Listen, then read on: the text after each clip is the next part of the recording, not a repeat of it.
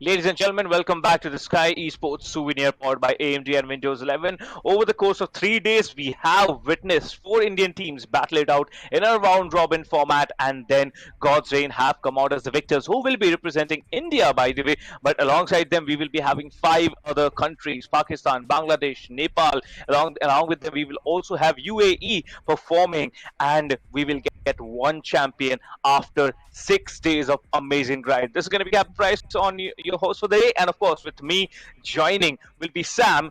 Welcome back to CS again. How are you feeling Yeah, today? I think I'm super excited. I was waiting for this. I was watching you guys back on desk, right? Looking forward to in the Indian qualifiers. I was missing that action, yes, but once I got to know, yes, we're going to be kicking off the international one and with Team India right now. Yep. Because in the Indian qualifiers, we had teams who were fighting out to become Team India. Now, with Team India on page, with the other international teams that we'll be seeing, I think this is going to be a sight to watch. This is going to be of course a treat to the eyes as well, because CS over a course of time in India, it was like almost vacant. There was no tournaments happening. Hmm. Even though there were tournaments happening, they were very minor ones, maybe uh, a couple of thousand rupees in the prize pool. But after Sky Sports Masters, I did notice that the CS tournaments have taken a huge uprise. And even before that, Sky Sports started bringing back CS from last year, I believe, around September, October. We did Yeah. witness, the Sky Sports Championship in December 2022. And then Hmm. after that, we are here sitting with the Sky Sports Souvenir with the international format. But of course, let's just take a look at the schedule for the day. Which countries are going to be battling out today? So, game number one is very, very important. There are two reasons because of that. Because both the teams, Red Vipers and No Talk Only Kill, both of them are not Indian. Yes, Indian team. Well, they are going to be God's reign. But for now, Red Vipers, I'd like to give you a little bit of insight on them. Bangladesh, the team there is called as Red Vipers. And then again, No Talk Only Kill is a team from Nepal. So this fight right here is going to be important. But then we have UAE versus Pakistan is this as the second match of the day. So Sam, four countries, first time to be seen in India in a CSGO tournament, in an Indian CSGO tournament. What do you think can be the scope of the entire day today? There's a saying, right? First time is the best time. So I think that's what I'm looking forward to. Which team performs the best and shows us in this first time that they're showing their skills. Coming into the game itself, again, as you said, this is the first time that we're going to be seeing them, how they will be playing, what skills they have, how is it going to match up, whether it's going to be one sided for any one of these teams. When it comes to inter region, anything can happen. Things can go longer than expected, things can end within the blink of an eye, and it's all depending on that day's pressure, and also because today is the opening day for this international circuit here in Souvenir. I think it's going to be tough for a lot of these teams, because we say that, right, first game jitters. I think we might end up seeing from one of these four teams. Well, we'll have to wait and find out, because this game today, I mean, there is a lot of questions as well. Now, the questions being that who is, of course, the lead fragger, who is going to be the primary opper, Exactly. whether they have a secondary opper or not as backup. So, all these questions, of course, are in front of us. But again, if we speak about it a little bit more, then probably we'll be getting more insights on this team. So, first match, of course, we are going to have in between Nepal and Bangladesh. This is going to be a very, very fun match to watch.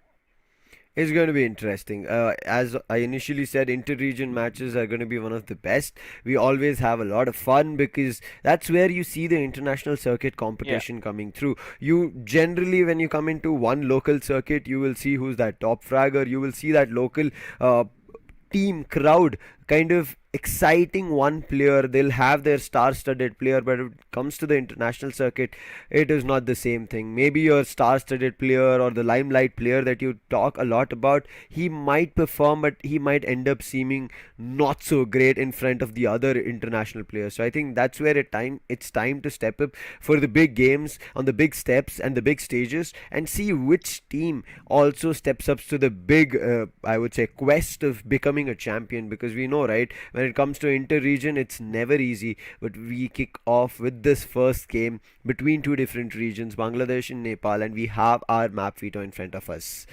The first map being, it is going to be from No Talk Only Kill. Their name itself says they are here to take everybody down, and we are going to go with the classic map of Mirage. No doubts on that. I think because these teams are facing off each other for the first time, they do not want to go for some absurd pick where they will be trying to figure out how they are able to cope up with the opponent team and kind of counter strat them. So they want to keep it simple. But looks like Red Vipers on the other end, they have things already ready to go ahead because they didn't pick Inferno. They've picked up Nuke. So no talk, no kill will be playing on CT here, but on Mirage, it is going to be Red Vipers who've decided to take terrorist side. It's going to be interesting. They've taken attack to start things off, and when we see the T side coming through, mm, as we talk about Mirage, a little bit balanced, depending on the T side. If they get a lot of control, then they switch the half, right. On the CT end, they get a lot more opportunity to op and get a lot more angles cleared off very fast.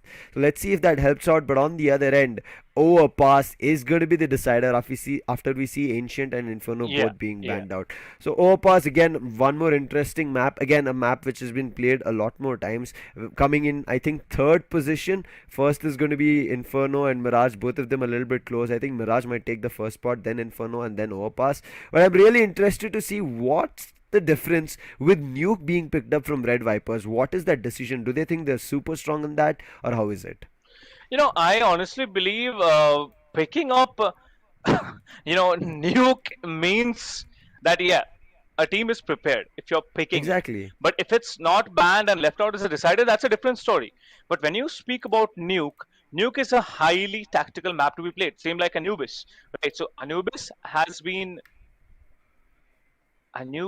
is, tough to play. But when it comes to Nuke, it's very, very unpredictable. Because, like I said, we have seen comebacks from 12-3. Even I have even seen, just 13-1 comebacks happen. And that happened Mm-hmm. in Sky Sports Masters. We both have seen it, I believe. But Oh yes. then again, talking about Nuke has to be played carefully. On the CT side, we will have no talk, only kill. That is going to be Sri Lanka. Sorry, yeah. So Sri Lanka now needs to decide whether they are going to be, trying to just dominate the CT side and completely forget about what's going to happen. Nepal side, I mean, but coming back again to the big question, no talk, only kill. This is the first match of the day. But to make that journey on to map number two, they need to also decide what they're going to do on Mirage. Well, we'll of course take a look at a few of the stats at Red Vipers, but let's just take a look at the roster first. The roster Mm-hmm. comprises of KSI, Mantis, Blank, Nixie, and Outsider. Now, Outsider is a very, very prominent and, of course, a popular face in this circuit. But this team, we have seen few of the players play before. For example, Blank Mantis and KSI. I remember they had played, I think, in one of our former CS tournaments as well. Mm-hmm.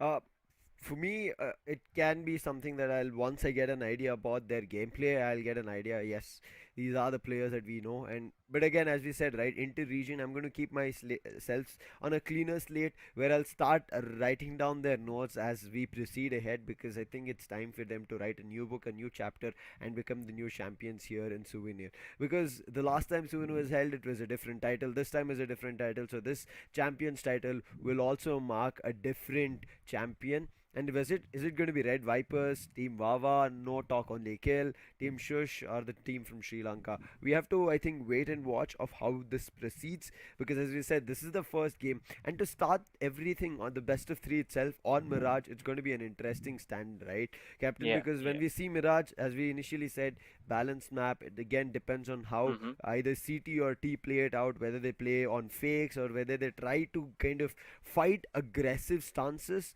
or is it going to be very passive and try to hit in the last 30 seconds, 40 seconds mark? That's something I'm looking forward to.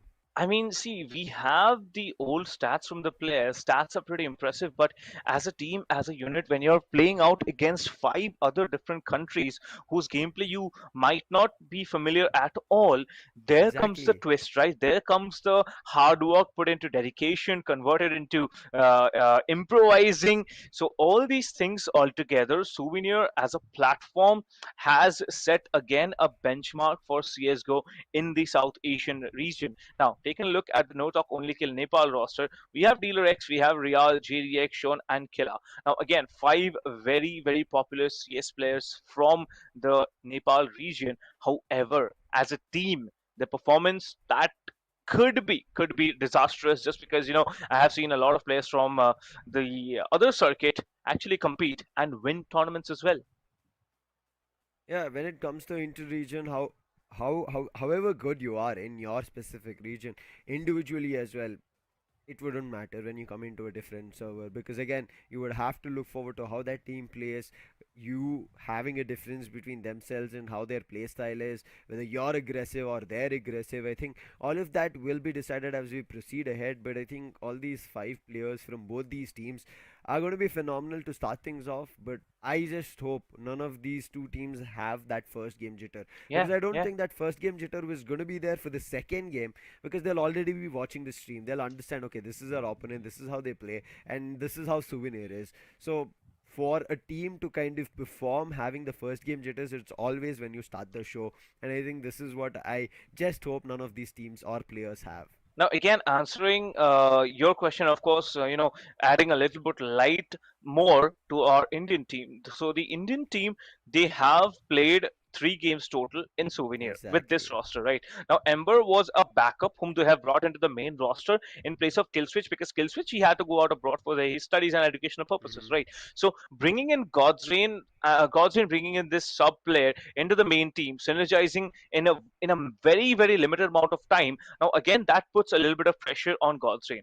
But when we are talking about this team already have played in the Indian qualifiers, so all the other teams will have data on them. Now, I remember a very, very confident and bold statement made by DIGL of God's Reign. Yes, Crazy Gamer, here did say that if they Hmm. win the Indian circuit, they are going to win the entire tournament. Well, we will get an answer to if that's possible or not today itself in game number 3, which is, of course, a offline game, which we will not be able to show you guys, or maybe we'll just tell you the score. Right, as of now, I'm looking forward to how these teams are going to proceed as we kick off in that first map of Mirage. Whether it's going to be no talk only kill, or is it going to be Red Vipers again? Pick is coming in from no talk only kill, but we saw the terrorist side being picked up from the Red Vipers. So I think they have some set strategy planned in as well, Captain. We are talking about Mirage, right? It's the map which has been played numerous times. Like, the count is just going to be proceeding with a lot more commas and put you in coma. I just hope that you're ready for it, because we've seen a lot of nutty and crackhead plays coming through Yeah, from yeah. teams on Mirage. Even though we have seen it like multiple folds of mirages of different teams, there's still something new that everybody tries out. The timing that they do it on, and especially somebody who's holding a cheeky corner, right? I think that's what I'm looking forward to, which is that team is going to be playing very smart. I think these days CS is not just about having the aim advantage or the peekers advantage or the way you set up utils, but also being smart, the baits and all that you do, even in the normal common corners that a lot of people do check, how Yeah, smart yeah. you're able to kind of sell a fake and run away and bait your teammate and find advantage of it is something that makes these even more interesting, and how raw it is. It's actually very hard to say that way, but again, when we come back to the bigger question here, that is, what is gonna happen today? Because today Yeah. it's just a mystery which we are about to unveil to the entire world.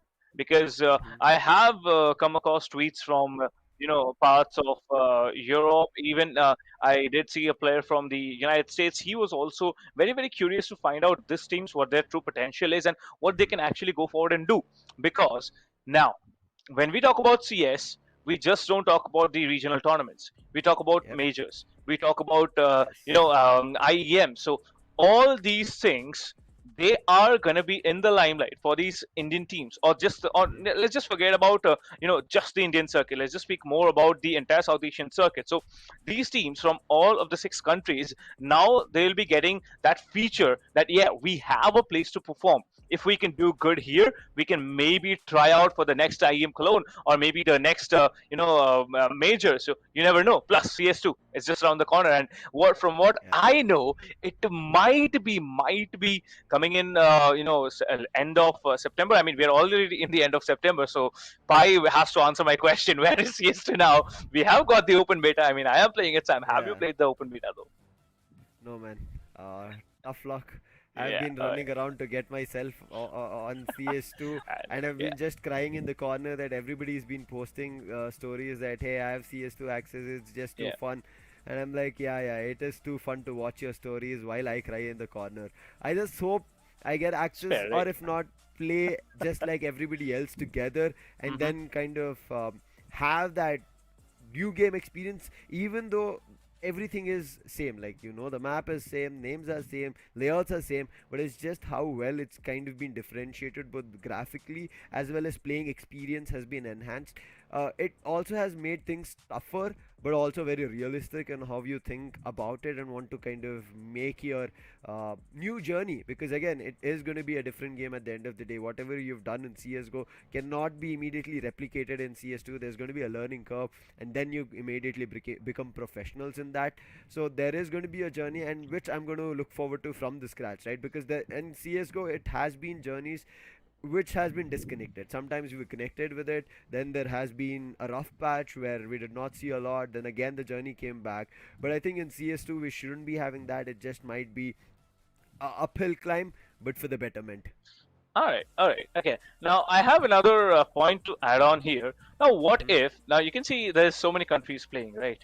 Now Yeah. we do not have, of course, a very close friend of mine playing. I mean, I'm speaking about the Australian players. Of course, Gump is still here, but other than Yeah. that, there are two more Australian players who we did get to witness in Sky Sports Masters. That's Roffelko and your Wombat, who's also known as well. So these two players, they are not playing. I'm pretty sure they are, I'm not just sure. Actually, they have mentioned it that they will be looking forward to coming back to India again and compete Hmm. because the competition level is there. There are tournaments still happening here, unlike Australia where there's just a few local tournaments happening. So I'm actually looking forward to that as well. Maybe in the next tournament that we announce, that Sky Sports announces, these players are back again. Plus, this overall six country Sky Sports Souvenir also serves as a hunting ground for all the Indian organizations. They will be looking forward to getting good players. For example, teams who have been absolutely disastrous in performing in the Indian qualifiers. For example, I believe there was only one team who were absolutely disastrous. I mean, Reckoning Esports. Other than that, all the other teams, they played decently well. Reckoning were absolutely trashed by everyone who came in front of them. So Reckoning, maybe they will be having roster changes. I don't know, or maybe they were just new and they couldn't synergize on time. Maybe that was the question. But however, the hunting ground is open now. Imagine how many more new organizations may be coming up with CSGO rosters. And I have a few organizations leaks already that they are already, into almost confirming players for the next Sky Sports tournament. I think that's what we are looking forward to, Captain. We want to grow the scene Yeah, and get to that stage that you were talking about earlier, right? Those majors, where we have a slot from India, or I think exactly. Southeast Asia in general, because it has been situation that we kind of end up going closer to the international circuits, but then we end up falling a little bit short, and then we have to work around, patch around the next whole year again. And this has been going around in circles, but I think with all these new tournaments coming in, there has been a lot more hope, and also I would say a lot more player base that has been expanding, right? I think from Masters we've seen a couple more players, not just Indian but also internationally, making their way here and playing it. As you mentioned about the Indian qualifiers, we did have, I think, a couple of imports which were new, along with the existing lineups, but Yeah. also then things changed. But now with inter-region especially coming through, that's what I'm looking forward to. How is it going to kind of pan off? But also on the other end, Team India, right? God's reign, they do not have any imports. They've been playing with Yeah, I all mean, Indian that's playing five, shocking. and that team has been just performing phenomenally, as you mentioned, right? When they were in Masters, they had Kill Switch, they had Ember that time as well. He played in a couple of matches in between, Yeah, yeah, in the but league when he stage. is now playing in the five, right, he's still performing so well. I Exactly. want to talk about the same stories for other these I think five teams that we have. Yep, Sri Lanka, UAE, Nepal, Pakistan, and Bangladesh. How these teams are going to perform, and I think that storyline is going to be even more interesting, and maybe some rivalries as well created, Captain, because I think CS without rivalries is not going to be I interesting. mean, I would love to see that, but I have another idea as well. I think this idea was first shared by you only. So the idea of actually, idolizing the Indian players, for example, Exactly. like we, always know who is pushing the smoke, maybe it's Dewey. So these kind of ideas, if they are developed, these kind of talented individuals, if they are developed in the Indian CS circuit, and then they go on and raise our flag high, and of course their own name up in the charts of international CS, that would be a proud moment for so many people. But of course, like we were discussing, we've gone here and there, we've just scattered around a lot, but we just head over to the game and go on to witness the first map, Mirage, the only balanced map according to me. Sam, what do you think about Mirage? Is it TCT or balanced according to you? As I was explaining initially, it's a balanced map that we see, but it's also about how somebody takes control of it. For now, I think T-side, I think they're playing a little bit passive. As you can see, yes, they're looking forward to moving towards B apps, but two of their players are stead hold at T base. Two people right now from CT. No talk, no kill, only kill. They're just holding the angle, just jump peeking. And also, I think Right has now hidden a player at truck. And just quickly running in. Like he's a bulldozer. He's made his way. Okay, so Getting sandwiched. all At right. first. Makes the second. Oh, But the wow. plant is at B. Done is the My round. god. What a fake coming in. Only one player to create all the chaos on A, and then a B side plant happens? That is sick, man. If you're opening up in this way, I mean, Red Vipers. This is beautiful stuff from them. Now they did do it in one of the former tournaments as well, like in back in 2022 ending December-ish. But after that, Red Vipers, this is the first time we are actually watching KSI and Blank back in the action. Now Blank, along with Mantis, they have played a few tournaments as well. But now coming back into this game, it's going to be very, very crucial. It's just running and gunning now for Blank. Gets one in the second as well to follow up, but Killer from short will be getting one. Can they get more? Trying to go for it, but nothing being connected. Mantis takes on another, and look at that. That Deagle absolutely does nothing other than just shrinking a little bit of the armor. Another easy round. Yeah. Red Vipers, I think right now, completely steaming their way hot and taking rounds away from No Talk Only Kill. It doesn't seem like No Talk have been able to say anything or even find a kill properly. There's only one player who's found, and that's Killa, because I think he has name Killa in him. But right now, at least the full buy coming through. We can see a couple of them still with half shields. Not a full Kevlar and a helmet coming through. However, this time it's an A rush coming through. All from Palace. Stairs goes down to the quick save. Real and JDX. But finally, outsider clears under. They get into side. Should get the plant as well, but want to clear CT base before they get anything done. Now the problem is going to be that even if they manage to oh wait, they got Killer? I mean, come on. This shouldn't have been possible. The remaining two players both were coming in from connectors. He gets one, but it's still not done. Sean is going to follow up with two. It's all down to Mantis in a 1v1. It's going to be very important. Sean knows that Mantis won't peek unless he hears a second tap. But he still doesn't peek. And finally, when the second tap comes in, the perfect timing from Mantis opens up the third round as well. Enough to buy in the next round, and the next, and the next, and the next as well, because of that max loss bonus. But 3 rounds at a stretch by Red Vipers is actually fantastic to start off with, especially in the international playoffs. I did see an op. And yes, it is. It is on the T side. KSI, he has the op. Okay, I'm enjoying this. Let's see where they take it. It is going towards Palace, but in the meantime, it's a mid rush. But KSI, he puts a player down. That's Healer. He's looking for another head.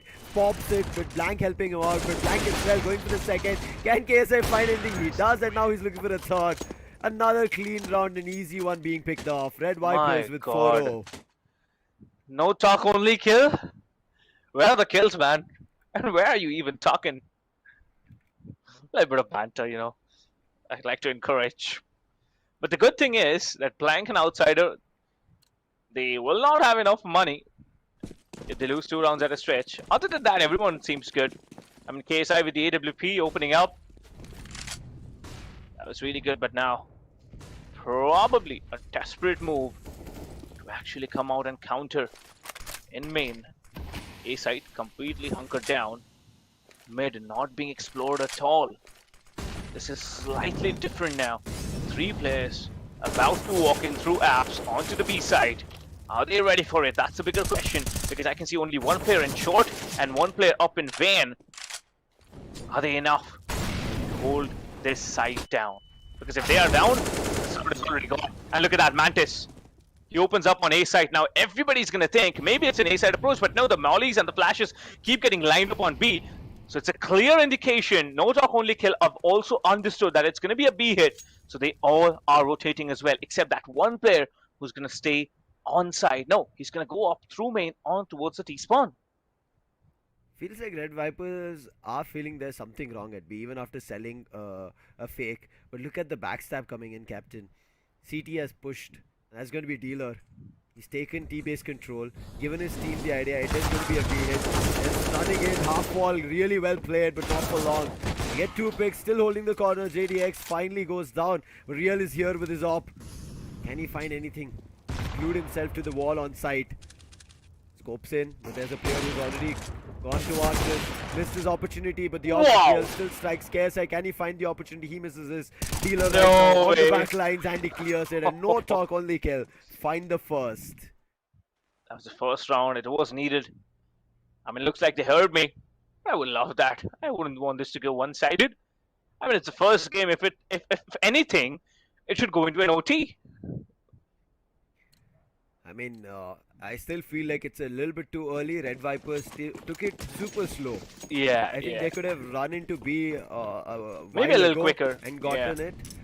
They made a lot of time, and Dealer got a chance to backstab. I think pretty sure this time they'll not let that happen. But still a mid-approach. Oh my god. Gets 2. That's 2 big ones, because the op is also dropped. Along with that, the bomb. C4. Yeah. That's what they wanted. And Mantis, his flank is cleared off. Sean still holding outsider. He's the only player surviving. He's up in Palace. The most we can do, maybe get a couple of kills, or just save his AK. Because next round they're gonna be broke. They're gonna be broke like anything. He has to go for the kill instead, but yeah, I don't talk only kill. They took a couple of rounds. Yeah, it feels like they took an idea or kind of how would you say, a feel of how Red Vipers play, and now they're just shutting them down in any direction. Going up, taking a face head-on battle, and done is a round. Similarly how Red Vipers started things off. And you can see Red Vipers already on an eco. Okay, big deagle. Yell goes down. I think that's the op down. Big bad weapon.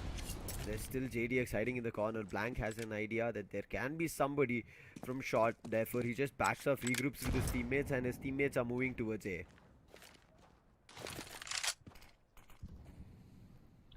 Dealer, very patient, very calm. Killa, he's expecting someone to walk up through Sniper's Nest, but no, look at that. So disciplined, all 5 players. Just because this is an eco round, they're gonna stack up and hit B. And surprisingly, there's no one in B even now. Just because of that little fight in the early stages of that round. The 5 pistols. That includes 1 Glock, 1 P2000, and Blank. With that Glock opens up on JDX. It's 2 players standing, Sam. What am I watching here? Red Vipers absolutely mowing down no talk only kill in all the rounds that they have actually won. But the 1 round they lost, the 2 rounds they have lost. Okay. He's just playing with him. He's just playing with him. Yeah, he's playing with his foot. Well, I can see no talk, only kill. They're the ones who had weapons, right? Whereas Red Vipers, they've still not upgraded or picked up weapons. Now pushing it. They want to take down the op as well as the info. But Killa and Dealer holding on to dear life. In the push, they come in from stairs. Nice read, but they were not able to take it down. The op still survives. There's a flash, and that's gone. And the AWP is upgraded. It's picked up. It's going to go in the hands of KSI. They're very talented, having the highest number of kills so far. 5 and 2. Mirage. T side being not just a little, but a tad more confident in their play, in their executions. The defaults from Red Vipers are absolutely amazing to watch. The mid default, 3 players pushing up, one flashing up, the other going from the back alley and then coming through connectors, through underpass. Oh, we have an AG in action. That's a surprise. Kill on B, being calm, being patient, blank again, trying to push up a little bit area of mid. And here comes the Youths finally. Mantis ready to go on forward. John with that flash, he will peek and he'll get the kill as well. Now they have something to worry about with the bomb. Where are they gonna plant? Because no area, absolutely nothing has been given on to Red Vipers to function with. Oh, nice one, Sean. Takes outsider, the last 2 players. KSI with the op finds, but not for long as he and Nixie both gets cleaned off. That's no talk only kill, trying to equalize scores. 3-5. However, economy is still favoring no talk only kill. Red Vipers, they're finding rounds here or there, but it's not enough to keep them afloat in the money perspective. Not more to do. It has to be a save. Can I find another eco here, Captain? That would be dramatic. That would be really fun to watch, because if you can do stuff like what you did in the previous eco, I mean, just play with pistols, man. KSI about to make a name again. He is one of the best offers in the tournament right now. Has fierce competitors like Raven, who usually don't miss unless they have a very bad day. John is in the perfect position to get actually 2 frags. He can time them correctly, but he has to be careful.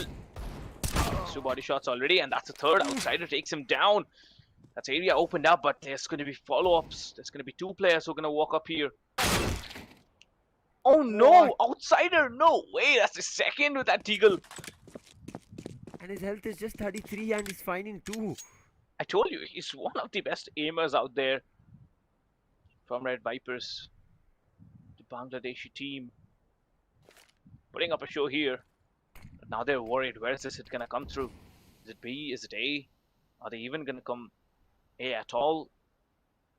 But you see, there's a pattern to Red Vipers play. Wherever they're getting the picks, they're never hitting there. They're immediately rotating onto a different place. If they get a hit on mid, they're gonna go B. If they get a pick on B, they're gonna go mid, exploit it, and completely take control.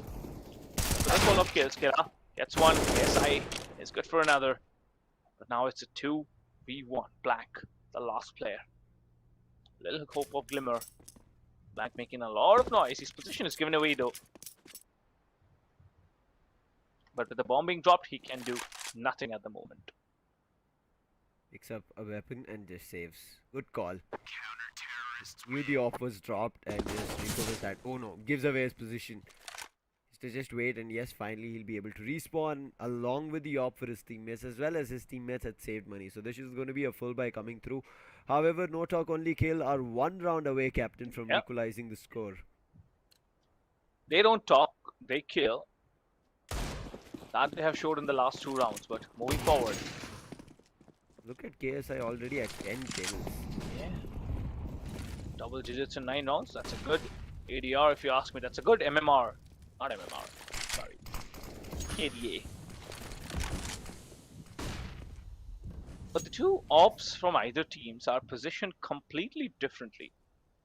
The T-op on the entrance at main. And of course, you would expect the CTs to hold down with the op in mid. However, Real, he actually hasn't found a frag. And Nixie opens it up onto Killer. So that'll be the site opening. Also, there's JDX to worry about in short. Molly should be extinguished shortly, but the player is gonna walk up and look at KSI. He rotated so quickly from A main to apps. Nobody expected that to happen. This time they're just dropping in on side and finding frags. Look at this, Mantis as well with the spam. Takes down Real, and Real very early on in the game was damaged. Yeah, he was 36 Therefore, HP. yeah, any spam would take him down. Shuzon, the last player right now, just holding for exit frags. It's gonna be too tough for him to find anything, Jean. I think going on these backstabs or relying on these backstabs is not going to be enough. And looks like Red Vipers have already gotten a read on it. They're all just pushing towards CT base and taking the round rather than going and challenging him towards the apps. Therefore, no exit frags being found. One weapon is what Nota Weekend will be able to save, whereas Red Vipers will be keeping their lead. Now, Dealer can drop 2 SMGs. If I was no talk only kill, I would not let lead go even further. Just take 2 SMGs, give it to your teammates. Or if they want, okay, they're gonna go in with the AWP. Man, this is a desperate move, Sam. If they lose this, it's easily gonna be 8 and 4. That's not something no talk only kill would want, especially Red Vipers coming back on the CT side, and their CT side is the stronger one. Full mid control right now. Touching all the players in connector. Vipers, they do lose one, Nixie. That's a deagle. Hard to kind of gobble. Can he find an opportunity? Ryder's best. Went for the next, but it's KSI who's finding value, and the spam dealer barely surviving with 2. And now he's just going to back off because he knows if they breathe on him, they're going to go down. JDX, however, is trying to hold control of shot. Not for long. And now it's down to the last 2 players because of JDX's mid-hold. Hila on site. Missed his headshot on the Deagle, and now his position is given away. He's done the damage, doesn't connect the next headshot. And now Dealer is running for the backstab. However, he's just surviving on 2. Does have the op. Both the players from they have weapons, good health. Even Kevlar and helmet, so I think for them it's not going to be much trouble here. But no talk only kill. Can he find anything? He's moving the right direction. Mantis out in the open towards app. Can be a free pick. But it doesn't look like Dealer is moving ahead. Oh, he does. Did he miss his shot? Yeah, he did. I think so, Captain. Yeah, he did. missed his shot. He shot the wall. Mantis now knows that this round, it's confirmed. He just needs to walk away and save his rifle, which he'll be able to. Now, Dealer knows the value of the AWP because he bought it in a round which should have been technically a save. 7 and 4. Like I said, it's going to be 8-4 if Dealer cannot find at least 2 with that big green. Red Vipers being very cautious in the mid-round segments, but very aggressive in the initial and, of course, the execution phase. What would surprise me now if somehow no talk only kill, even though they are in a deficit, they somehow manage to get 8-7, which is nearly impossible. Look at this. There's always better trades coming through. Wow. KSI holding the angle. There were 2 players running jungle, but KSI is like, I have got your backs. Dealer, what are you doing, right man? now? What are you doing, Dealer? I am not getting what he's trying to do. Because he shot 3 times, not one of the shots connected. And it's actually his teammates with the pistols who are connecting the shots. Takes you down to 10. He knows he cannot be too much, careless. But with 10 HP, he's good enough to hold one. Finally, JDX connects a wall bang. KSI still ready with the AWP, not letting anyone to come through. Outsider alongside him gets kill up. Will try to get the A as well. Dealer running away. Again saving the AWP, but for what? For what if you're not gonna get the rounds? For what if you're not gonna connect the shots? Finally, he's given that to one of his teammates, and they'll be playing it, and that's going to be Real. I think Real did find a lot more frags when he had the op on hand, but it's not going to be enough. As you can see, KSI is moved to 14 right now. Man, from the time the team has been able to pick up the op, has been just taking everybody down from no talk only kill. Again, a mid approach this time. Real quickly jumps. He's on Cat, but he gets flashed and still finds on Mantis. Oh, now holding the corner. Nice Nice. check, and Real takes KSI. That's the op as well down, but blank. He takes Sojon out. Shouldn't have pushed. Already had control. Making small blunders. No talk, only kill. Will give away. Not a big advantage, but still the numbers down to a 3v4. Could have been a 5v4 if Sujon did not push. Yeah, John, honestly speaking, he's been great at the frags he's pulled off. But every time, pushing up forward or going for a flank is not going to work. I mean, just go over the pages of history once more. No. JDX messing that up so badly, tries to go for a spray, but blank capitalizing on that one tap from the AK. Now a 3v3. Dealer, he has to get one now. Somehow he has to get one. He does. That's a second as well. Man's better with a rifle and he's shown it. The last player. Extreme. What was that shot? What was that shot? Ah. Should have checked every corner. Yeah. Heard the defuse and was worried. And timed it perfectly. It's going to be Killa to help his teammate Real to get the defuse. But again, it is because of Real itself. The way he jumped out of nest, pushed towards cat, and found two frags, right? The first one, that was just absurd. Look at that. Yeah, He that's flashed, he connects. But then this on KSI, I think KSI should have stood his ground, had to wait for the peak. But then Dealer finally, I think this time the push towards A main worked out.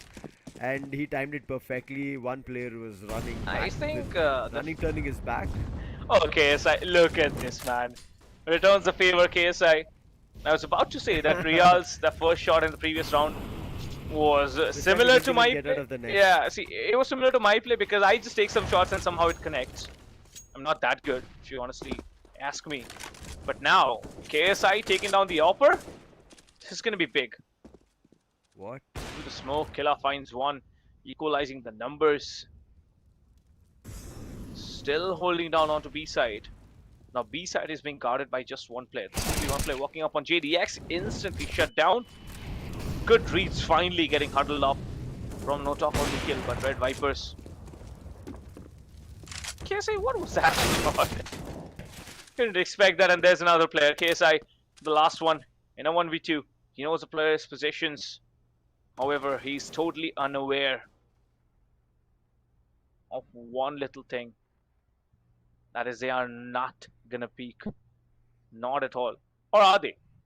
I think someone will check. Someone will check. There was a peek. KSI.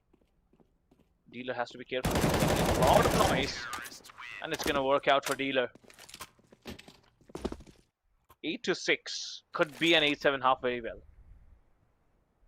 Yeah, I think No Talk Only Kill have actually staged a really good scoreline so far. True. Looking at how things started, because I think Red Vipers, they were steaming their way in, and it looked completely like they had control over everything that was happening, even in this round. I think if they didn't push a little ahead as individuals, I think Red Vipers could have had us as a 9-6, but nonetheless, this time you can see there's going to be Max coming that breaks along with Tech 9. A little bit smart they have to play, but they're going in for a fast rush towards B. Killa is reading it right, smokes off the half wall, they've entered the side, his position is known, they'll try to take him down, but quick exchanges, and Red Vipers have control of B. Ooh, Real from short through the smoke, takes Nixie down, but KSI, he says, I'm not going to stop, take control a lot more. A nice molly coming in, however, Real still has to go down, because there's two players who are fighting against him. Two players and a big worry now. John, will he be able to do anything? Outsider is low. I'm not just gonna count him out yet. Oh, what? John, what was that transfer? What was that spray transfer? KSI, the final player. He's made up his possession. And that's gonna be the 9th round for Red Vipers. They have a good lead, Sam, but No Talk Only Kill. They almost had it. John almost pulled off that 1v3. However, I don't think he would have had enough time for that defuse though. So in the end, it's going to be 9-6. Red Vipers doing really, really good. I think if not for him being on low health, Jean over there could have also clutched it. because Yeah, KSI yeah. missed his initial opportunity. Not going to be happy with the scoreline though, but I think they did give them a tough competition after seeing how things kind of started off. It was the 4-0 completely in favor of Red Vipers. Then we saw a scoreline of 4-3. Then again, Red Vipers kept that lead going on. Pushed it till I think 6, where we again saw no talk, only kill finding a round, but then they decided Red Vipers enough is enough. They find both the 7th, 8th, and 9th round, and they close the half on 9-6 for now. They're going to be on defense, but I want to see are they going to keep themselves again aggressive. KSI and Outsider, they've stood out completely. Whereas on the other end, I think No Talk Only Kill have been still showing as a team game, and therefore their kills are spread across the board compared to Red Vipers. But again, Red Vipers, once they find these initial solo kills, I think the team feels a lot more confident and they conclude the round as well. So something to watch it for No Talk Only Kill, and you can see again the solo initial opening frag real is down. That's KSI. But Sam, the pistol round. Red Vipers again making it work somehow. They cannot get even one. There's so much done. Killer finally gets down. Nixie down, but Outsider is instantly there for the trade. I mean, pistol rounds, I honestly thought it would be no talk only kills, but Red Vipers, they are refusing to give any kind of intel. No talk only kills, they're just walking in blind onto a site, and then suddenly they realize that, oh, wait, there's 4 players here. How come we didn't know? On these pistol rounds, they've been making the same mistake. Either they've been playing too passive or giving control, or Red Vipers are just immediately bulldozing their way in. And again, it looks to be a similar one. A 3v5 approach this time. Nixie and Dealer exchange blows. So numbers are going down. Little on the CT, but look at the better weaponry coming through, and Blank, he just sprays and guns them all together. And that's 11 Red Vipers. Before you could cover everything, they've already gotten themselves not just to double digits, but also pushed that lead to 11.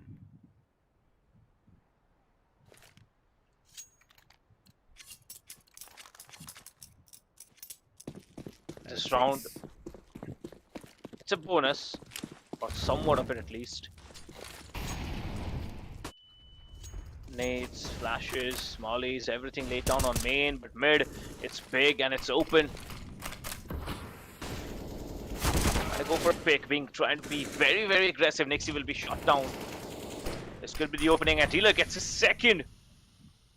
This round, no talk only kills. Names are written all over it, but Blank from somewhere will take down Real, and he gets a second on kill as well. However, the numbers do favor no talk only kill. They will get the site completely, but Outsider's position is not yet given away. He could be good for 2. Has to time it perfectly. Sees the planter. He's looking for the second. He will be able to do nothing. But Blank now with the third. 2 more kills to go. JDX is low. However, John is the one to be worried about. This player has shown us how pristine and precise he is. Gets JDX. No intel about John.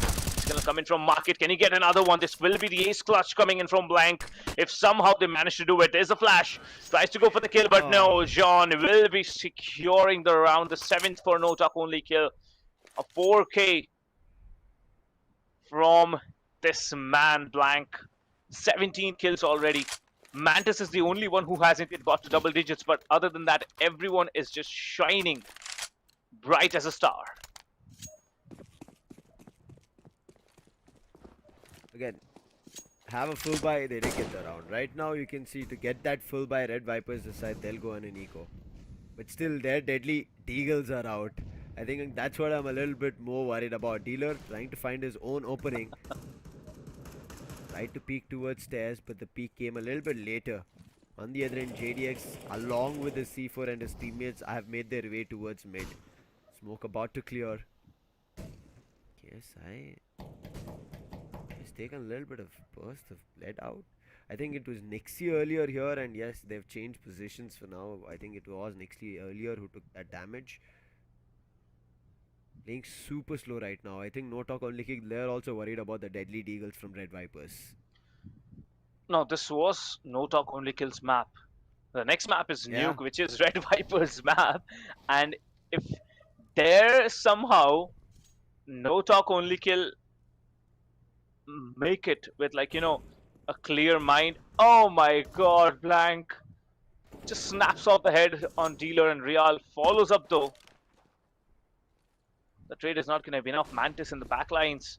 Nobody's read it. Nobody's heard him. Nobody has the intel. And KSI, my man, look at what he's done. And from the backlines, Mantis tries to go for more. Finally, he's shut down. And now Real, he's stuck alongside JDX on site. A 1v1 again. Will he be able to do it? Will he be able to clutch it out? JDX looking in the wrong direction. The player is going to come out from his left hand side. Is he quick enough to change his crosshair placement? JDX. Yes, he is. He's careful. He had that rifle. Thankfully, Nixie didn't have one. Otherwise, this could have been the 12th for Red Viper. Again, you can see how close or how tough Red Vipers are making it Just with no with talk only kill. pistols.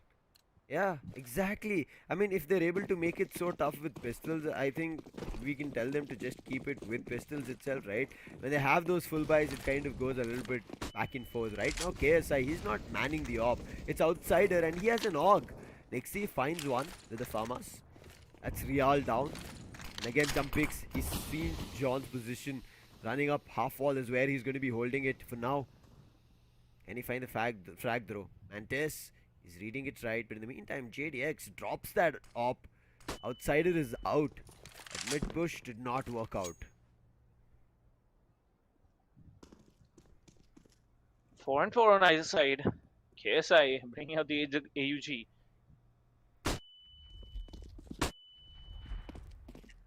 Fast approach coming in on mid. Next he gets one. KSI is there to check the flank. But they're unaware of other positions. Nixie gets third for himself. And finally the Rifler is gonna shut him down. JDX now all alone with the bomb. It's a second for him, but there are gonna be 2 more players coming up in the same direction, and that would be all. Red Vipers not even letting No Talk Only Kill come up forward onto the site. They're all taken down in mid and top mid, and this is turning out to be a disaster. This Mirage pick from No Talk Only Kill. I think Red Vipers, they were happy when they saw Mirages in the play. Yeah, now with Nuke being on cards that they have picked it up, Captain, I'm very worried for No Talk Only Kill. Even though scoreline says 8, right? We've seen that it's not been easy 8. KSI again starts with the first. He's ready, along with his teammate outsider Mantis. They're able to clear things up, and it's done. KSI just picked up one at mid, and the crossfire at B was enough. That's 13 on board. Look at the economy. A couple of people have chances to buy up. Again, not a full one. The others don't. So it has to be upgraded pistols. Maybe a Tech 9 Rush coming through, which I think they did previously. I'm not too sure. It was a very quick round. However, this time there are Deagles and half shields coming through, but I feel like Red Vipers are going to be on 14 very fast. Could be. Could be the opposite. Real Sop. That could be a problem if they get to buy it even. Through the smoke, JDX is picks off, and that's KSI again. Getting another pick. Outsider, he's well aware there's a player coming up. Waits, times it perfectly, positions himself in a way that he gets the better of the incoming player. Very smart move coming in. Very, very smart moves coming in from Red Vipers, and like you said, this is going to be the 14th. There's nothing that's stopping it. Ouch! Moves right into outsider's crosshairs, and now Killa. He's hearing the jump pick. Can he find that one dig? No. Blank finds his own one tap, and that is Red Vipers on 14. Again, look at that. Because of a couple of force buys, you can see Real, he has to stick on to just the Kevlar, whereas his teammates can buy up the helmet as well. Still, in terms of util, you can see it does say it's low, right? Whereas on the other end, it's great because everybody has minimum 4 utils that they have, and Red Vipers will be more than happy. But before they use utils themselves, swing coming in from mid, KSI is always finding one. This time, however, they try to do it late, but through the smoke, KSI smokes John. Yeah, absolutely smokes him. Now, let me make myself very clear. Dealer hasn't been showing off his best performance in this map. However, a couple of times, maybe 3 or 4 times, Dealer has pulled off some insane frags, and those frags have counted for those 8 rounds. Flag stepping up, winning another, and a second as well. Tries to jump out of the nest, but he's not been able to do that.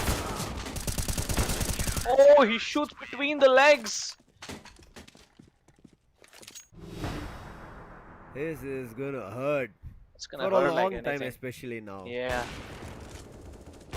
KSI finding KSI, openings man. like this, I mean, come on, man.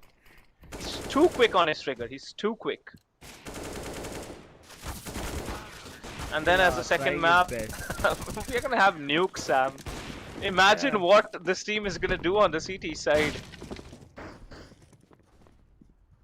Last round here, the last hope. No talk, only kill. Haven't found anything. Just those 2 rounds after the half split. And look at this, A control completely. And they're running towards ASL. There's going to be crossfires. Finds one, Nixie with 2. Looking for a lot more. Nice flash setup. Finds a third. They had to hit that reload. Site was about to be cleared, but towards jungle there's a smoke, and that's the reason the player survives and backs off. But Killa and JDX, they've taken a lot of damage. Killa just surviving on 16. KSI again re-challenging the angle. Mantis helps, and KSI ends it. How come? I have just one question, Sam. How come nobody checked stairs? Nobody. Nobody checked that little corner. And that cost them 3 kills. That cost them 3 players in that round. Nobody checks that corner. How is it possible? Uh, I think this is Maybe the because mental again game. Red Vipers.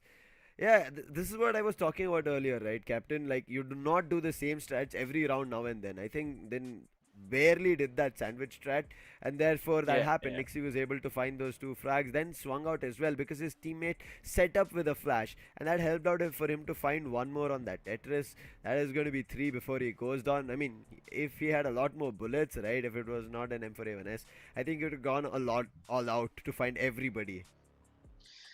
But with that being said, we come to the end of map number 1. The Mhm. score, yes, it is a demolishing one, because if you speak about the second half, I think there was only one round that No Talk Only Kill was able to walk away with. And that was all. Nothing else was done on the T side. And having that lead of 9-6, it helped in every way possible the entire team. On the CT side, it seemed like KSI, he even went into that monstrous form back again, which he had lost in between a few of the rounds where Real came in, shut him down a couple of times. So that was there. But overall, this match, I think it's going to be a quick 2-0, if not for, maybe another dominant scoreline. That's what I think, because next map it's picked by No Talk. I mean, it's not picked by Red No Talk, Vipers. right? Yeah, it's picked by Vipers. So Vipers, they're going to be thinking, okay, it's our map. We picked it. Yeah. Just go in and get it done. This is not something we kind of expected after seeing the first half, especially, Captain. Yeah. I think first half was really good from No Talk Only Kill. Yes, that 4 rounds we understand. We spoke about it, the first game jitters. I think this was just the first few rounds jitters, which they kind of managed. They got that scoreline 9-6 again. Not a scoreline which is bad, but again on the T side having 9 rounds was just better for Red Vipers. And after that, that was the pistol round which was crucial. I think if they kind of seal that pistol round, maybe we could have seen something different happening from No Talk Maybe. Only Kill.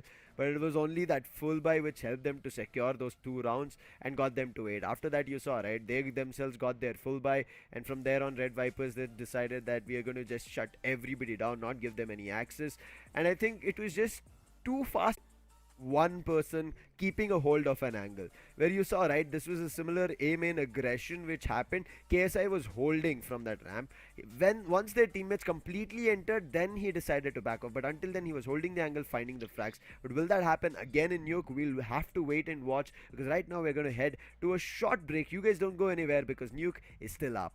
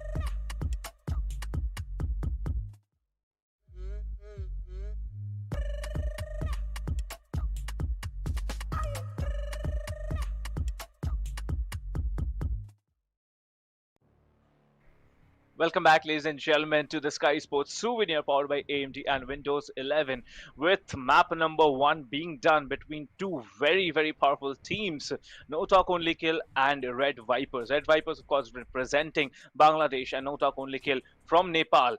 Well, Nepal was taken down in map number one. Very, very in a dominant, in a destructive, Hmm. in an absolutely demolishing fashion, especially in the second half. But that was Sri Lanka's map pick. I mean, sorry, Nepal's map Yeah. pick. However, Bangladesh, will they be able to win their own map? Or was Nuke just left out in the open by Nepal Yeah. as probably, not being stressed out map? That, yeah, okay, if Nuke comes, we'll face it. Hmm. Right as now, I feel like in the control that Red Vipers have had, they're not going to stop. Let's Yeah, jump into yeah. the MVP. I think here it should top the charts for KSI. If it's somebody else, I Of don't think it's going course. to be a surprise. Yeah. This man, from the start itself, he was, I think, 4 or 5 rounds down, he was already sitting at 10 kills, Yeah, captain. yeah. So for him to be the MVP, there's no doubts.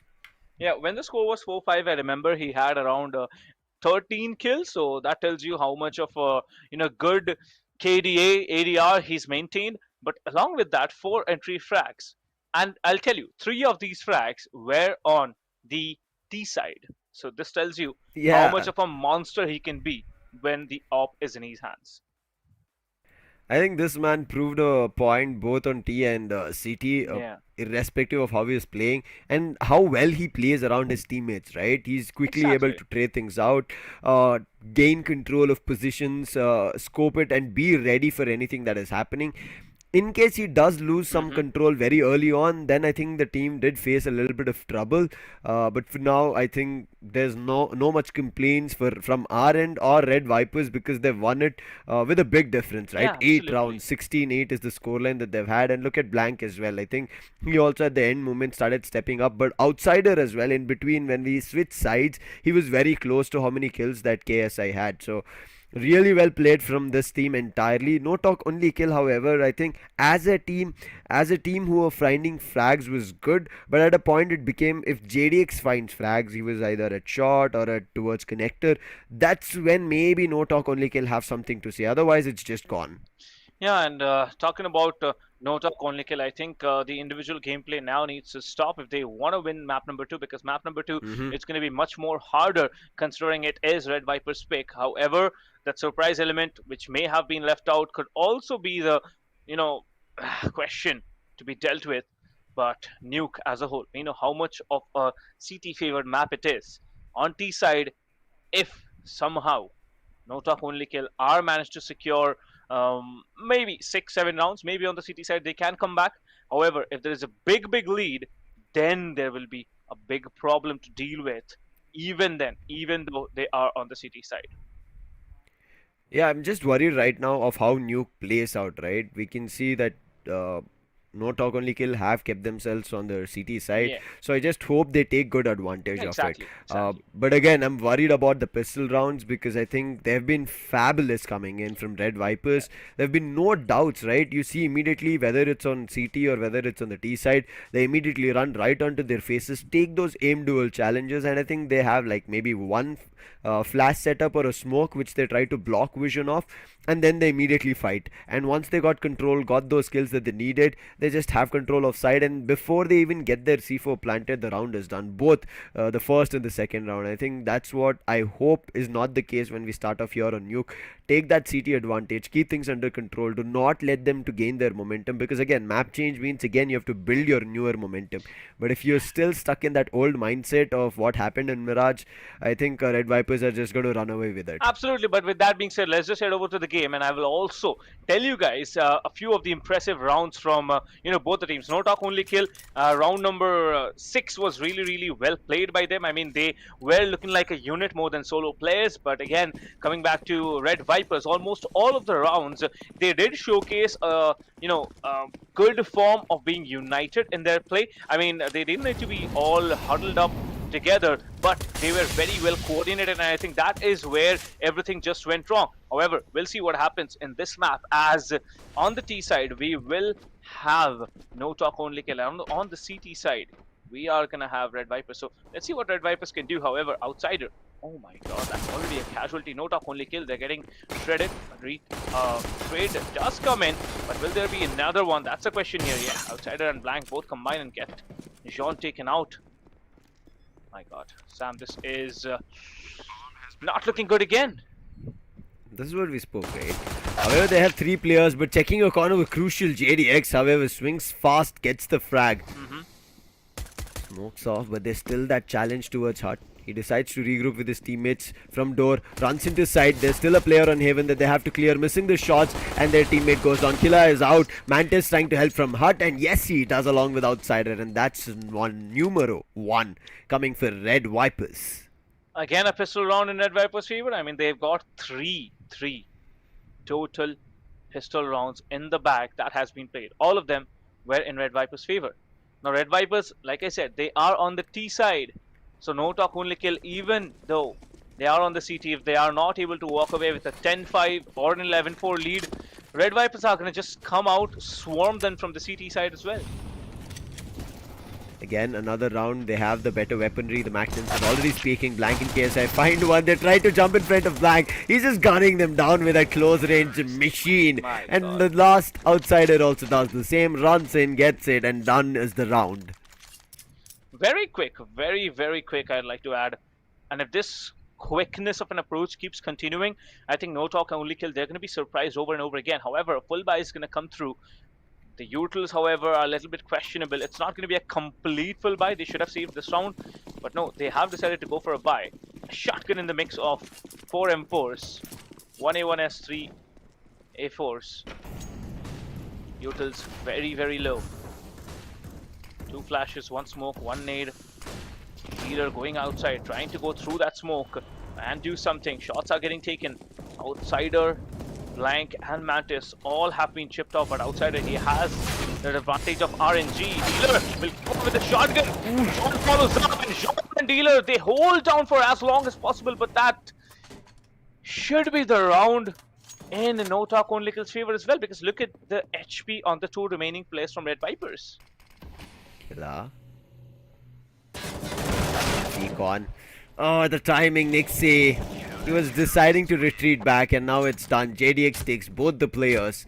That's going to be round number 1 for no talk only kill. Again, it is because of the full buy that they had, and also it was that close range shotgun to find that opening when they pushed Secret. I think if that did not happen, maybe things could have been different. But look at what Red Vipers do. They say, okay, round is done, but our chances of winning, no.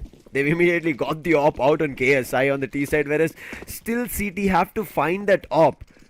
They have to get that economy to buy the op. It's just 1 round that they've found. The economy KSI management is very hard, Sam, on the CT side, right? He dodges the molly. Yeah, Mantis. yeah, Mantis, what? Look at him. He's Inside sneaky. the smoke, across the molly, and now in Secret. He's sneaky as hell. So sneaky. The healer, not again. It's not gonna work out twice. And Nixie, he's still waiting, hoping for someone to come out through mini or garage. And then he's gonna be there with the elevation advantage. Another being found. And now things are looking super tough. Nice clearing with the molly coming through, but the smoke immediately to help John to move out. Well, Blank, But where? he finds that he pushes the smoke, but there's already an exit from Hut. Outsider takes him down. It's all up to the last player. And he's making his move from ramp towards the lobby. And they're reading it right. The op is moving from Hut. It's scoped in and ready. Is he gonna move out? He's not. For now, he's just holding the trophy room. Killa. He has to find the opening. KSI being as careful as possible. Now, even if KSI is taken down, another player will immediately come up. Okay, I think I used the wrong words here. It's like when KSI would have found the pick, yeah. When KSI would have found the pick would have been the correct choice of words. But, you know, KSI, he has been pretty dominant. Very much. I think he's just been having a great time as of now here. He's enjoying. His team is as well. Right as now, it doesn't seem like anybody's taking kills a little bit further away than they should be. However, no talk only kill. Their economy is going away from their hands. They're going to be picking up Deagle's P250s with now. Even a 5-7 in the mix. Let's see if they find any value. They were thinking if somebody runs in vents, but that has not been Look the at case. John. They're just holding in inners. Look at John's HP. It's already so low. Even Dealer. Yeah. Slowly but steadily, they are being chipped off. Now Blank comes very slowly and steadily. Going on towards ramps, there is a player who can make a difference. Maybe can make a difference. Will he be able to do so? Real. Yeah, Blank. All of a sudden, the entire audio is cut off from Red Vipers, giving absolutely no clue to NTOK where they're going to push up forward. It's not just one, it's two players holding ramps, but I don't think it's going to be a ramp execute. It's going to be a hard hit from Hut and Mini. Oh, force the hand. Dealer is out. They still need to push out. JDX holding a very off angle. Finds another. Killa as well helping it out. He's picked up the weapon, but it's not going to be enough to take players down. Blank says all those bullets that you had were blanks. But John, 5-7 up close, just surviving on 1 HP. Finds one, immediately backs off. Upgrades the weapon. Still a 1v2. Again, a random stray bullet. Even if it bounces, right, it's going to find him. There's no way he's going to survive on 1 HP to find a clutch, and that's 4 on board. Red Vipers, they were about to lose the op. However, finding the round gets the op back as well. Absolutely. Beautiful stuff coming in. Deja vu, actually. Sorry for that. Deja vu, because Red Vipers, even in the previous map, they had a 4-1 lead. And now it's the same story. Then we moved on to 4-3, and then it was a 6-4, then a 7-4. That's how the previous map went. And that was on the T side of Mirage, the first half.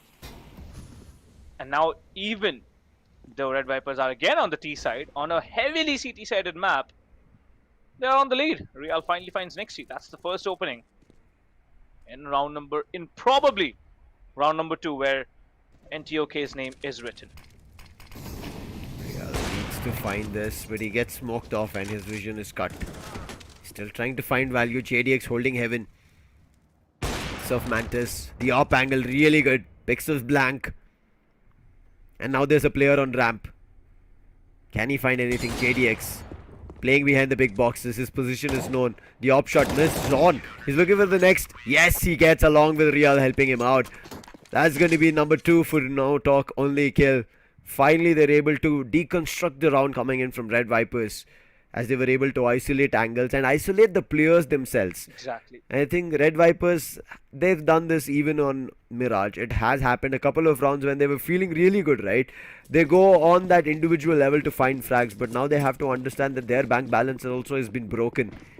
Playing on that individual level. Deagles are out. Tech9's also coming through. Let's see if it's going to be a hard-hitting Deagle round. Well, Deagles have worked before, so that's the good news for this team. However, Killa is still there. Blank getting picked off. Mantis also. No talk only kill. Finally starting to get all the pieces together. Dealer gets 2. Turns on towards Mini. Nixie's the last player, and he's just waiting to be hunted by Dealer. 4-3, Sam. It is Deja Vu. Yeah. Again, they had that chance in the previous map where they had to equalize the score, but it was Red Vipers from there taking themselves to, I think, 8 from 4. And again, they might do that. They might just double the score. Something to look out for. However, no talk only kill. Again, making use of the CT half. Previously, they didn't. This time, however, they wouldn't want to, but KSA again has the op out. Real keeping control of Hut. Jean pushing towards Trophy. Dealer. Couple of the players are close to him, especially with the C4, and I think that's what he needs to keep a check on. JDX, however, finds the first. That's Mantis down. And this is towards the Trophy, I think. A little bit of an overextension through the smoke. KSA, however, still having control of silos. Two big grenades, does chip damage. Blank super low right now, trying to back off. His teammate providing him cover. Real holding the angle. Next H wants to swing out, but it's going to be a double pick. However, Blank and KSI find one H. Real holding a very good angle. Finds one. There shouldn't be another challenge. However, Real, he himself wants to challenge. Missed flash over there. I think it had to go down straight, and therefore KSI still keeps the angle in check. However, numbers 2v3 right now.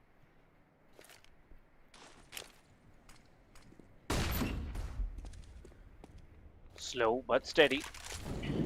KSI, he needs to find another Richie. Ooh! JDX was huddled there. Behind that box will be good for 2, and that's the equalizer rolled in. 4 and 4. No talk, only kill. They are here. They're still fighting this battle until it's all over.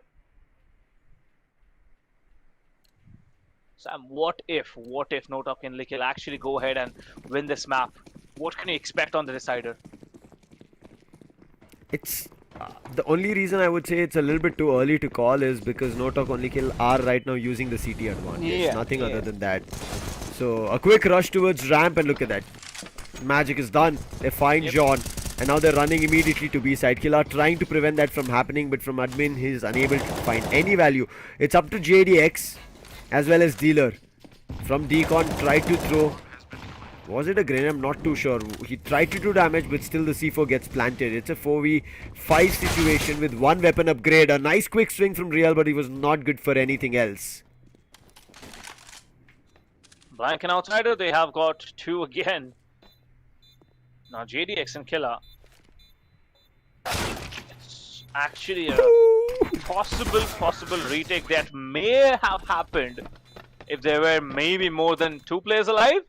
But the surprise factor is that right in this round, the only mistake that No Talk Only Kill made was they were completely separated from the others. Every individual player, there was no cover, there was no trade potential, and that's where everything went wrong. And Red Vipers, we've seen them do it in pistol rounds. Just go in, press that W, and secure the rounds. And it has been done before. It has been replicated again in the previous one. Lead instantly snatched back. Yeah. This time it was an equalizer, but as you said, not a lead given away. However, weapons still seemed stable, but KSI and Nixie, they were holding Mini. Wow. Not for long. A little bit too much of an overextension. Both of them go down.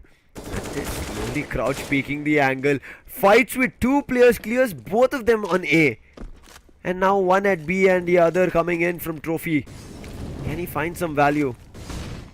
First connection I think is going to be Real. He's trying to slowly creep in. His knife out. He shouldn't be. Finally scopes in as he turns around, but there's a player already holding the angle. It's going to be tough for him to clear and go ahead. Oh, back turns against him, but the outsider who's quicker because of that weapon on hand. It was scoped. Mantis then punishes the player who was pushing through the smoke. Red Vipers keep pushing the lead. Very good coordination and communication from all of the players from Red Vipers. No Talk Only Kill. It's time to buck up. It's time to pull together. Because Red Vipers, they've got more than enough rounds to actually, come back on the CT side. Even if they lose all the remaining rounds in the first half. Pistols along with, 3 Deagles, 1 Mag 7, and 1 M4A4. That's all they're gonna have. KSI connects at no scope, but Real, he's on the flank. He's gonna come out of cut, but someone is gonna check him. It's gonna be Outsider. Shuts him down, and John, he's the only player who has a rifle, which I don't think he should invest. He should definitely go for that save because there's no point. His team doesn't have the economy.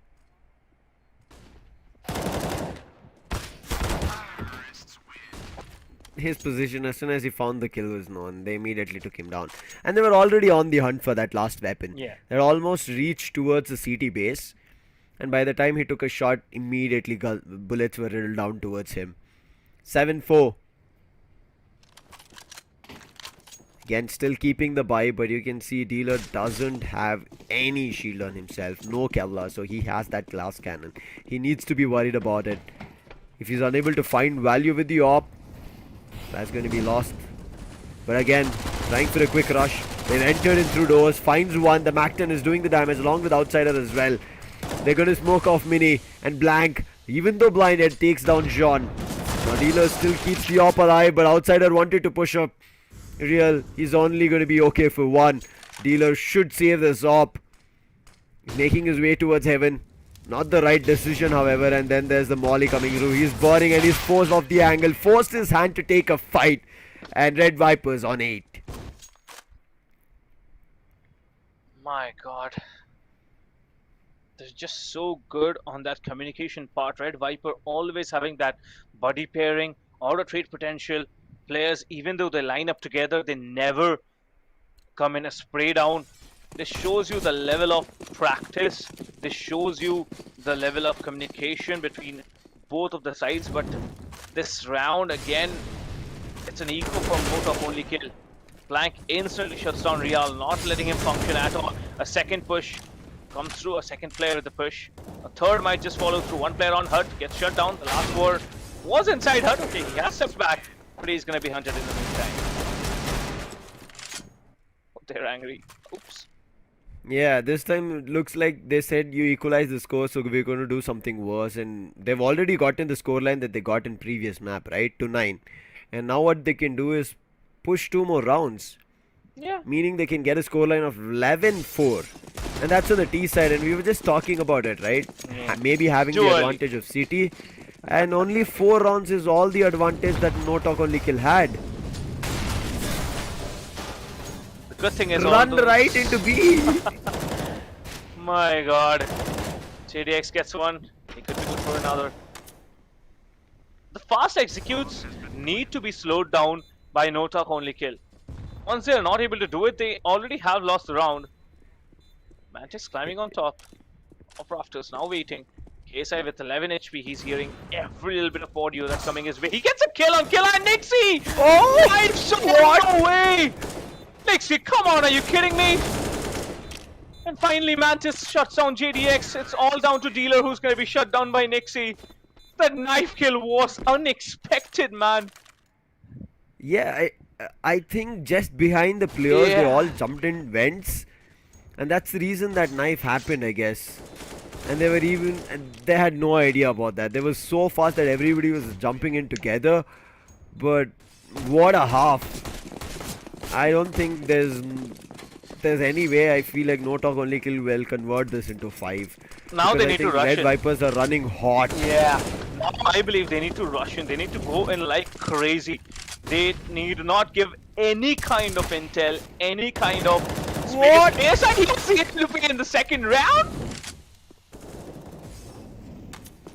Oh, JDX still trying to save the day. Finds 3, drops the C4 right in front of his eyes, and now he gets damaged. However, Real coming in from the other direction. Oh my God, Okay, if not for the mistake of Red Vipers.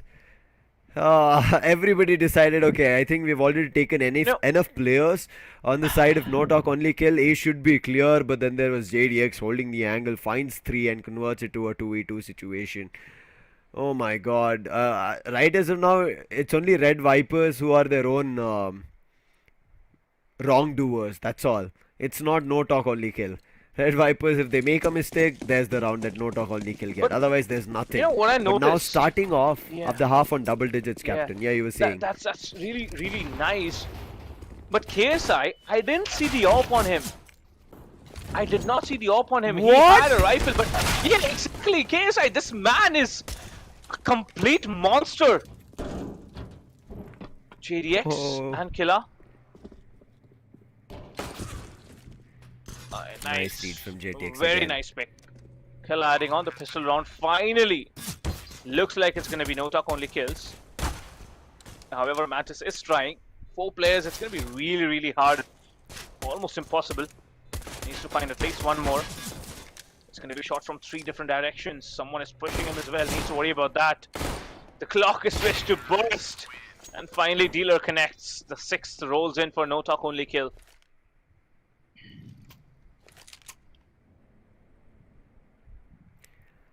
Okay, it looks like maybe we have to take our words back. I think I'll let another round play through because right now I can see Red Vipers forcing the matter on hands. There's going to be two scouts. We have seen one, right, or Yeah, in yeah, we these have. force buys, Yeah. but seeing two with an MP9 as well as two Deagles coming through, I don't know what setup Red Vipers are going to have, but it's going to cause a lot of trouble. Missed that initial shot. Wait, actually KSI does find one and then backs up, but by the time he could repeak, Real was holding the angle. There's also a player towards admin. He gets forced off because of the smoke. Now they have control of side, but outsider, the timing is good. He finds one. He's stuck in a rock and a hard place, but he's still finding the flag. Gets to the C4 planter is stuck on site. And there's outsider taking and cleaning everybody out. And that's 11 on board for Red Vipers. We were just talking about we'll hold ourselves from saying that maybe no talk only kill have something. That's within a snap. And Red Vipers get 11. Absolutely magnificent stuff coming in from Red Vipers. And an immediate echo from No Talk Only Kill.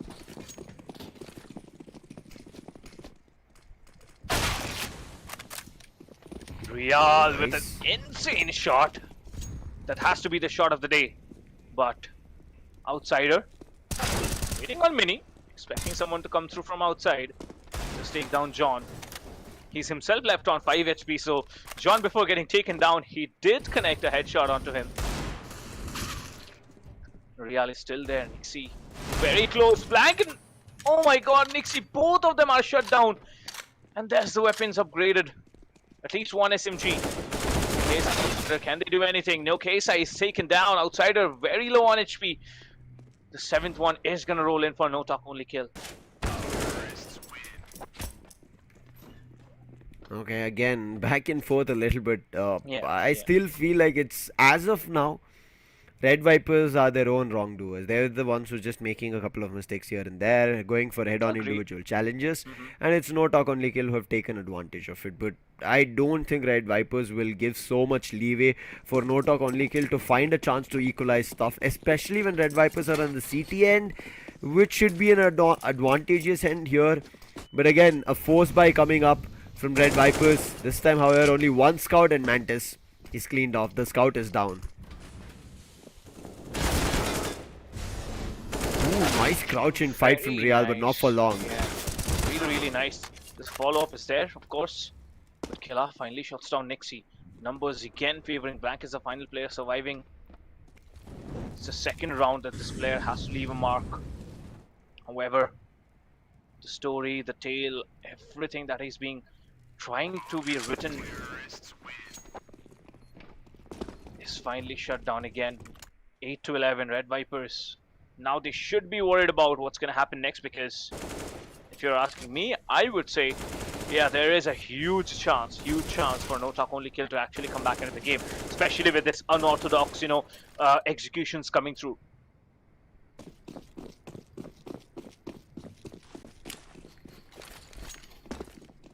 Have to eco right now. Red Vipers, they've done enough force buys right now. Trying all the weird things that they can do. Go for just individual fights. Real, I think he's popped off too well in the second half. Has found the two opening frags, but again, KSI and Blank, they counter frag. Convert it into a 3v3 situation. Nixie might be super low, but look at Blank. Finds Jean. And now it's down to a 2v3 situation. Blank again. What are these stabs coming in from him? He's holding that door like it's everything but his life. And now it's all up to Killa. Does have the C4 though. But can he clutch this 1v3? For him to do that is going to be big time clutch. It's going to be a Not huge an easy clutch. one. Yeah, but Killa, based on what we've seen from him, there's about a 30% chance that this round can be clutched up. He somehow has to find either KSI or Blank. Otherwise, if he finds Nixie, he's dead. That's for sure. But if he finds KSI or Blank, there could be a chance that he might just get one more round for his team. He does get KSI. That's a good pick. However, KSI turned almost 100 degrees and got him down to 48 HP. Moving in the direction where there's a player on site. Need to check behind the reactors. Blank, timing perfect. He takes Killer down, and that's Red Vipers on 12. 4 more rounds for Vipers to win it in a 2-0. And then we're going to move in, probably, to the next game. But if there is a comeback staged, if there is a victory staged in this map right here on Nuke, no talk, only kill, they're doing actually much better than they did on Mirage. But it's still 8 rounds. 8 was the number of rounds that they were able to get on Mirage. JDX is going in aggressive. Tries to find that one pick, but he's chipped off a little bit of his HP. Nixie finds Real. That's a very big threat now taken down. That's a bomb dropped. And also Jean picked off. Trying to get that C4 into the hands again, but now it's a 4v3. And Red Vipers, they almost have everything they need to win this round.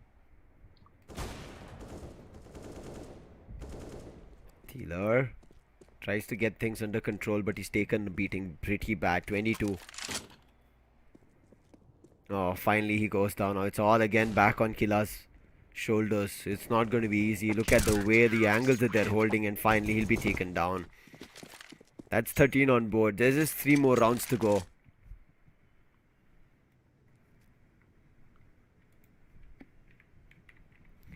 Not something no talk only kill should kind of, I don't know, right now I'm just wondering in case there's a way for no talk only kill. It has never seemed like no talk only kill had anything under control in front of Red Vipers. I just hope they do. Again, op ready, blank. Oh, that's not something that you should miss. I was right on the dot. But however, Nixie helps him out. The op is back. Blank finds. They're still charging towards Nixie. But the grenade is good along with the smoke. But look at the swing coming in from Nixie. He takes the player down. Going in for the next. That's 3 for him of the round. Man. Along with the C4 being dropped. It's all up to the last player, Dealer. Can he deal some deals? Yes, he does. Picks outsider, gets a weapon upgrade, but everybody knows his position and the calling number. They dial it, put him to the ground, and they put 14 on board. A full buy or an eco? That is the question no talk only kill should be worried about now. They have the max loss bonus triggering in the next round, so they could very well be going for that buy, which I think they will. But Nixie, he was super aggressive. He knew that he can swing around the smoke just because the opponents don't have proper rifles, and there was a round. Blank again stationing that AWP outside garage. Real excellent spray down, chips off Nixie, but look at Nixie. Oh, he's good for 2 before he's taken down. The aggression from this man has become phenomenal. JDX finally shutting down Mantis, gaining a lot of breathing room. But it's still a 2v2 and outsider, he's heard him. Ah, Killa, the perfect position, the perfect timing. KSI in a 1v2. JDX and Killa. This is the round they need to shine, otherwise it's gone. It's over. They have the man advantage and the other guy has the op, right? Yeah. As you said, they have to shine. But we know KSI, he's always there for his team. This time, however, is further away from where the C4 is going. He's all the way towards A and also moving towards the T base, whereas the C4 has almost made its way towards B. Read completely wrong as of now, but I think his fastest rotation should be towards Ram, but who knows, maybe he can take even Vents. Yep, he's deciding to take Vents, move towards B. They know his position right now because he's walking in super loud on the metal flanks. Still finds one, but JDX quick trade. Thankfully, standing in the same direction, and no talk only kill will still survive without giving away match point. 14 and 9, 1 op, 1 AK.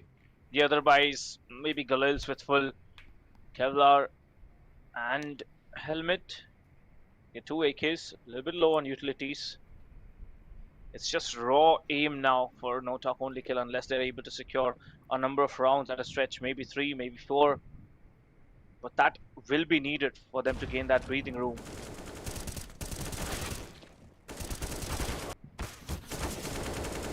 This pick was very important by JDX. If he hadn't taken down one player right on top of ladder, I don't think he would have been able to secure the round. But match has been paused for a short while, as you can see. Now, Sam, bringing into the little bit of masala mix in this map here, which was your favorite play from No Talk Only Kill? I think the only play which I found attractive, rather than just raw aim, was that pistol round. Mm-hmm. I think there are chances, but as of now, I still feel like No Talk Only Kill have been kind of indulging in fights just super fast without proper setups. It looks like multiple people are swinging with just one util.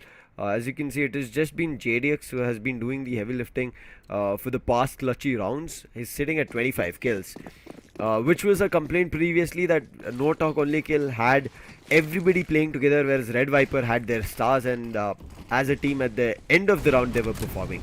Here, Red Vipers are playing as a team with the mistakes that they made in a couple of rounds, but now they're just one team. Like, see, he's pushing the smoke. He should see the top of the head. He misses the opportunity, but there's another player who's surrounded him from the red, and the spam comes in, and JDX again finds the frag along with Killa. See, again, these small mistakes is what Red Vipers are doing. Outsider just went for info. Thankfully, he just went for info.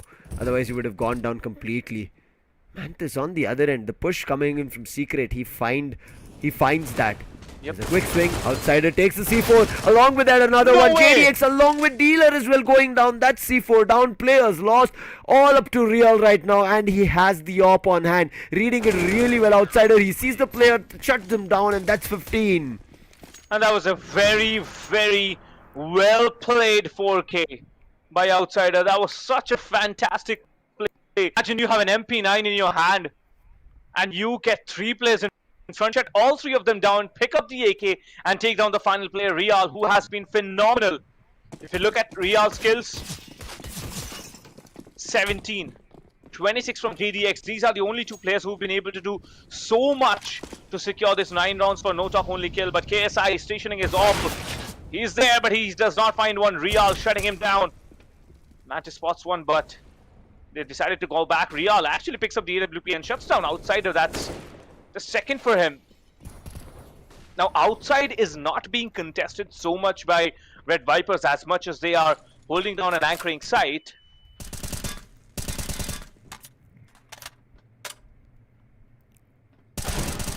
Oh, Dealer. That was a wide walk. Yeah. Wide crouch walk. However, it comes down to a 3v2. They immediately back off. Get towards A. Nexi and Mantis, I think they're hearing all the sounds, but they want to make sure they clear all the angles and then head over towards A. And they're moving in one direction itself. That's going to be ramp, and from there they might go for a retake. Do have time on hand. They do have the defuse kits as well, but need to be smart. Nexi a little bit too super fast. Sees the player crossing and holding. Shouldn't have been a challenge from JDX. Could have waited. However, a grenade was also making his way. It's a 2v2 on the second when there's a player hiding, and it's going to be Mini. The player on second when peeks first, and they wait for him to peek again. Now it's down to a 1v1, and Mantis, I don't know what happened over there for the T side. Now defuse. He has time, but on Mini, was there lesser bullets? Did he go on a reload? Because I saw him immediately on the knife or on some other animation rather than shooting. Yeah. And that's going to be Red Vipers cleaning things off, closing it here. And that's a 2-mapper. The best of 3 done. Now, the best part about this game was, Sam, that no matter how much, Red Vipers were getting shut down, I think No Talk Only Kill, they made a lot of mistakes which they, couldn't just hold on to, which they couldn't correct, which they couldn't fix. And Red Vipers at that time, they were just capitalizing so well. I mean, you could see it. Like, Red Vipers made mistakes like not cleaning out corners. Now, again, in the previous map on Mirage, No Talk Only Kill, remember that last round where there was a player holding a sandwich and, he took down 3 before he went down? A similar kind of a play came in just in the round before the last one, where an MP9 3K was pulled up by Outsider. So these are the very important things which I think this team needs to work on, especially if they are thinking about getting into that grand finals, because out of all these 6 teams, only 2 teams will be moving forward directly to the grand finals and will be getting our souvenir champions from there. Yeah, I think cannot make these small silly mistakes. And even if you lose a player to a close range MP9, I think the revenge-seeking attitude of finding those trade frags could have been kept in check. I think that did not find value. Again, Red Vipers, the only reason their mistakes were kind of not punished or were kind of forgiven was because they had the buffer to make those mistakes, and that helped them out. And imagine for them to have a 10-5 buffer, they're pushing it to 11, 13, 14, and you were still double the amount of rounds away from what theirs was. So you were just trying to play on that catch up game. So your mistakes were even more costlier compared to what Red Vipers were making. Nonetheless, it was the first game here, right, Captain? And we did speak about it. For a couple of teams, yes, it is going to be a tough day because they're starting off today. They've never seen each other, or even Exactly. if they've seen, right, it's a newer tournament. It's not going to be the same replication. You might have played with them on scrims, you might have played or won against them in tournaments, but this is not going to be the same one because they are looking forward to challenging themselves even better and further to win the title because it's a different one. That's game one done. But we'll be back after a very short break and we'll tell you all about what had happened in the previous game. I mean, and what we can expect from the next one. Well, the next one is again a full surprise for us because it's Pakistan versus UAE. We're going to witness in the next best of three. So stay tuned. Do not go anywhere. We'll be right back after a very short break.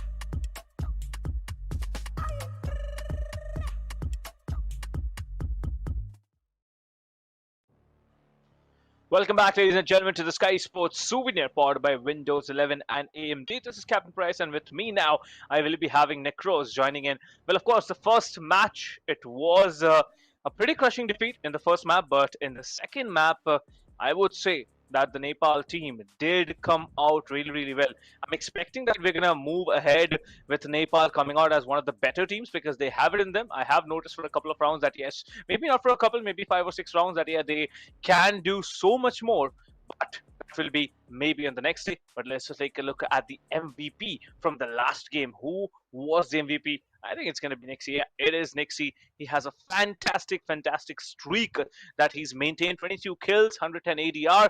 That's good enough for me. Plus a 1.37 rating as well.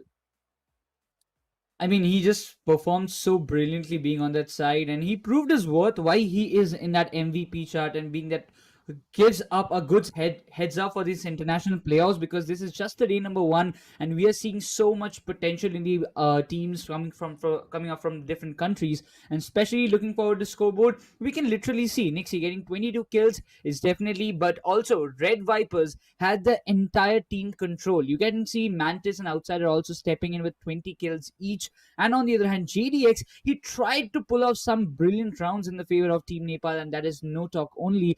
But still, it was not enough because we know that in that case, Sijon, Killa, they also need to step in like what like Blank and KSI also did for the side of Red Vipers. But now we have to see what is coming up from their game in the upcoming matches. But for today's schedule, the first matchup is already done with the scoreline of 2-0, which is won by Red Vipers, that is Team Bangladesh. But now the second matchup is all that we await because Team Shush will be taking on Team Wawa in the second matchup of today's day.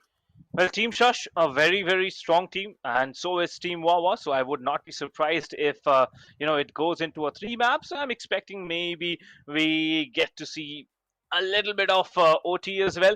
That might be the case. However, Team Shush now, they are the team who are representing UAE. So UAE as a region, well, they are completely one of those regions who have so much talent, but they haven't been able to showcase so much. So Skyesports Souvenir in the CSGO platform, of course, is a great, great opportunity for this team. But coming again, Team Wawa, they also are pretty strong. So we have to wait and watch what they have to offer. But for the first map pick, it's going to be Wawa, who've gone with Mirage again. Mirage, I remember Sky Sports Masters, it was one of the most not played maps, if not banned every time. But now look at what we are witnessing. Shush, they're going to start off on the T side. So maybe they have some decent strategies awaiting us. I'm really eager to see what Team Shush has there for the side of Wawa in their pocket, but I really want to see what actually awaits in the map of Nuke, Captain. For now, till this phase, the Nuke map has always been a little bit squishy for the teams those who have picked it, and it is Team Shush who have taken the decision to play on the Nuke, while Team Wawa will be starting on the side of City. But once again, for now, as far as I remember, that the teams those who have picked Nuke has not won yet. Okay, that's what you remember, but I remember the previous match. The map pick was by Vipers, sorry, Red Vipers, and they won it. Across which tournament are you watching? I am talking about the Indian qualifiers. Okay, you're talking about the Indian qualifiers, but we are now in the international playoffs, so I don't think the Indian qualifiers, whatever has happened, is going to matter so much because everything is almost new. I know the Indian team's data; they are out there, and probably the teams have prepared accordingly. We will take a look at the roster of both the teams. Who do we see? Who are the familiar faces that we get to see? Hope the SDR1, Basic Soil, Lakor, and Koza. Very, very talented individuals coming in today. But this is going to be an absolute, absolute banger of a game because these two teams who are facing each other, they are almost at the same stat level, if you personally ask me. And in fact, I would like to add on that Team Pakistan and UAE, these two teams, they will be looking forward for a great game now, and that is going to be hard to come with. Exactly, and for now, it's Team UAE who's looking just forward to win it as as easy as possible. But I don't think Team Pakistan will let them just walk away that easily because if you talk about, on the other hand, Team Wawa will be also waiting. But I'm really looking forward what Team Shush has to offer against Team Pakistan. But at this point, as you mentioned earlier, Captain, that only two teams will be there after this round of like round robin format, and we are going to get them on the 30th to play the finals of Sky Sports Souvenir. And I'm really wondering which two teams will it be, because for now we've just seen two different international teams coming and performing. Now it's another set of two teams that we're going to witness. But talking about Team Wawa, we see Bullet, Ines Murche, Executor, Okay, and Freaky coming up from Team Wawa. Yep, Timawa. Of course, Freaky is one of the formidable players. I have seen him play before in a different tournament, of course. But if Freaky can pull off what he's been doing, I think there is a huge chance that Freaky actually might come out as the MVP as well, if not Wawa as the victor. So we'll have to see. However, this is not a solo show. This has to be a teamwork done, and whoever is better, they of course will be having the upper hand.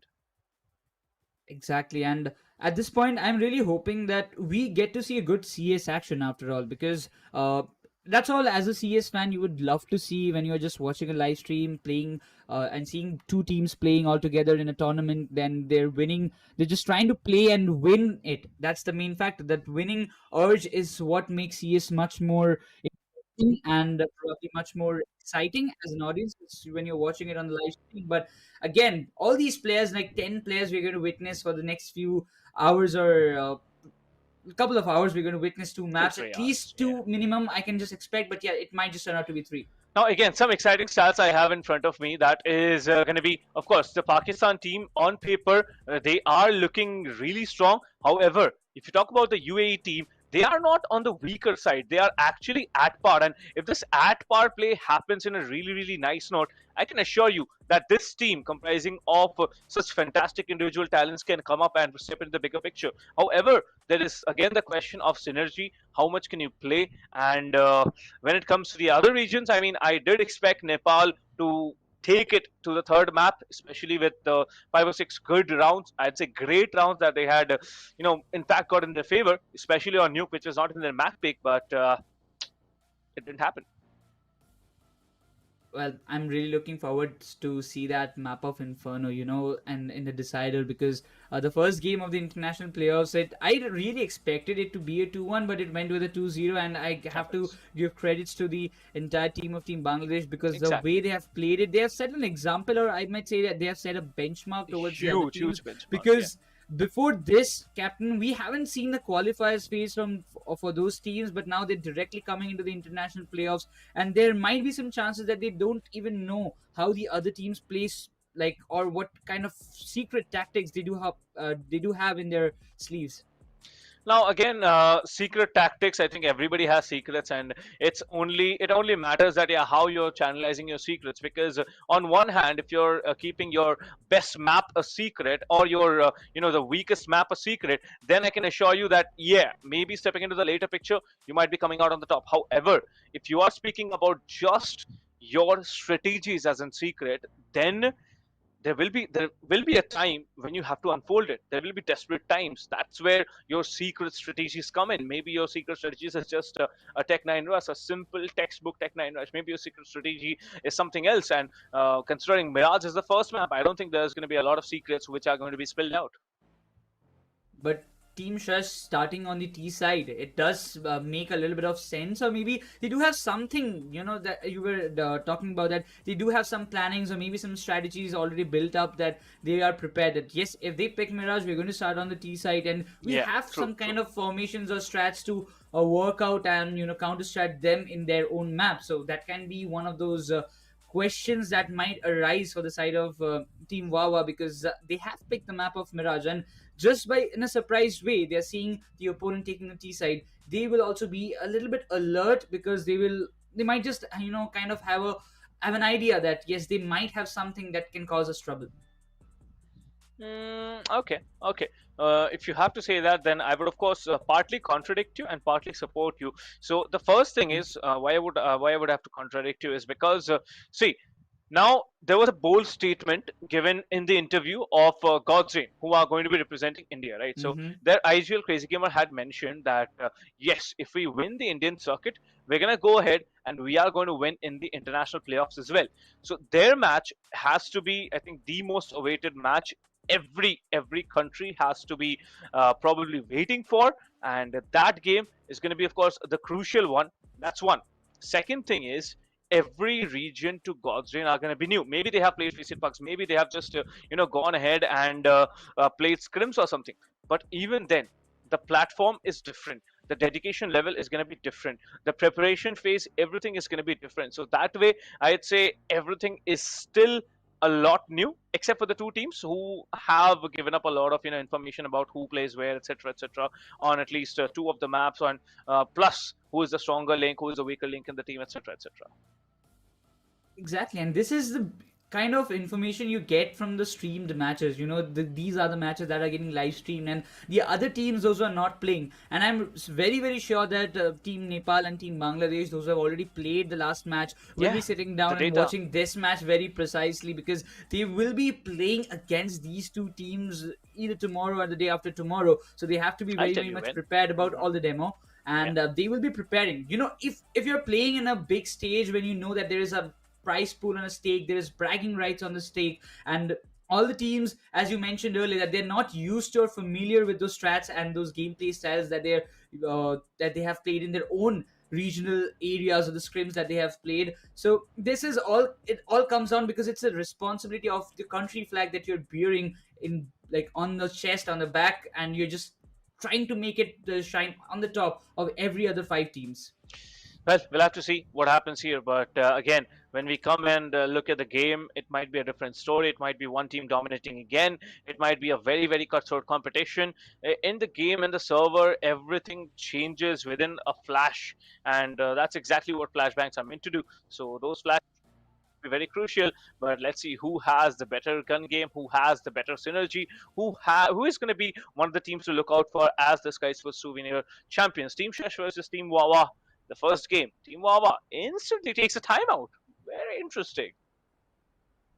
They want to keep some kind of warm ups, and they want to just take a time that, yes, this is going to be the tactics, this is going to be how we are supposed to play.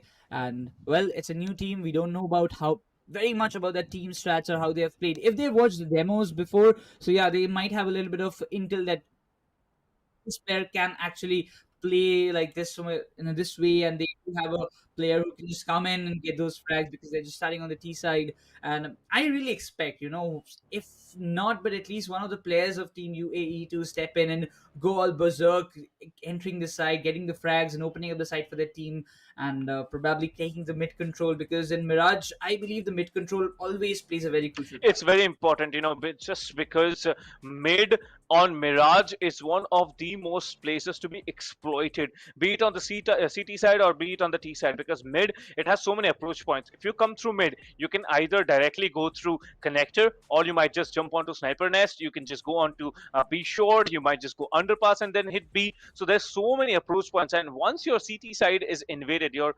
completely CT spawn is invaded, you actually have very less area to work with if you're on the CT side. However, if we are talking about the T side again, then T side is going to be, I think, the game changer. So if the team who's starting on the T side have actually gotten a lead, or maybe they are not even so far, maybe it's a 8-7 half or a 9-6 half, it's doable. It's doable. It could be a comeback game coming in from them when they move on to the CT side. And I'm looking forward to it. That kind of I am really looking forward to some op action, And when you talk about Mirage, when there is a sniper nest, there is always a mid control contention, and I cannot just miss an op battle between the two Nobody oppers can. from both the Nobody can. sides. Just getting the mid control, just fighting for the mid control and the contention. The one opper who stays alive can just pull off at least 2 to 3 frags. Let be on the T side, let be on the CT side, and that can be a big threat to any other team. But just the first starting rounds will determine economic side. But once again, we'll have a look on the map veto about what are the maps that we're going to see once again. Yes, the first map is going to be Mirage. The second map, it is going to be Nuke, and the decider will be played on our all favorite classic map. It's going to be Inferno. Well, yes, and we're going to be back with the game in a very, very short while, especially because, yeah, the game, I've got to know that there were some technical issues which will be sorted very shortly, and we're going to just dive back. However, it's going to be a very, very important match for both of the teams since it's their first time showcasing what they can actually do. However, if they cannot do anything, then it's going to be a big problem, if you ask me, because I wouldn't want, to go away empty-handed. So let's see what happens. But as we said, Wawa with the map pick of Mirage, a bold move coming in. Is this the correct one or the wrong one? That is the question. And I really believe, Captain, that all the teams those who are playing, all are representing their own country, so they Yeah, will have yeah, their own yeah. fans coming up and cheering them up in the chat and live stream.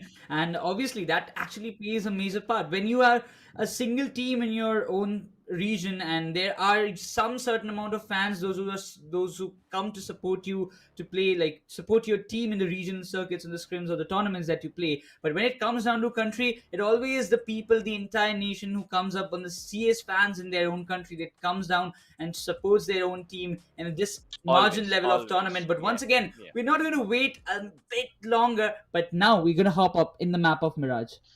We're gonna hop in. We're gonna jump in. We're gonna dive in. We're gonna do all that it takes to witness the action in this map right here. Let me remind you, this map, it has so many stories to be told, especially because this map, it's unpredictable, it's challenging, it's decisive. But for now, the execution is the question. Where do these teams plan to go? You can see two people holding onto the ace side. Alcoza, he's just patiently waiting. They were going to take time. They're going to take a little bit of a moment to take that entry possible. We can see Freaky just giving some sounds on the sniper nest, but if his position is revealed, Freaky might have a chance to take down two of the players, but now I definitely think he has spotted out. Yeah, he is spotted, that is for sure. However, the game-changing moment might arise any time. Shot taken, no value found from that. Finally, the entry being set up. CT has to be completely flushed out, that's one thing. But the plant is going to be executed by Koza, and Koza is going to be rather happy with this, since he already knows, because, see, it is CS, you cannot forget the good old call for, okay, yeah, Plum is planted, let's just leave the site, let's just walk away. And if that happens, man, I think there's going to be so many more problems to deal with, but look at the executioner, he gets two! Those are big kills coming in now, very big kills. And the defuse also comes through. Team Wawa definitely leaving a mark here. But Necros, then again, the execution was perfect.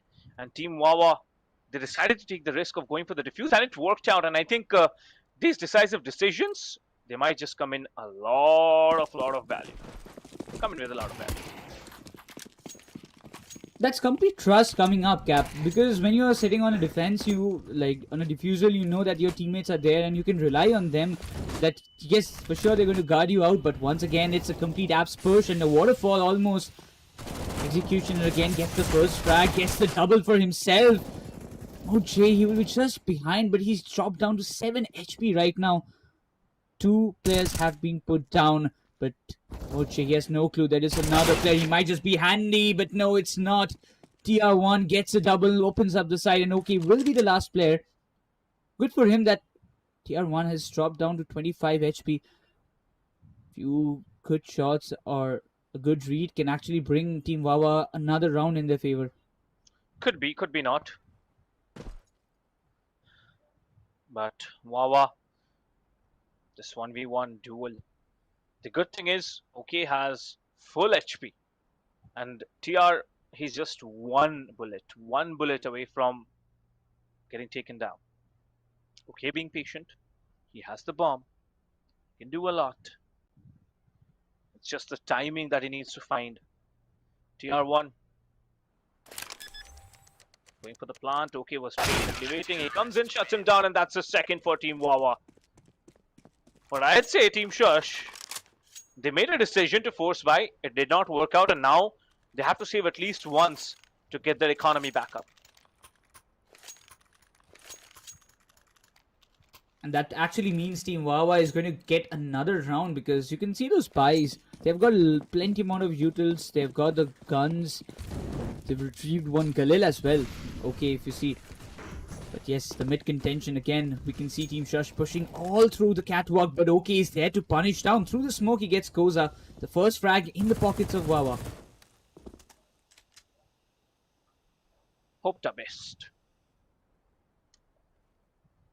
We are hoping the best. INS comes on from that smoke.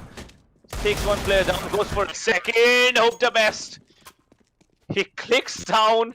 He taps at mouse one like anything, but no value is found from that. Team Wawa with a 3-round opening. They are going to be so happy. But Team Shush, however, still awaiting an opening. Now, if so many rounds are given away, let's just say there's 10 rounds given away by Shush, then even though they reach the CT side, I think it's going to be a problem. And look at how aggressive Wawa is.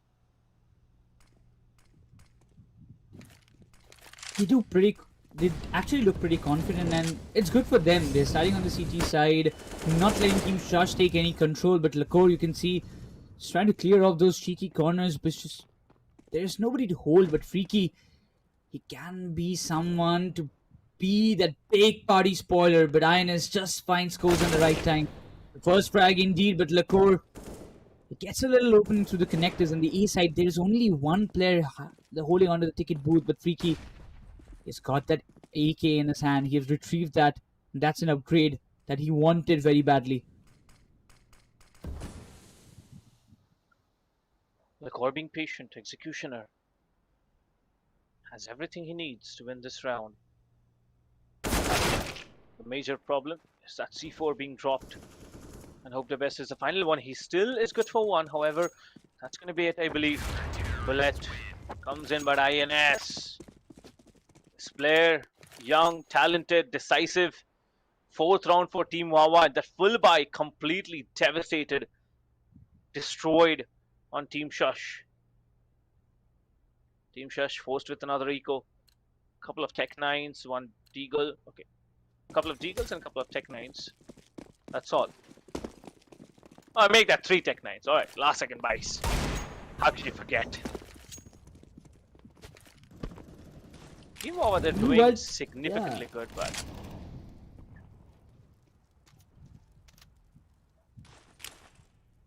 Team Wawa does have, you can see 2 AKs have been retrieved. That means that saves up some little bit of economy for the side of Team Wawa.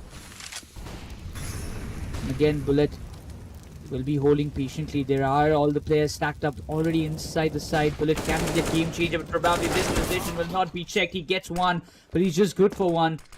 Tier 1 clears him off, and now that side being opened up to Team Wawa. Have to play the post plant probably. wow, that explosive entry completely caught Wawa off guard. And now Lakor, he also upgrades. That's really, really amazing. INS waiting. He's not making any noise. Finally, Lakor has over him, but INS gets the better of him. Can he do some more? He needs to do some kind of damage. 2 more players standing. The defusal is definitely not going to come through, but if he gets 1 player down, that could be big in terms of economic disturbance. But Team Wawa finally losing 1, but Team Shush, fantastic coordination being showed up. That was a pretty quick round, and the amount of fast execution that Team Shush did, getting all the frags all together one after another, opened up the side, gave them the complete control. But this time, Team Wawa has a good read. They're going for the B side, Team Shush, and once again, Team Wawa has a good read, and they want to be there. We can see 1 up to M4s. There's 1 Deagle on Freaky. Just want to stay like that, but Tier 1 will be dropping down to 80 HP. But Freaky with that beautiful Deag, he finds that 1 breakthrough that was trying to breach through the A side. Now Team Shush, they should realize that Wawa did not have proper eco, so they should just run away with that rifle that was dropped. But Executioner, he knows since he has SMGs, he has to be more careful. Tries to go for that fake scope, does not connect, switches to the Deagle, new connection found there as well. And B side is anchored very decisively, not allowing Team Shush to come up forward at all. Now he's got an Oh, but that position, the dog did not The work angle was out good, because but that, the timing was not. yeah. I mean, on the trigger, of course, Executioner, he was not the quicker one. And Koza now trying to create an opening. Okay, Oh, a ho, ho. fantastic and a mind-boggling flick coming in from him. Again, another clip to be added to the shots of the day. But now the last player standing. He's heard the AWP. Sounds freaky. But there was another player to follow up on shot. Was completely shut down, sandwiched from every angle. However, he did manage to do some kind of damage. But Wawa instantly going for a timeout. Although they are winning, they know that it's time to switch up a little bit of pace. So they're going to do exactly that. It's the map that they have picked, and they just want it to be on their side only. Absolutely. Brilliant start. Only how they have given up, not given up, but that was taken by Shush. But a beautiful round it was executed by them. But Team Wawa, they're looking to make this first half very, very wonderful for their side. At least trying to go up to the 9-6 or probably a 10-5 half should be a better outcome that Team Wawa might be expecting at this point. It's a full buy coming in from both sides. One flash missing on Lacordo, but I think that he's gonna save up enough money to get an AK the next round. However, Molly, as soon as it extinguishes, there's gonna be a fast execute coming in from Team Shush. Henry check every angle. No one checks scaffolding, and two players get shut down before the trade comes through. And look at that, through the smoke, players come popping out, and that will be another shutdown of Team Shush. Koza, Lacor, PR1, Beast, Boy, everything and everyone shut down in a matter of seconds. OK's 3K played the vital role, Cap. At that point, those beautiful op shots connected each and every I'd say player that he wanted. I would say, you know, bullet on scaffolding was actually much stronger. Oh, the spray down, it works. Gets Lacor down, but Hope the Beast, he's there to get the trade on, but no rifles recovered. I hope the Beast actually gets an AK. That's not an AK, but that's still not over. The patience, the composure, and the smoke. Koza, he knows this is this could be a very big mistake if he's trying to push that smoke, and he doesn't do that. Waits for all the utility to be flushed out. Talk about the CT side. There's still two smokes and one incendiary to slow the T side down. This round, I can see Wawa's name written all over it. That's how it is. B6i, he's having that AK for himself. Hope the Beast might be the one who can just push a little bit forward, but that kind of side holding that Team Wawa is having, it's very difficult to breach in, but for that they need to just drop down from the apps, but they're not even allowed. You can see there have been a little bit of expectation that they will be walking through this, but execution is holding and anchoring the side pretty well, but B6i will be just taking him down, but okay, and his op. These op shots are just killing everything from the side of Team Shush. And INS, the cheeky player of the team, still up on site. On top of the crate. Puts that final nail in the coffin. 7-1, Wawa with a very, very dominant game.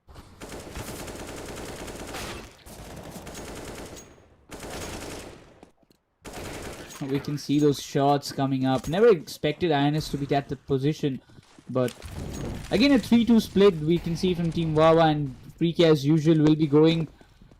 There was the sniper nest trying to hold it on.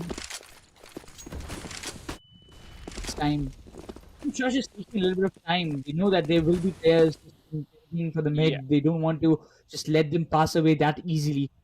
They're just taking the time and just trying to execute properly without any kind of mistake with bullet.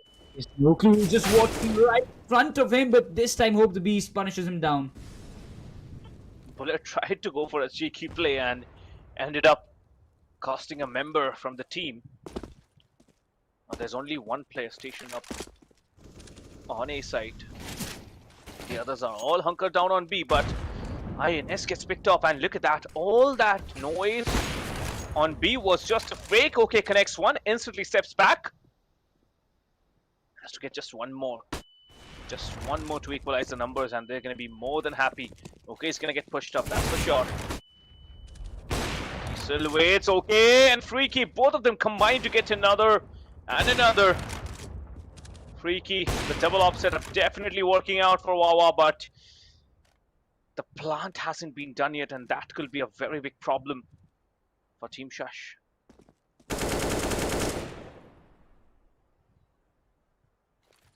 Just waiting. Hope the beast, he knows the exact position, but numbers that aren't giving any plus factors. The wall bang is not working. But okay, he knows it and he makes the connection. Hope the beast. That's a perfect headshot. The crispy headshot that we talk about. But okay, he wanted to switch the guns. Big responsibility, but he does the job pretty well. Will retrieve the op without any problem, and that's the 8th one going on the favor of Team Wawa. What a play it is turning out to be. Anytime Team Shush is just trying to push them back, Team Wawa is just coming up with a brilliant counter-attack. Very, very strong hold on to the A side. I mean, even after the rotations, this was so well done, because you could see it. I mean, who would have thought that there will be such a big defense? But it worked out, especially that double op setup and that quick rotation. That's exactly what they were hoping for, and it worked out. A-main getting shut down completely. No intel will be given away. Palace also smoked up. Hope the best. He got slowed down, and look at him. He's burnt to a crisp from that molly. And now he will be worried whether his team can pull off the round. I don't think it's going to happen, because look at the HP and look at the number of players. They just get mowed down. And they probably are thinking what a big mistake it was to push that molly. But I don't think he realized. I don't think he was realizing that he's literally walking on fire. And that cost him the round. Not just that, I mean, the angles being held down by INS, they're really, really impressive.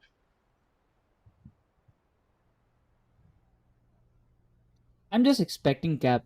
I was just telling a few moments ago that it might be a 10-5 half. But now I'm wondering, will it be a 10-5 half or it can be more? Because the scoreline looks kind of like that. Team Wawa is just taking it in a one-sided way. I wonder what Team Shush is going to do being on the CT side. But for now, it does seem like the 10-5 score might just turn out to be in like 11 or something like that.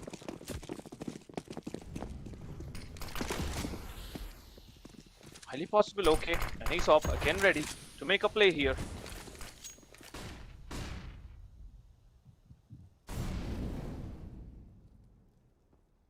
Let's see what he can do, because this is going to be the moment. This is going to be the challenge he has to face up. Oh, INS, man! Somebody stop this guy! But he's not going to stop, is he? Okay, with the up again, trying to get the better. But Koza ensures that. Tried to ensure, I'd say. Tried to ensure. One by one, Team Wawa, 10th round in their bag. Now what can they do? What can they possibly do to come back from this game? Because it looks like it's just over. There's no way Team Shush can step back into it. Look at the economy that they have built up, Captain. At this point, they even can buy you an op at this point. If you ask OK to buy an op for you, he can just do it. But right away, the op action just doesn't go away. I hope Beast is just trying to pull off some very good frags. But INS, he is the big reason, a big pillar. Just standing and taking the mid control, but this time will be taken down.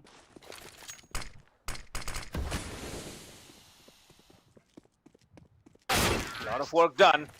Hope Davies finally shutting down Bullet. Maybe I was a little early and making that comment there, but 10-2.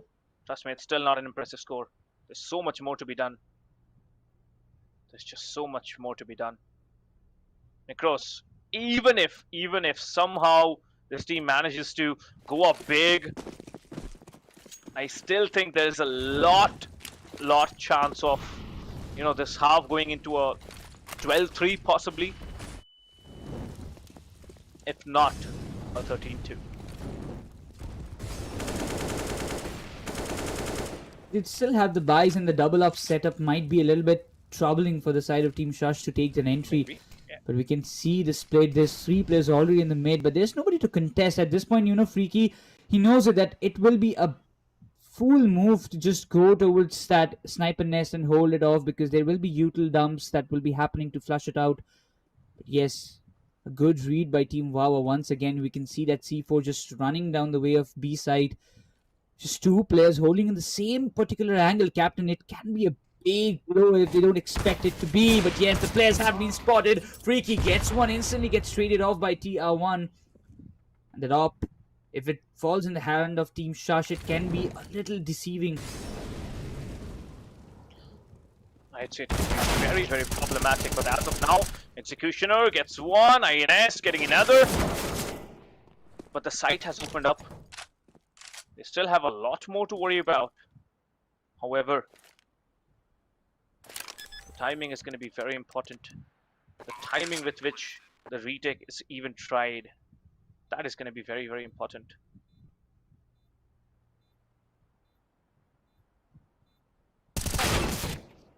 V2 Lako starts it.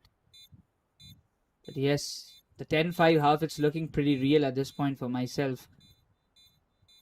This crossfire setup, it does look a little bit problematic, but B6O I won't be expecting. He's just going and walking down that lane, and INS will be completely shut down. It's 10-3, and now it does seem like Team Wawa might be needing a little bit of timeout. It's going to be very hard. That's what I believe. But even if a 10-5 half comes through, there's still a lot of work to be done.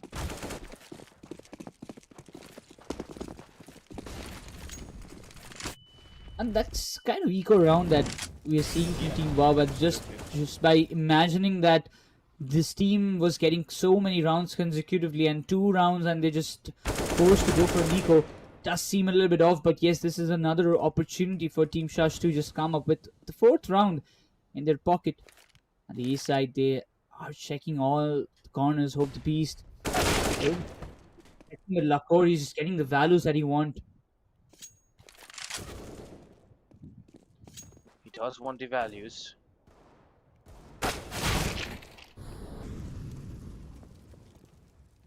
But as of now, hope the beast. The beast has finally awoken. That's exactly what Team Shush were waiting for. They answer. They've answered phenomenally. And I think it's going to come down to the very, very last second probably. If at all, they're going to be some kind of a big play coming in or not. But the terrorists are definitely, making things troublesome. But the question again is, Team Wawa, the last time they took a timeout, they went on a spree. Like an absolute spree. Can they do it again? I think so. I believe it was a much needed timeout. Yes, the 11th round might just be in their pocket, but for that being said, I really find, in the last few rounds, if you can notice, Captain, I feel like Team Wawa got a little bit too overconfident to just go pushing towards the side and trying to get those early frags, and that actually costed them those rounds, in my opinion. I mean, the aggression is fine. Even after realizing that, the aggression is not going to work, staying there put, still trying to go for more, that should be the problem. And I think they have realized it, so probably there's going to be a slow approach, a much slower approach coming in from the CT side. But Team Wawa, they have a good lead. They just need to capitalize over it. 10-5 half is the bigger question. Will it be Surely don't so? want to push this time. Yeah, absolutely. They don't want to push this. They want to, actually go out and get taken down. And the half, which could have been a big one, may not be a big one. Maybe it's a 11-4. You never know. But as of now, Palace getting. Oh, I hope the Oh. beast gets picked off. Okay, waited for that sweet little timing. Made it work. That nade on OK was pinpoint precise. CT mollied off, and Oh. TR1 with an insane shot on bullet. Freaky also taken down. 10-5 might be in the mix, but INS has some other plans. Just need to find one more. There's another player in the smoke. He's gonna pop up very shortly. He does peek, but Oh. INS, he's crispy. He's someone you don't mess with. The core the and same position. boy just waiting, holding that same angle, and it's gonna be a 10-5 half. Team Shush, they have done decent in the second part of the first half, but it's still not over. It's still not, I wouldn't be confident in saying that, yeah, we can come back from this, unless the pistol, the anti-eco, and the bonus all are secured by Team Shush. I mean, that's a good comeback coming up from Team Shush right now. Getting those rounds, 4 rounds on a streak, probably. It does find. I feel like they've got the boost. They've warmed themselves up, and now being on the CT side, it can be a little bit troubling for Team Wawa. But now we can see the complete mid push. There is only one player coming up from the side of Palace. But yes, this connector area completely opened up. Nobody would be expecting, but oh my god. That push is going to hurt. Hope the Beast, he does find Ines out there. But the numbers advantage stays with Team Wawa. Absolutely. Team Shush trying to make that retake happen. Crossfire setup doesn't matter. Lakor is good for 1. 2 and 2. One tap. Smoke out. Sprays keep coming, but Lakor gets a second. Might be good for a third as well. The reload comes in, but the bomb is stuck. The bomb is defused. And in fact, Bullet is also taken down. So that's the 6th for Team Shush. Slowly but steadily creeping back into the game.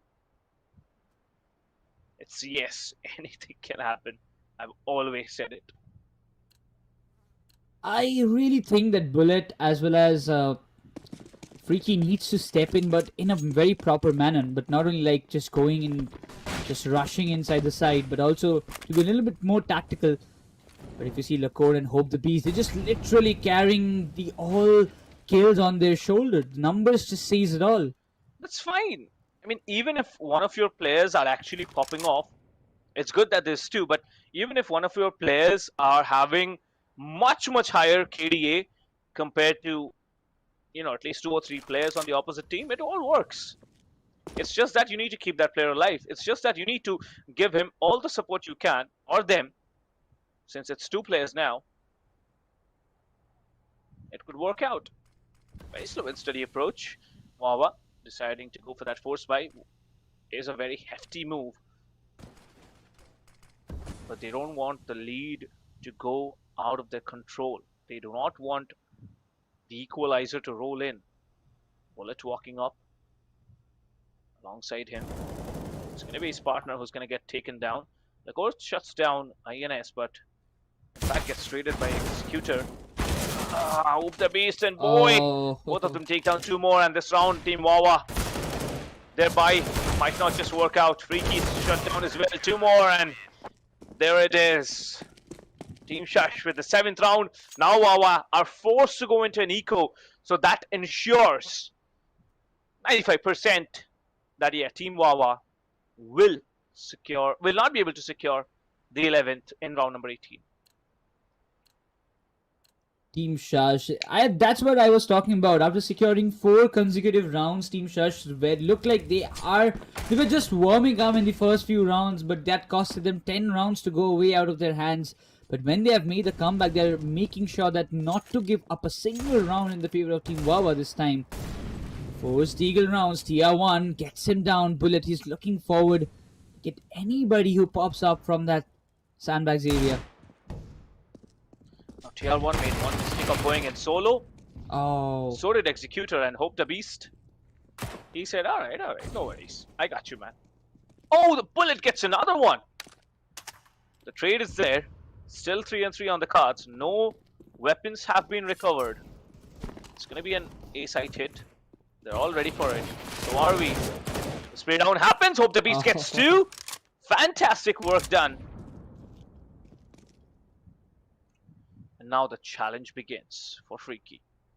He did enough damage. His team did enough damage. Shutting down 2 rifles for now. And in fact, Freaky shuts down a third as well. But Freaky still 91 HP on the Kevlar. 54 on himself. What more can he do? Can he make one play, which could be the best play in his career? Can he shut down Team Shush's economy? Oh. And there's just one more, but Hope the Beast with a successful 4K will be securing round number 18 for his team. Round number 18 of the overall game. Round number 8 for his team.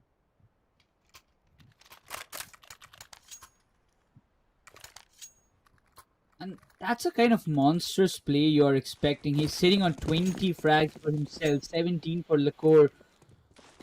The amount of confidence this player is having, he's popping off like anything at this point. Bullet.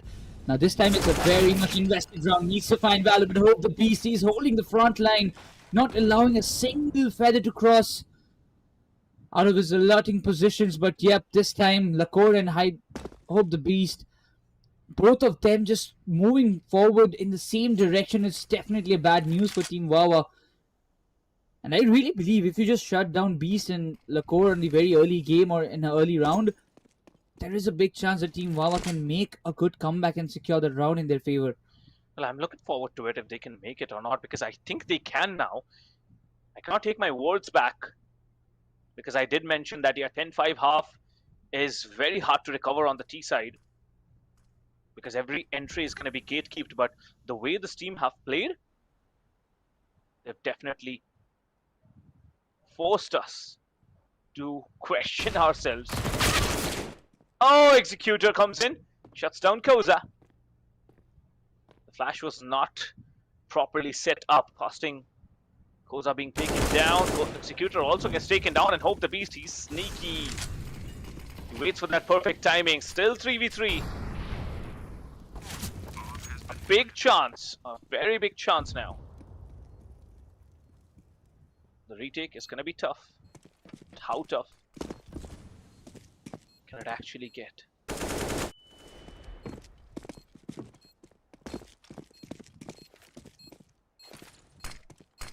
Just making sure that nobody's there, just holding off. But okay, he shuts and gets the big fish in the pocket, but still the defusal has not been stopped.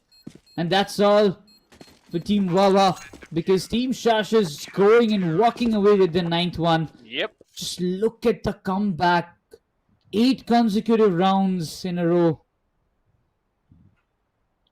I mean, that should tell you that, yeah, Team Shush, they were just warming up.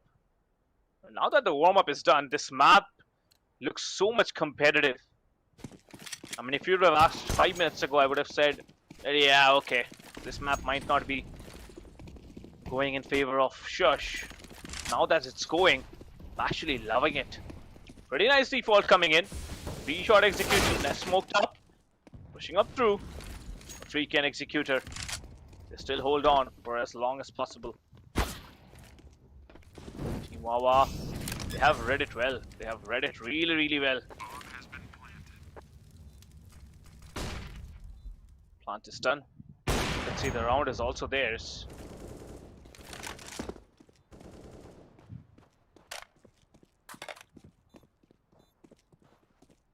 I'm just looking forward that Bullet, this round, it should be their favor, but 2 of their best players are just still alive. But they don't want to contest it, I really suppose, but they just want to save those weapons, that AK and that AWP. But this Beast, saving it out, that does mean that next round, it's still a 50-50 contention which Team Shush might have an upper hand. because that op on the hands of Beast can be a little bit alarming for the side of Team Wawa once again. But it's still 11-9. The rounds advantage stays in the favor of Team Wawa, but just two. And I really believe Captain in CS 2 rounds lead can be just overcome within a few minutes. Yeah, absolutely. I mean, they had a huge lead, and where did that go? It just vanished, right? So that is my concern there. If you are losing such a big lead, then there can be anyone coming in, securing the rounds. Well, I mean, from the current playing roster, of course. But then, the challenge is not over. Let's see what can be done, but as of now, the site is opened up. The plant is going to be done in a matter of seconds now. Oh, these flashbangs, Captain, they are going to annoy them a lot, but nobody is quite aware that there are players, two of the players holding on to that same side. Lacour, he's there alongside. There is Hope the Beast, but now INS being completely shutted off again. Hope the Beast, he has been put to rest by Freaky. He's just pulling off some freaking good kills at this point. Bullet, he has got a big responsibility. Gets one down. Still, there's one more left. He knows the position, and he will not be able to do it. So, and Koza, he has the kit. And this defuse will be done. And the 10th coming up for Team Shush. What a round it was.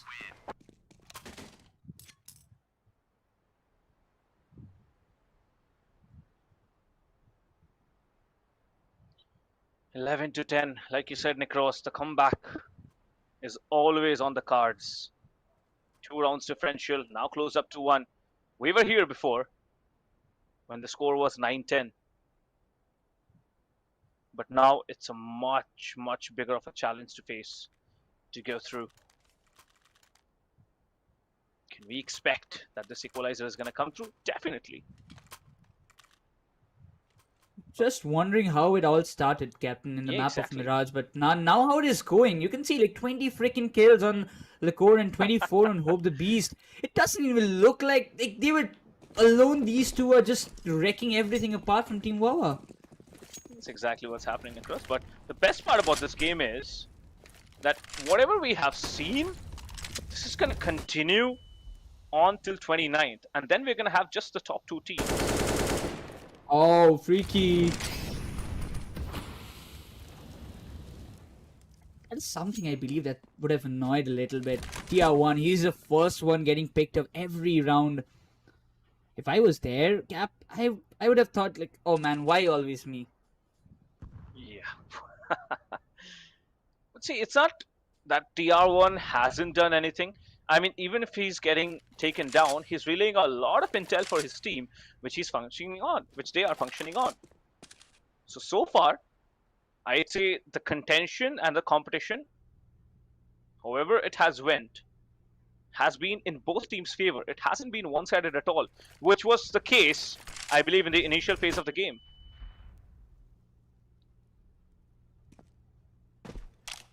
It's just that I feel two of the players, and also Freaky, as you mentioned earlier, that Freaky can be a game-changing player for the side of Team Wawa. He hasn't been able to function that much as how the Beast and Lacour are doing for their team. I really believe that the entire team game is popping up pretty well. The Bullet, oh, what's the disconnection that might just cause them this round? Maybe. But we'll have to wait to find out what's going to be the course of this game. Okay. Because the connection was good. Actually, very good.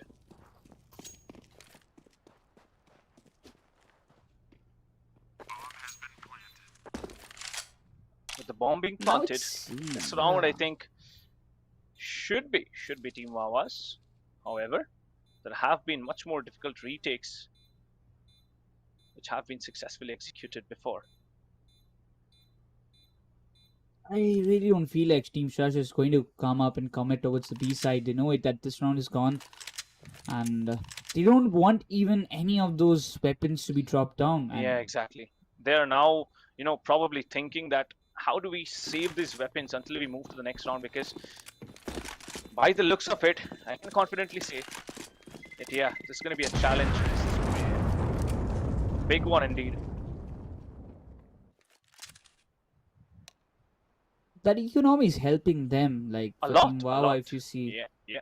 they do have the buys. They don't even have to care about for going in eco. But yes, Team Shush, after pulling around like 9 rounds, one after another, they are in a questionable position. That's why they decided to go for a save, because they know that if they went out for those kills and if any one or two players would have been taken down by any chance, they wouldn't be having those amount of buys in the next round, which might be a lot more troubling for them, because they know that they are the number. Like Team Wawa, they do have that numbers advantage, and that is going to help them a lot. And also, they are just playing on the post plan, so it's like Team Shush walking into the traps of Team Wawa. Now, the story, I would like to say two ways. Wawa losing this round could have been a different story, but for now, I would like to mention that as soon as the player is back, we would jump into the game. Now, this game, it's kept me on the edge of my chair for now, and I think everyone who's watching, they're probably wondering that it was a 10-2. Can you imagine 10-2? From there, the comeback happened. It's 12-10 now, so 8 rounds for Shush and just two for Wawa.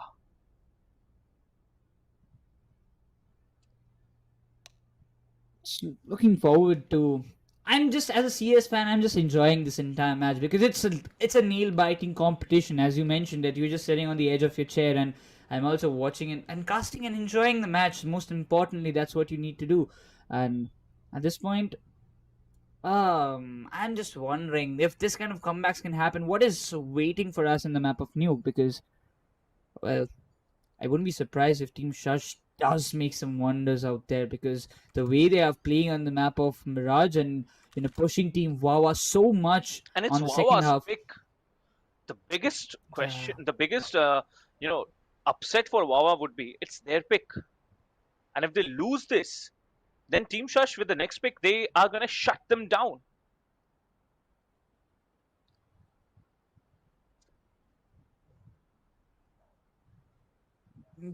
This time, those kind of connection issues, those happen. But once I am really sure when we're going to see INS, sorry, the other players those who went missing, like not missing, but disconnected from side of Team Wawa, make a comeback. This is actually giving a good time for Team Shush and Team Wawa also to discuss about those next few rounds, because it's going to be very important. Team Shush, they're in a need of 6 more rounds to win this map and get ahead in the series.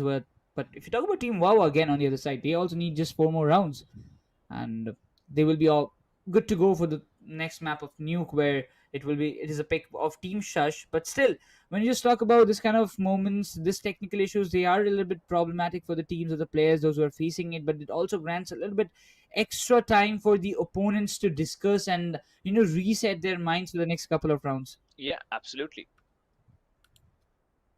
But as we have seen, that this is a short disconnection as soon as the issue is sorted, wherever the tech issue is, because we know like there are so many tech issues happening. I mean, I keep playing, I lose my internet, sometimes the power goes out, I'm running on backup, so all these things keep happening. So as soon as it's back, we will also be enjoying that. I mean, I am waiting for the match, for the result specifically. We have been watching the match for the past almost 45 minutes, but then again, the result is going to be thrilling, because whoever wins this, it was so close cut. But we're going to be back with the match. We're going to resume with this, but after a very short break. We'll see you right back.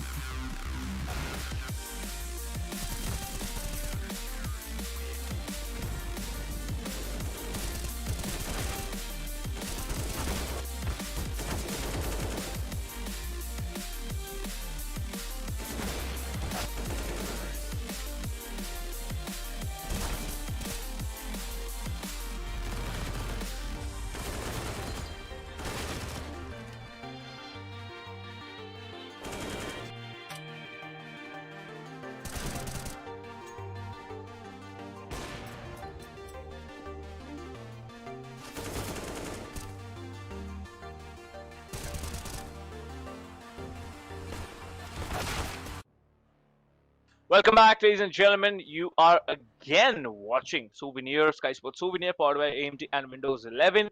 And we will be resuming the game very, very shortly because, yeah, so we did see a player getting disconnected from Team Wawa, and we've got the confirmation that he is ready and almost, ready to start up the game. We have also the confirmation that yes, 12-10 will be the score from which both of the teams will be playing, and then after that, how the tables may turn or not, it all depends on the team's performance.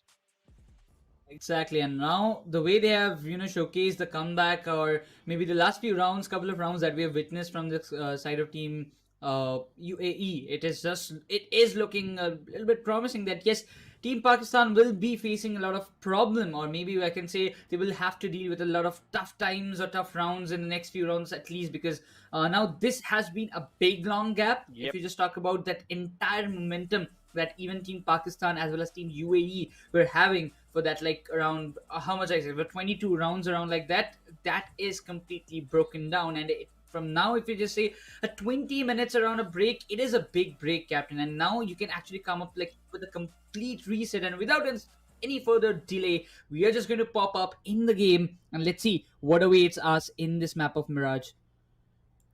What awaits us is a big question. Executor back in the lobby.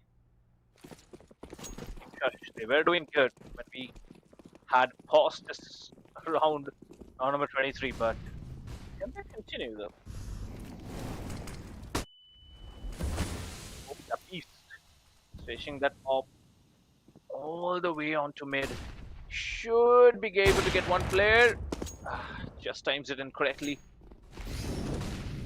Now, the complete B-side execution is coming through, but oh my god, boy, what are you doing? That Deagle is going to slow down a lot of things. Finally, he gets cleaned off.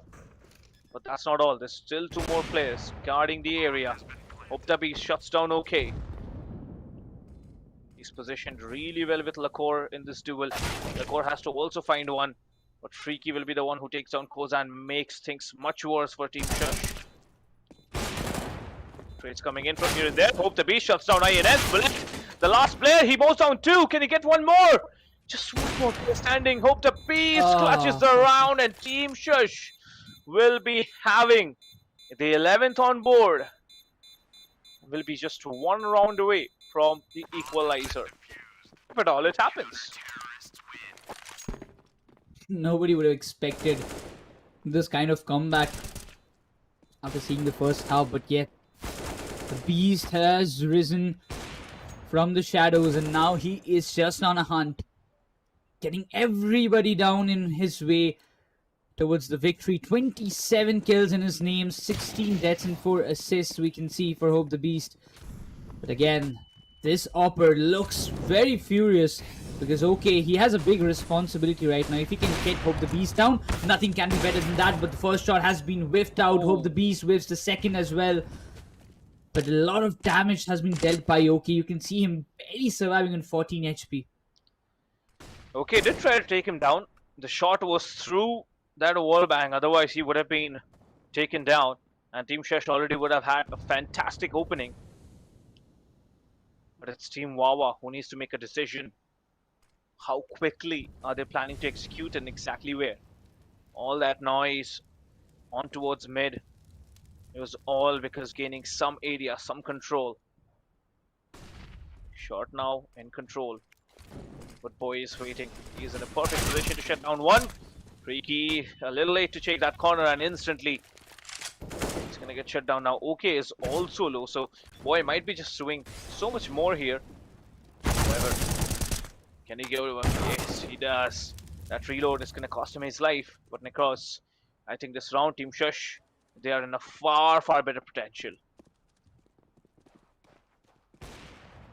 It does look like that, but okay, he has got that beast in his grasp. And look at him going all around. He's getting the second one and the big one in this bag. But INS and Bullet, they have to do the job because okay, he's definitely pulling off some good frags, but still you cannot just ignore Lakor out there. He can be a big threat still. And at this point, They need the cover. They need the cover. But TR1, he has some different intentions. Yeah, Lacour, he's gonna try and go for that retake, which is not gonna happen. Okay, gets him off through that smoke, and that's the 13th round for Team Wawa. It's going to and through. That's for sure. TR1 whiffs one shot, but the second one finally actually doesn't whiff. He shoots the leg of Bullet. 13-11. That's gonna be the score until one of the teams battle it out and decide who gets to map point first. Both the ops have been retrieved by their own players, if you see TR1. But it was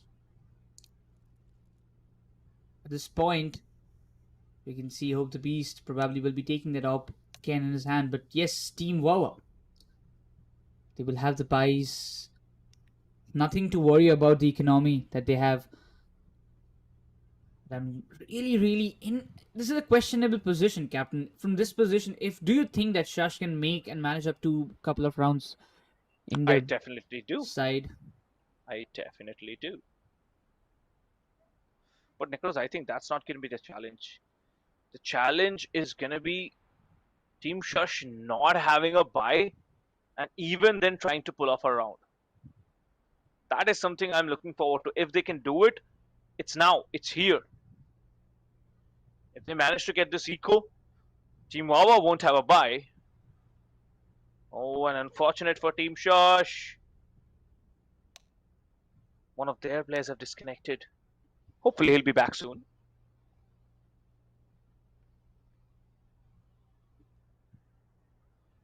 It does feel like, you got a good amount of timeout, and after that, when it comes down to the next round, you just lose it. Yes, there was a kind of strategic discussions going on between all these what happened in the past few minutes. But again, Team Wawa not willing to give up the lead, not willing to give up this map of Mirage in the hands of Team Shush, but the way they have played, it's brilliant. It's definitely brilliant the way that Team Shush made a comeback from a 10-5 half to a 13-11 score, which is still a doable one, because they might not have that kind of economy to invest a lot, but a deagle round, but with like Hope the Beast having that op in his hand, it's still something that I would fear if I was on the side of Team Wawa. 27 kills. That's a big number if you ask me. And with those number of kills, I mean, anyone would be scared to face him now. But okay, he's also been a very big of a demon on that big green. Quick execution. Team Wawa just rushing in onto side. There's a player backside, but boy, he's gonna get one before he goes down. There was another who's gonna get shot eventually. TR1. Trades coming in from here and there. Hope the Beast still his op is ready. Just one pick off. That's all that matters now. Nate tossed out. Chunks of damage being dealt from both sides, but okay, shuts down Lacour and Hope the Beast very quick on his scope here. Just 2 bullets in his mag. Won't be able to even shoot one. That's the 14th for Team Wawa. Imagine shutting down Hope the Beast when he's still having that big green barrel in his hand. That was definitely a kind of kill that they wanted to have, but now again that op being retrieved will save a good amount of money for the side of Team Wawa, but Team Shush again, they have to go for another eco. That actually means that Team Wawa, they will be moving forward. They will have a chance to move forward towards the map point at this moment. There's 2 players pushing up the palace. Will be trying to flush down those positions. But now they're just running into the trap if they just commit on the A side, because the B has been completely left out. For now, it's one trap on A side. A simple strat. That is, just hold your corners. Hope the Beast, his aggression, not being able to find anything. But goes eye. Pushes a palace, finds a pick, recovers a rifle. Big opportunity here. Koza's rifle is going to be important, but INS is just in the enemy backlines and the rotation is going to come through. You can see Lakor. He's still very close to B side. He's going to be held up in market. But Necro's even then. This round, it's going to be a tough one for both the sides. Executor taking that entry, he needs to make sure that there is nobody holding onto the side, but never expected Lakor to be there. He finds a double, but INS takes care of it, and a consecutive quick succession of frags coming up from the side of Team Wawa, and even without planning the C4, they have moved up to the map point, and it does feel like, Captain, that this amount of time that it was spent was not, that did not actually went in vain. Because the way they have made a comeback, not allowing Shush, but also you got to feel sad about them because they didn't have to buy. But not now a this proper time, one this indeed. is a chance. Yeah, not a proper one. 15 and 11, Team Shush putting everything that they have in their bag right now, because this round, if they lose it, it's all over for the first map. And that's not something Team Shush would want. However, now the challenge is bigger.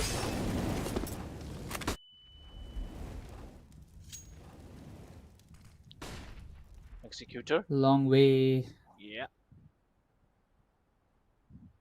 You just see Captain Freaky got that first frag, and who is the frag? It's the big fish. It's Hope the Beast. And as soon as you put one down, there is Lakor into the care. Executor gets one. Will be trying to flush down another. Just trying with those random sprays through the smoke, trying to make some pretty good connections, but it doesn't seem like it's gonna help him. Okay, pull ahead with a single spray. Lakor is keeping the hopes high. INS snaps on the head. The hopes are instantly pushed out. The problem was the C4 was meant to go onto A site, and that is why for a second, for a fraction of a second at least, Team Shush thought they would have got that round, but Executor is still there in the back lines. Has to find at least one frag, which he will. Oh no! Oh. TR1! He clutches up!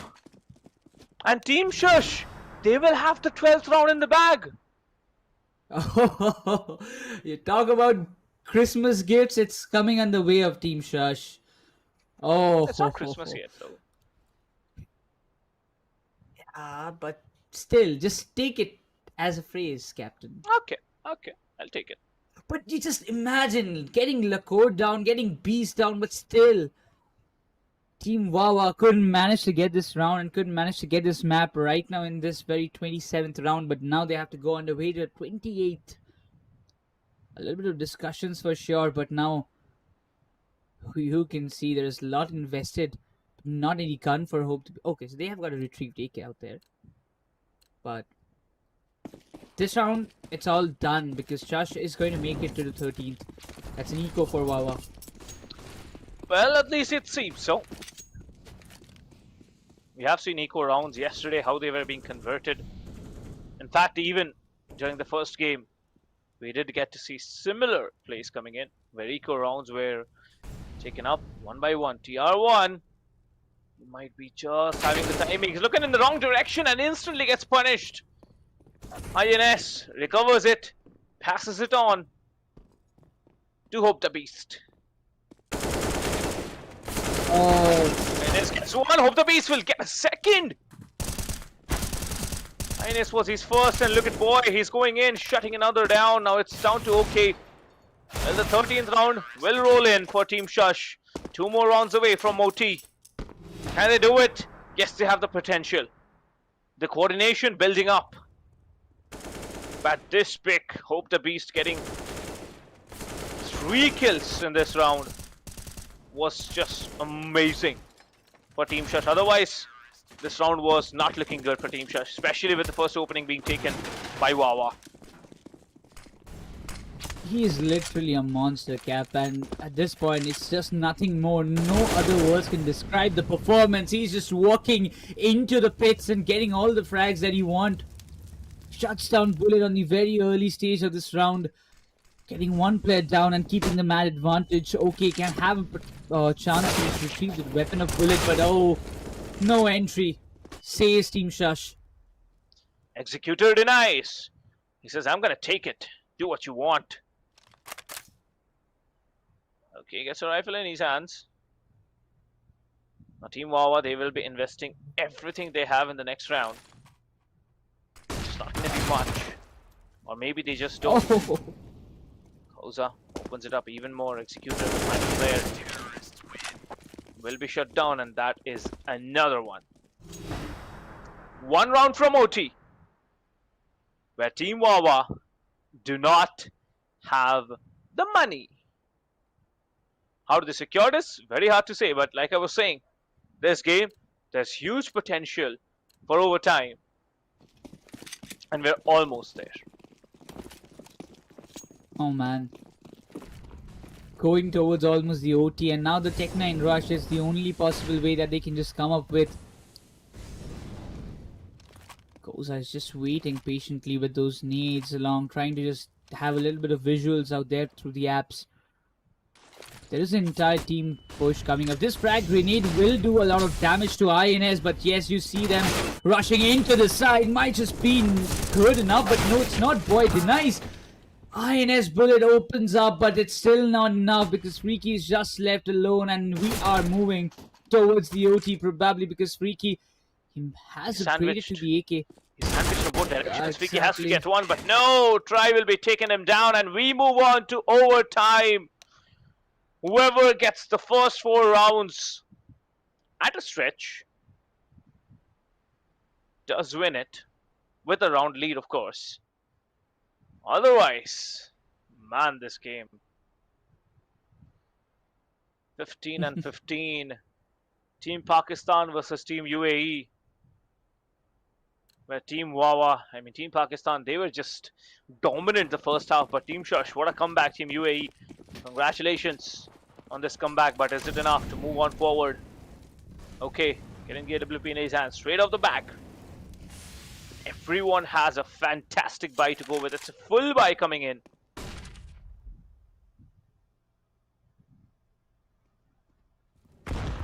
There's a nade. Rush is Damage looking. done. Oh, Oh. now it's the time. But Lekor, he's dropped down to 14 HP. Not a great sign for him. And the long run, if he can manage, he has got the potential to just bring up the fights in that small HP as well. But it's still no approach. Wawa, they're waiting. They're playing the time. You want to rush into the last moments, but getting those early frags should be very helpful. And especially a player like Lekor getting down is just a bonus for them. But INS, oh, he was close. Executor, he caught Lekor down, and that's a big fish already in the pocket of Wawa. Spray down coming in. Boy, nothing done from his end. Wawa. It might be late, but it's not over until it is. Executor coming in with a flash, but Hope the Beast times it perfectly. Shuts him down, gets a second for himself. A retake in the mix here. INS has to be careful. He's now sandwiched up on site. Along with him, maybe a player in firebox, but okay. Shuts down, okay. Okay, shuts down Hope the Beast, but now okay. He's again. Oh, the timing. The timing factor plays. He has to jump down and okay. Koza gets one. The trade is there eventually, and Team Wawa, this round was close. But even then, the 16th rolls in for this team. And let me tell you, ladies and gentlemen, this is just the first map. There's still 2 more maps to go. If the second map is won by the team who did not win this one, who does not win this one. The first OT of this Skyesports Souvenir. And that's how it is going on. 16 to 15, and that's a nail-biting competition we can see. But Hope the Beast looks a little bit disturbed. He wanna take that revenge for sure. But he's just waiting on the side. There's 2 players just looking forward to get those early frags. You can see Koza just trying to anchor the side of B alongside Boy. But Team Wawa, they're looking more interested in coming towards the B side. It can be a good move, but yep, once again, Bullet, he's patiently waiting for any kind of backstab that might happen. Mollies lined up from both sides, denying apps control to either side, but boy, there's another molly going through. Deep into apps. No value found there. TR1 bullet from either side might meet each other on A side, but the entry is still denied. That's a flash. Beautiful for TR1. He saw too many players on his screen, got confused which one to shoot down, and eventually gets taken down. But okay, and bullet, they've got hands on really nice picks here. Hope to be still in CT. They'll be trying to go for a flag, but okay shuts down Koza. Hope the Beast jumps up, gets one pick. Now he has OK to worry about, and last time I remember OK was taken down. Executor gets shut down from behind, and the final player is all the way up in shot. He has to come through connector, jumps up quickly, tries to take the shot. OK, well shut down boy. But now the last pick, will he get it? Yes he does, and OK has been the predominant topper. Other teams, watch out for this guy. He knows how to connect every shot. Or at least 99.9% of them. And that's how I wanted to see an AWP battle between both the operators of both the sides. But this time, Hope the Beast, what does he have in his pocket? He's just got a deagle. Another round in the pocket of Team Wawa might just be big bonus for themselves.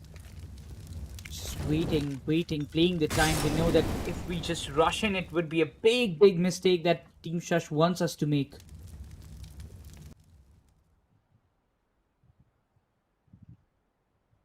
$17-15. 2 more rounds to go. And Team Shush still not having a proper buy. Oh my god, Hope the Beast! Could have got for a second, but no. Gets taken down, and Freaky will follow up with taking down another TR1 and Hope the Beast. The two main anchors of Team Shush getting shut down in the initial 55 seconds of this round, but the record is still there. That's one more player to worry about. Now, Boy has been very cheeky and sneaky, but now OK has decided that let's just all go on to the A side, where there might not be players. However, I can see Lakor in the perfect position to actually move on to A rather very quickly. But boy, his wait, his patience will work out. Freaky shut down finally. Still a 3v3, where INS creeps up from main, and the other two players are jumping down from Palace. Lakor, he knows it. Now the rotation has already come up, so like the numbers have been equalized. Freaky, if he would have survived, and getting Lakor down, it's a big fish. It's a big fish already, but Koza, he just comes, walks in, gets OK down. INS, he has got a big job to do. No margin of errors can be counted off, but two of the players just walking right into where he wants him to be. Boy, he gets one, he gets the double, he gets the round. But it's going to be close. It's going to be very close. I don't think he has enough time. I don't think he has enough time, but does he? Does he? See, no, he does not, and Wawa will be walking into the second half of this first OT with 18-15. Man, this has been such a cutthroat competition. It's always come down to the last player. It's always come down to those last few seconds where the bomb can be defused. But Team Wawa, after switching back onto the T side, the initial phase of the second half being so very scattered, they finally all got together and they've managed to get 3 rounds back to back on the T side. But Team Shush, they need to get one more. Or not just one more, they need to get 3 more to again push it into OT. Double up setup, Captain. Of course, why not? They want to finish it right here. Freaky and OK, they've been doing really good. Both of them with the AWP. INS has to fall back. There's still a player guarding apps, but the execution is a question. Very strategic. These two teams are definitely something to be actually worried about. Oh, ho, ho, that's a blow. That's a blow that Koza has gotten. That what Team Shush would have wanted. One upper down, and that brings up a big loophole that Team Wawa actually didn't want it to face. There's all coming in the line. It's a big, big chance for OK to make those moves. With TR1, he has to be very, very focused. One mistake, and the players could have been put to rest. You get one, and OK gets one. Instant INS takes a trade of Hope the Beast. Bullet is there, holding on to that small corner, but Koza finds OK. Points Koza to the crisp in TR1. He's the solo player standing in the 39 HP, but he has got no other options. It will be very hard for him to pull off, and this is how Team Wawa takes this map of Mirage in the overtime. A lot of work done by Team Wawa. In fact, the initial game and the end game was so much fun to watch for the Wawa fans, but mid game, Team Shush fans, they were roaring. They were roaring that, yeah, this is our win. We got this. They pushed it into OT, but all the 4 rounds of the first OT at a stretch were won by Team Wawa. But with that being said, map 1 is done with a big score line, 19 and 15. The second map,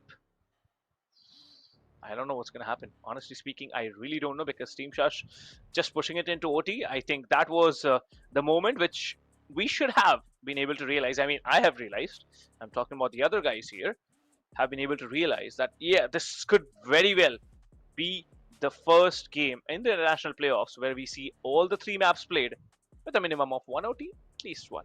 At least one. By just seeing this map of Mirage, it shows that Nuke is going to be a hell for the side of Team Absolutely. Wawa, Yeah, because if you can see, if Team Wawa was pushed to this extent towards the OT after having a 10-5 half in the first place, now it is a big question mark that settles that. Is even Team Wawa standing a chance against Team, Shush in the map of Nuke, because it is picked by them and it's a C map. So we're gonna have to look for that. But yeah, before that, we're going to take a very short break, and after that, we will jump on to the next map of Nuke. Just stay with us.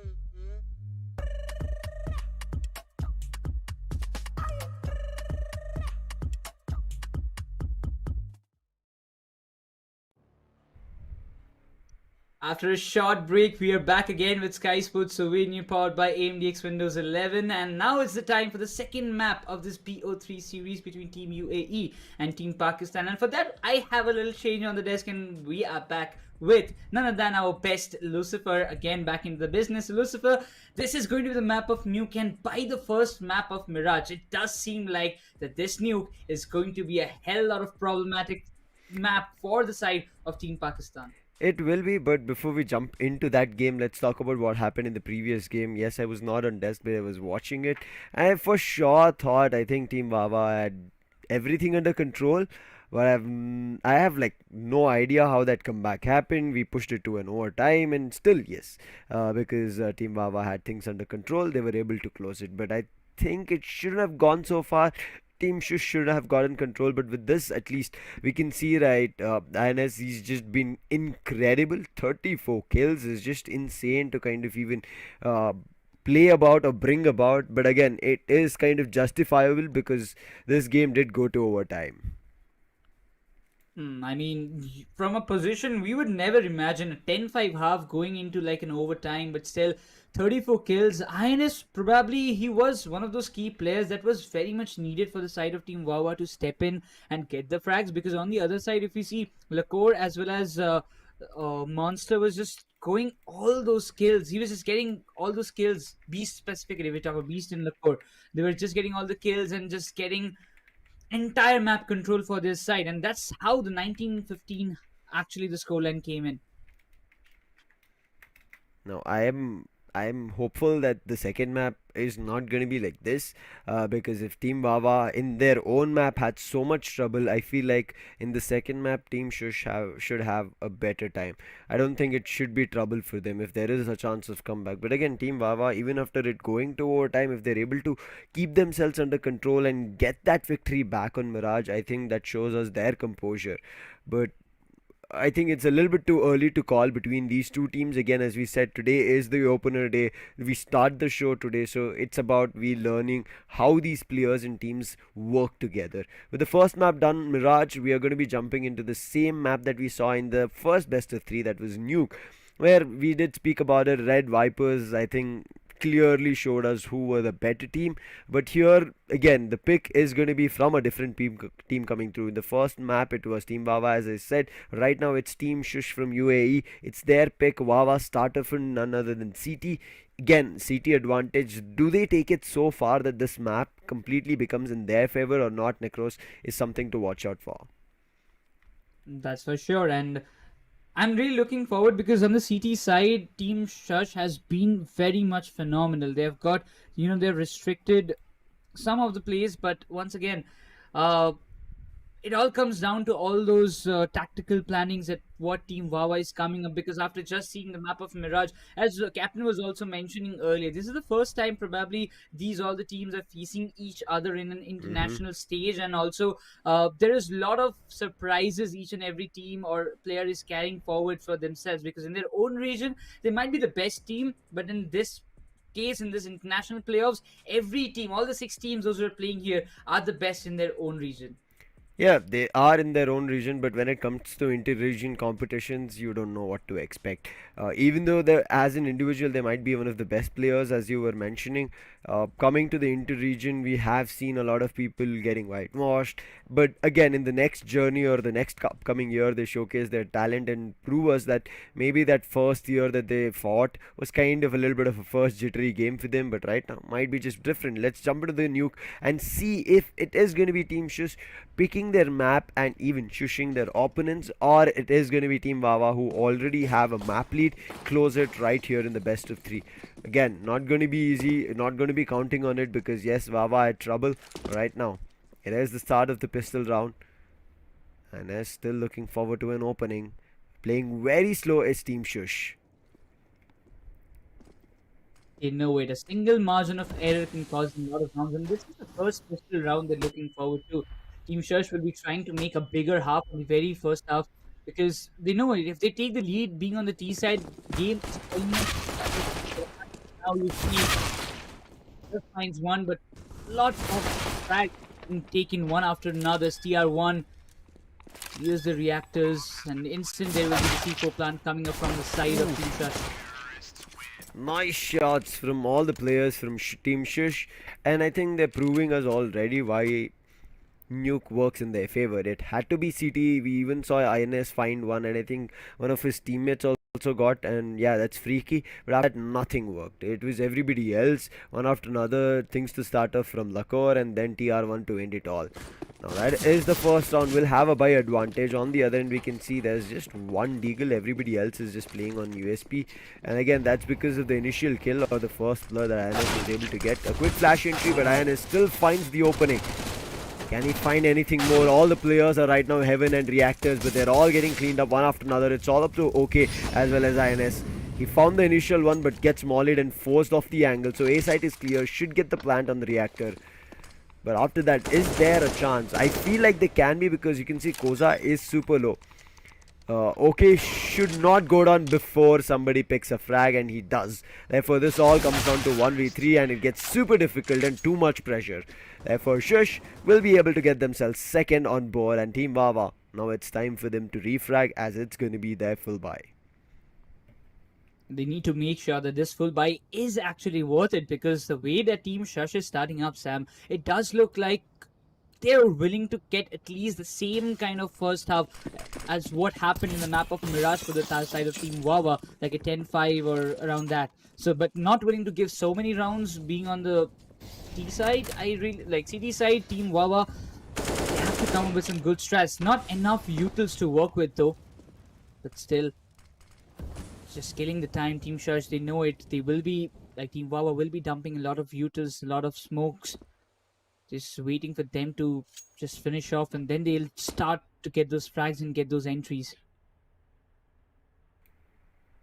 Very slow round.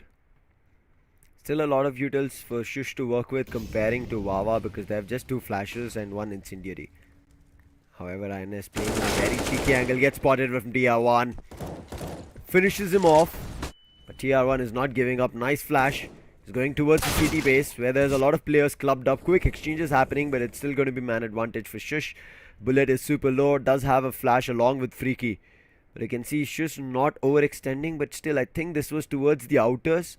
TR1 still not giving up. He's also pushing towards the CT base. Then hidden right behind the boxes. Bullet. He's going to be the one in connection, but in the meantime, C4 carrier needs to be wary that if he falls down, the round itself can fall apart.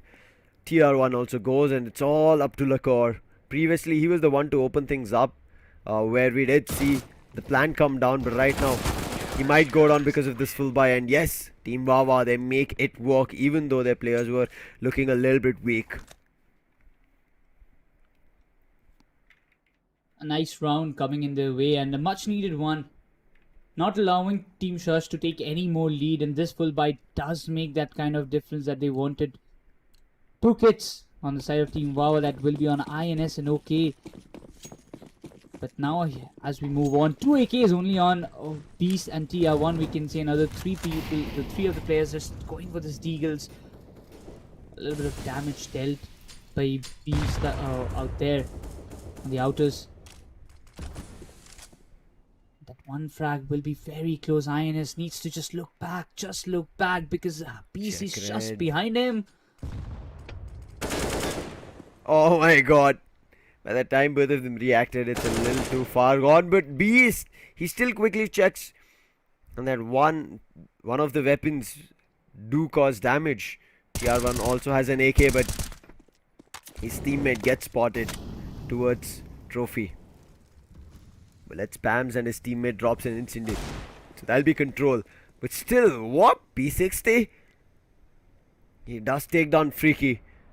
Now that's weapons being lost. 3 players still surviving, whereas Shush have all their players. Executioner needs to function well. Okay, tries to fight but gets taken down.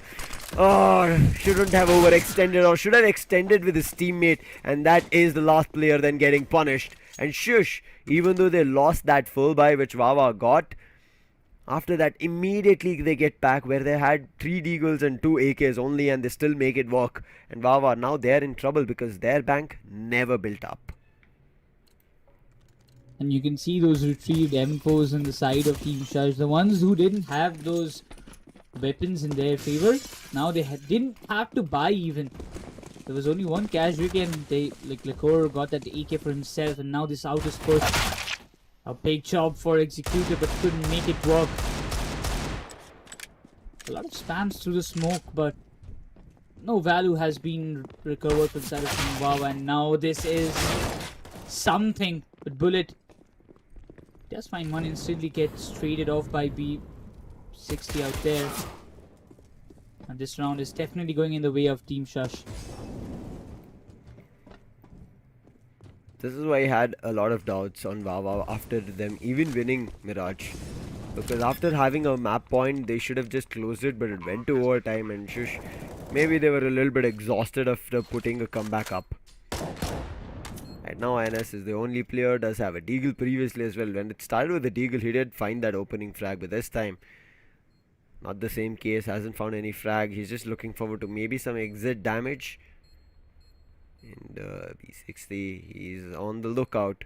If he swings wider, he can get taken down, but missed his opportunity, and therefore INS gets taken down. That's going to be 4 on board for Team Shush.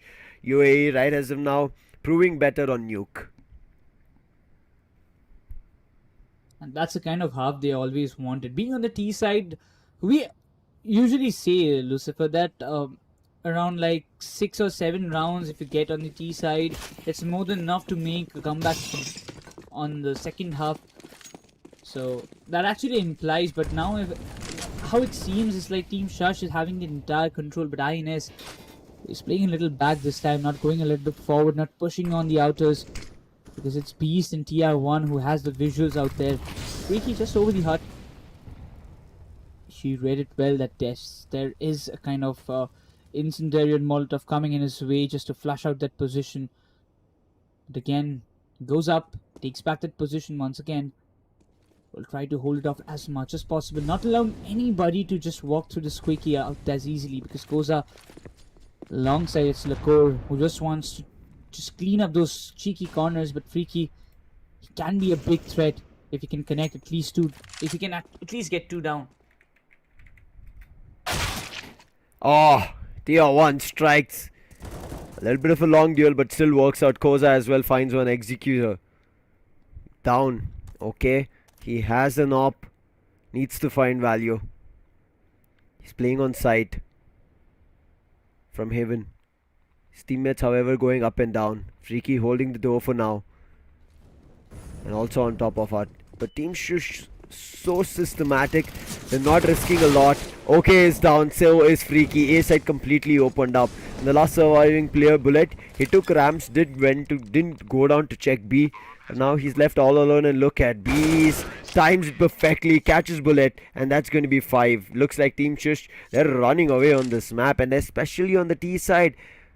Team Wawa, I have no words right as now. It looks like Team Shush have picked this map knowing that they perform really well. They know this map, every nook and corner.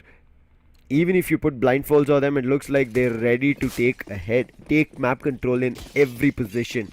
Team Wawa now will be forced to an eco. Does have Kevlars and Deagles for a couple of the players. Not couple, just 4 players all with Deagles. INS is hearing the jumps coming in from Beast. It's all on timing. Beast gluing onto the corner and takes INS. He knew somebody will swing and punishes the player. Ricky's holding alone on the ramps, and he's got a deagle, and he can make some good connections like this. It can be fruitful, but he gets TR1 down. I don't think he will be just going forward to get and retrieve the pressure, because he is aware that there will be players. And Freaky, oh my, those deek shots are just impressive. Will retrieve that AK for himself. But now it's Team Shush. Just playing a little bit time. They were waiting just outside the B ramps. 3-4. The numbers advantage stays with Wawa. Ricky's beautiful play actually made it possible for them. But they're prepared.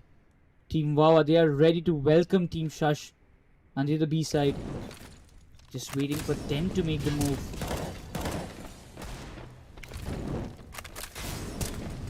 Now watch your fire. He was just about to damage your teammate. Okay, missing up a lot of his shots, but he Oh. still finds the core.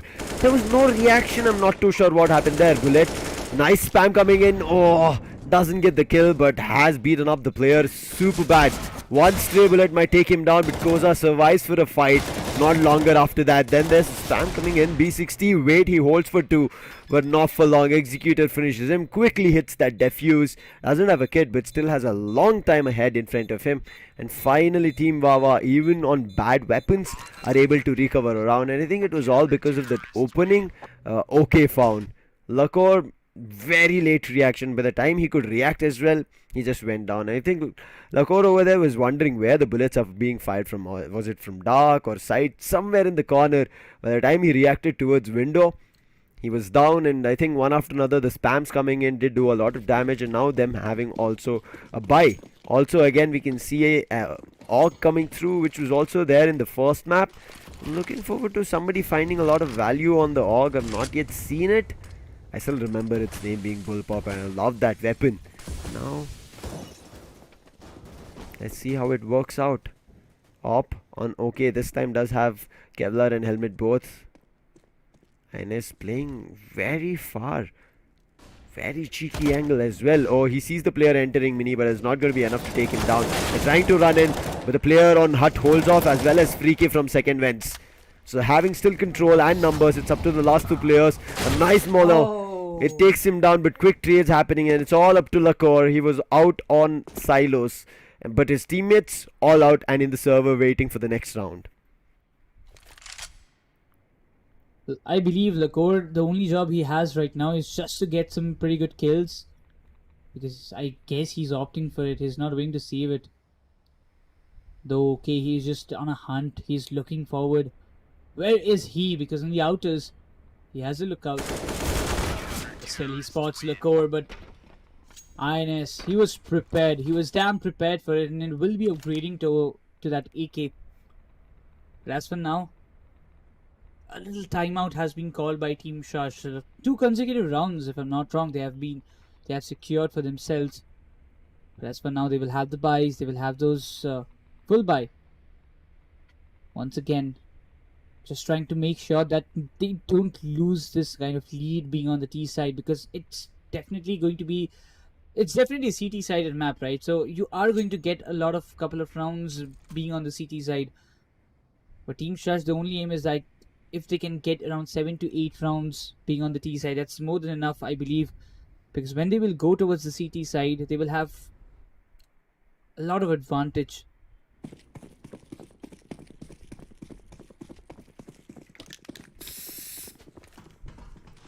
Score line's getting closer. Quick incendiary, blocking off trophy for now. Bullet taking action on it, but counter Molotov. Bullet deciding to throw a grenade, but in the meantime they're taking outer approach as well. There's a player ready to greet, and that's INS. He always loves to play around outers, but looks like 2 players have already crossed from Shush towards Secret. There is OK waiting with the op. Can he find some value? INS, he has no clue about them, because he did not see them crossing. He's still holding the outers, but okay, he was ready. Takes Beast down, takes B60 as well, and that's 2 players lost from Shush.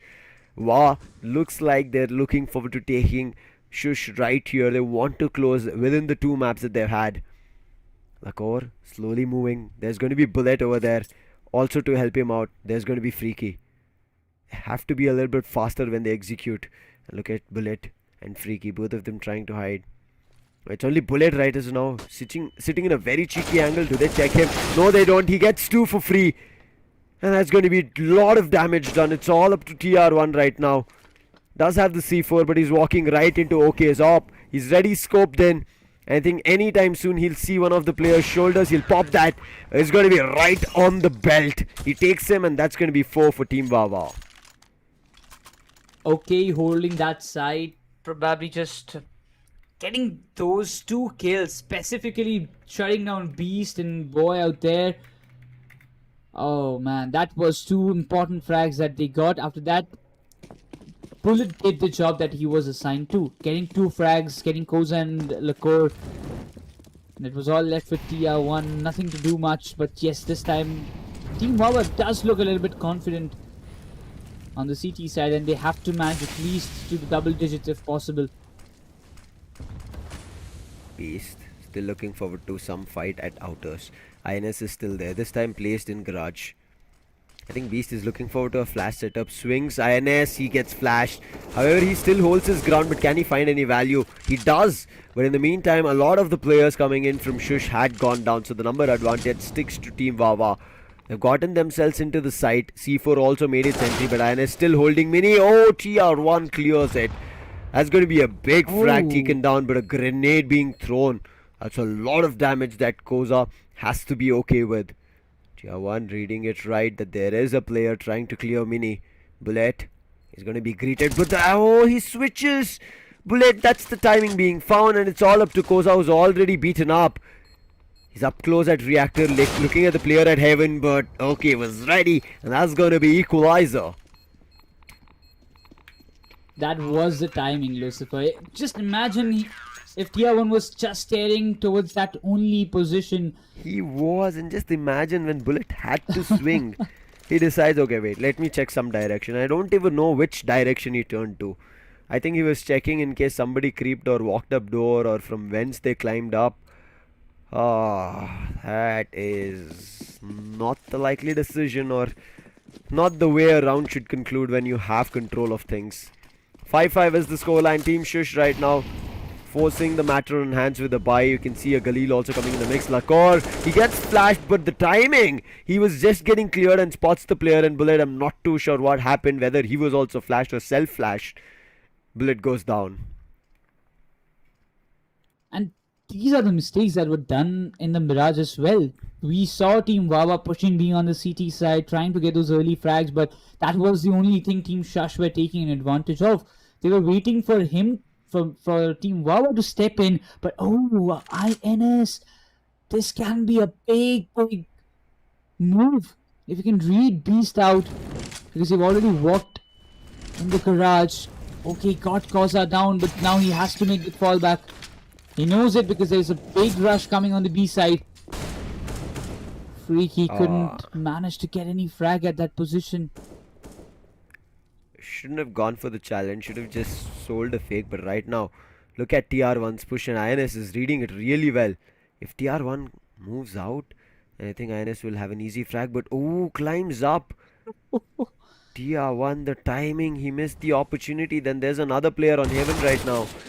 And TR1 catches INS off guard. He heard the footsteps, and B60 he gets his entry. Still a 2v2 situation. Executor slowly moving in from Mini. Smoke is about to clear anytime soon, but the players repositioned. It's a 3v2 situation. However, B60 is super low, so Executor, he needs to find one. Heaven is the first place he needs to clear. But TR1 is not peeking. It's going to be TR1. Wait, actually peeking, and Executor is only good for a trade, and TR1 settles the dust. That's going to be Shush still keeping lead.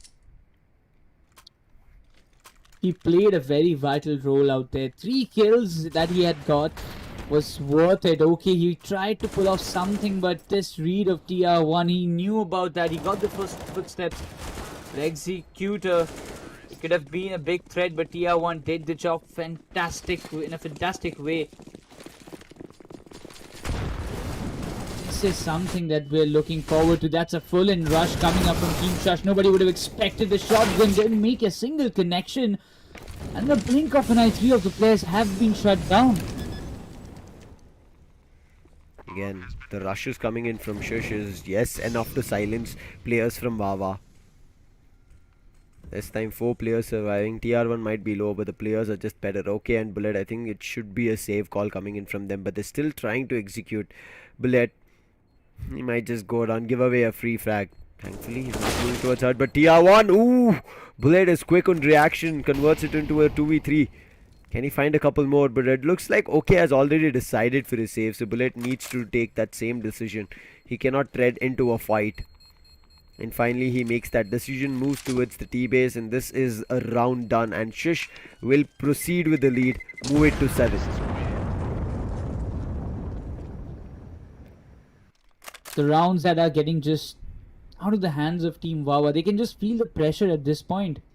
Because being a CT-sided map, the scoreline, if it was a little opposite, we could have said that yes, it's fine. Like the CT-sided team is just getting a little bit benefits, but now the D side is being exploited by Team Shush, and they're just doing it so brilliantly that there is no counter attacks being left by Team Wawa.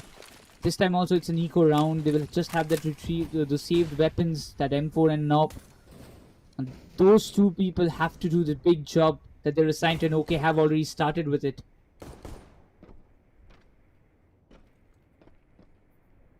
A slower round coming in from Team Shush, this time not going for a hard rush. But look at Secret, there's a player who's already entered through vents. Beast, can he find some value? There's only Bullet right now towards B. In the meantime, they're rushing in. Freaky tried to go for a fight towards the door, but ends up giving up his life. But there's still a player behind Reactor. There's another on Heaven, but the spam does not work. OK and INS pick one each. And therefore, Numbers try to control, but Lakor swings in from inners, and therefore the Numbers back to a 2v2 situation. OK, ready with the scoped weapon, but his barrel was the one that Kozos offers. This Bullet also looking for treading from the same direction, but their barrels are the ones who are giving away their location. And Shush, they're pushing their limit on this T side, and they're taking every round possible, making life hard for Team Wawa to close it on map 2. It does seem like it's going to be a big half. Still, 2 more rounds to go. I'm expecting a 10-5 though, but let's see whether it can be possible. Kind of my predictions are just going right. Like on the last map, it went right. I don't trust you. Sometimes you should, Lucifer. Oh, I know you better. You might be just lucky for that, but I know very well that I cannot trust you. So are the teams not to trust your predictions, play on their capability. Yes, there is a player that they've lost, Beast. Not going to be happy about that. It was all the way in outers. In the meantime, all the players are clumped up inners. If they move towards Trophy and push towards Ram, there's going to be a cluster of 2 players already waiting on a crossfire which can trouble them. Bullet as well as INS. Therefore, Shush are still wondering what they should do. Koza waiting to see if somebody pushes hard but gets smoked off. So that's nobody pushing it, as well as him going to check it is impossible for some time. I feel it like Team Shush wants Team Wawa to step out of their comfort zone and those cheeky angles that they're holding. They want them to make the mistakes, and sometimes for a few rounds I would say that they have done what Team Shush would have wanted. Because he just goes in, gets one, will be getting double? No, he gets traded off instantly. 360 does his job brilliantly, gets a 3k already. They jump into his spray. Not even to kind of fight. I think they decided, let's try to fight that revenge fight or try to exchange trades, and they all jump in B60 spray, and that's easy pickings for Team Shush. Look at TR1 with 17 frags, B60 sitting at 12. On the other end, it's just one player OK on 12. That's also because of his op. And also I think one round where Bullet played very smart. But those kind of moves are not coming in time and again, therefore causing a lot of trouble to Team Wa. Again a buy coming through. You can see MP9s and Farmas in the mix. A quick rush from Shush, but still the Maul is able to burn B60, the hero for the previous round. However, Lockout trying to control things along with TR1, and yes, they do. They bring it back to 3v3. Beast fighting it out in the outers with INS, and he clears him off. Lakor still holding in first wins, and does anybody have the idea? There's a push on Hut coming in from Freaky, and Freaky is just surviving on 22 health. He's not just pushing Hut, he's pushing it even further. He's moving towards the T-base. In the meantime, look at TR1. The position that he is in. This is going to be very tough. Executor. If he wide swings towards heaven, he'll get punished. If he moves towards site, he'll get punished. He might be able to clear first vent, but there's going to be again TR1 picking him from heaven. Beast moving right towards Freaky. Freaky is holding the angle, should be in free frag, but no, Freaky also, at the right time he turns around, and TR1 also gave away a frag. Lakor in the meantime quickly takes that C4, runs towards B, understanding both the positions. But other players are going to take vent. The Molotov did waste some time, but as soon as the bomb got planted, both of them rush out. In the meantime, look at his position. He's on rafters. Oh, I think he gave away a sound. Still on reactor. Gets both. Lakor clutches it, and the half at 10-5. I said you. I told you. Yeah. My predictions are just going good today. It's just my day, Lucifer. Yeah. Okay, Necros. Post yourself for now. Cry later in the night. But for what reason? You know what's gonna happen after there's a break, right? Okay, now let's not get to you that you point, want to right? pincer yourself and put down a spike buster in front of yourself and go flat. I'm okay with it. But make sure you're wary about it, because if the maps start going away from any of these teams, you also keep going away, my friend. Let's not get there, Lucifer. It's There's fine. so many strings intertwined that you are unable to understand. But B stays. He swings, takes Executor down. A nice snappy headshot. Same comes in from Lakor. Freaky and okay. Might find one is not going to be enough for them to get the round. Oh no, stuck on a reload. Same goes for Freaky. Whiff all across the board. And Tier 1, he says, I'm better. I'm able to control. Get the reload and also close that round. A big one coming in from Tier 1. Oh, they're gonna regret it. Oh, That's a free frag that they missed. That's what happens when you give in to your nerves. it's just that Freaky, if he would have connected a single one more shot, I believe that kill would have been in the favor of Team Wawa. And most importantly, Tier 1, the way he has step 10 in the map of Nuke. He's playing a major role, not depending on B solely, but no, that's a crispy deep shot. Guys, don't stand in front of each other. Gonna cause a lot of trouble, and that's the reason easy pickings coming in on outers. There's going to be Koza running right behind the opponent and just takes him down with that MP9. That's going to be 12 for Team Shush. Looks like they're going to be closing this map very soon before Team Wawa even get a chance. Wawa do get a chance to buy up right now. They'll get the Kevlar and helmet out along with utils across the board, but it's going to be Team Shush who'll still have better utils compared to Team Wawa because they've been winning rounds. And you can see everybody is on the M4. Previously there were a couple of MP9s that we did see, but this time everybody's invested. A Molotov right now I think fell a little bit short. Is going to block them itself. Beast in the meantime has control of Secret. He's going to check the crossing. There's going to be 3 players who can line in front of him. He's a little bit too hasty and only ends up getting 1.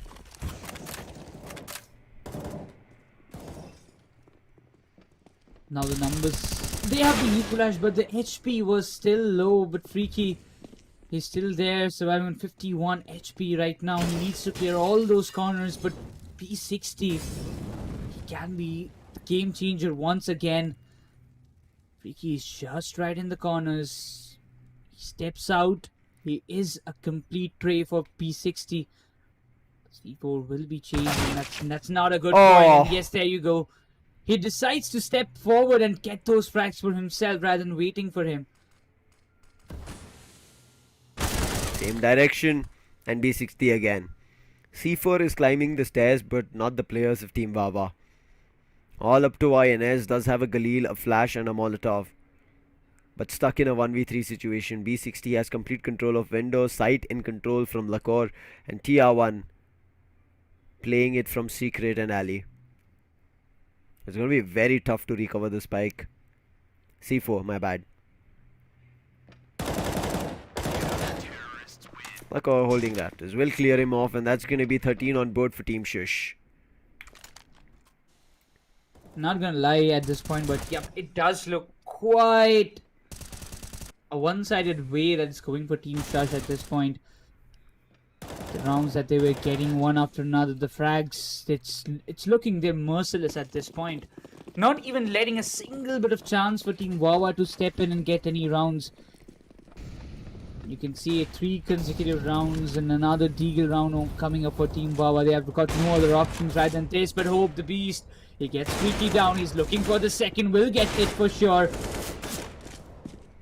B60 clears bullet. Look at both Beast as well as B60 a tagging duo buddy, and they just clear everything out from trophy and get control of inners, whereas Koza clears the outers, and that's 14 on board. Team Shush quickly wrap things up, send it back, and I think they want to move into the next map. Push it to Inferno, the decider. Previously, the decider was about to be on overpass, but we did see just it being a two-mapper. But this time, it looks like Team Shush were not happy about the first map result, and they are pushing it to the third one, a long way across the board. Team Va again with a buy coming through, but they fail this. They're gonna have a lot of trouble. Lakor running up, wants to check Silo, reads it right, but okay is better with Yop, takes him down. That's a player being lost. Team Shush, there's no counter retaliation on right behind it. They're going to be playing passive, holding the angles and letting the players of Team Wawa get to their spots, whether it's A or B, and then take them down. Waiting patiently. Lakor, that frag is definitely going to give a little bit of breather for Team Wawa. Because you know that it's one big dog. I believe at first it was Lakor and Beast who was stepping forward and creating mass problem, but now it's TR1 and B60 as well. Iskoza haven't had a big contribution though, but still. INS was the guy who is finding first blood, but right now it doesn't look like Koza. Timing perfect, finds one. Can he find the second? No, execute a quick trade coming through. However, TRN is ready. He picks one, looks forward to a second swing coming through, but quickly gets taken down. A 3v2 situation arises. Two players on Team Shush, finds the planter, and now it's down to a 2v2. Freaky as well as OK. An op versus op, an AK versus AK. Immediately door gets burst down, and what? Okay? I think he was also waiting to scope in, but now it's going to be an op versus an AK. A shot missed, and it's going to be Freaky to swing, find the round, saves Team Wawa from losing this map. That was close. That was really, really close. You wonder that reaction. Okay, wanted to scope in and get that frag, but instantly you hope the Beast. He got that upper hand by just getting that. Maybe felt he had a rifle and he was about to, or maybe he already pressed the left click and then he realized, oh, I have to scope in, my bad. And especially no scope not connecting, you've lost your chance. However, right now Team Shush have a big difference, right? They have double the rounds, and that buffer can help them out in kind of figuring out what is right, what is not. However, Team Wawa, even though they have weapons, you can see barely do they have any util. So Team Shush still stand a chance to fight in this round. And they do. Beast finds one already. That's the opening frag. Numbers lost.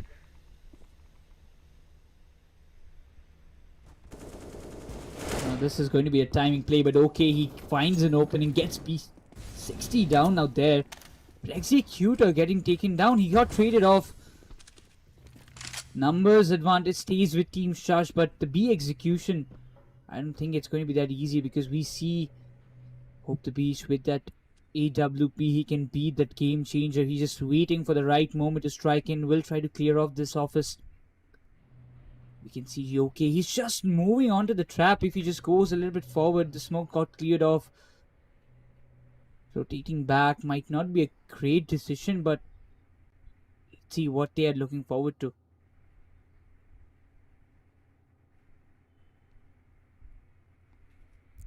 Last two players. OK and INS. They've gotten themselves to sight. But there's still a player hiding behind the double doors. He'll open the door. Or he doesn't actually. He waits for his teammates because again he has a scoped weapon in hand. In the meantime, the core drops from vents. Clears OK. That's again the op not working, and Beast clearing the last player. That's 15 on board for Team Shush. And I think very soon we'll be jumping into Inferno. It doesn't look like Team Wawa have a lot to say here on Nuke. And as I said earlier, it does look like Team Shush wanted to take this map on a one-sided way. And it does seem so, because at the time, if you see, they were, as we were mentioning earlier, that if they can push Team Wawa to that extent in the map of Mirage, there's going to be a big challenge for them to step in Nuke. But you know what? Inferno waits for us in the next map, in the decider map. It is going to be. But the way it looks, I think Team Wawa won't be able to just do a big game with that same playstyle. But Lacour starts with INS this time.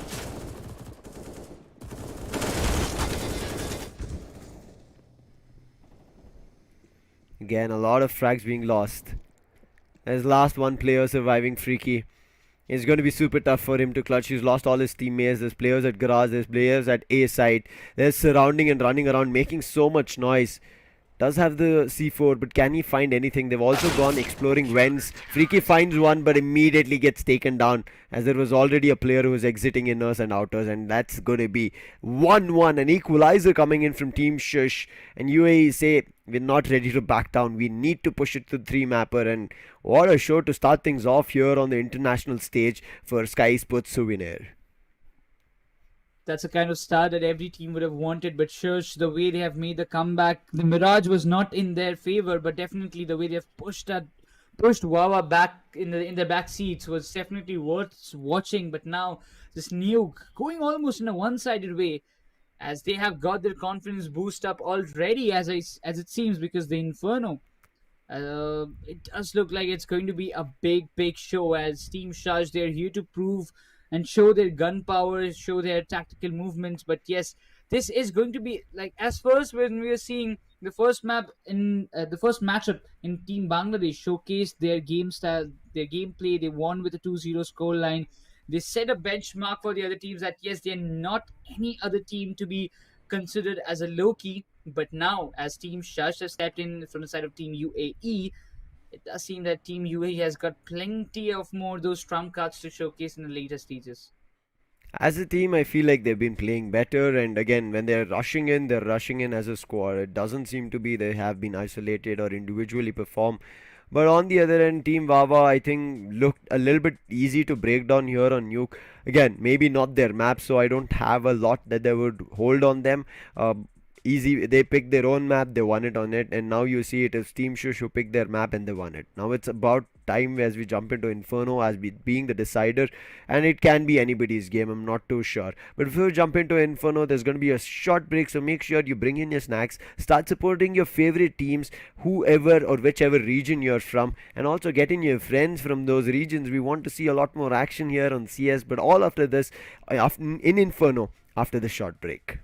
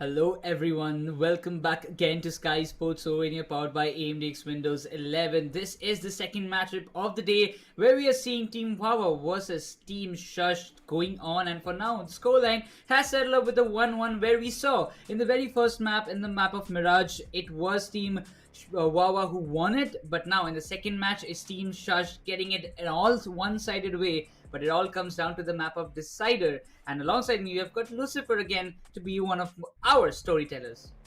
I think the first map did give me the glimpse of Mm-hmm. what Team Shish have, and I think that's what ended up happening on Nuke. They had control of things. They had the double amount of score buffer that they needed to close off on Nuke. Even if they made mistakes, it didn't matter. So we'll jump into the MVP before we jump into the decider itself. And here, MVP, I think Beast might come into play as well as TR1. And I think TR1, the way he was kind of moving around the map without giving any idea about where Team Shush were attacking from. I think that's where he took advantage of things. But his ADR, I think that's something to talk about. 123, averaging around 100 is itself really good, but pushing it to 120 is even incredible. And that's how he was playing. He was going berserk at this point. In the map of Mirage, we didn't see him performing at this level how he have performed in the map of Nuke.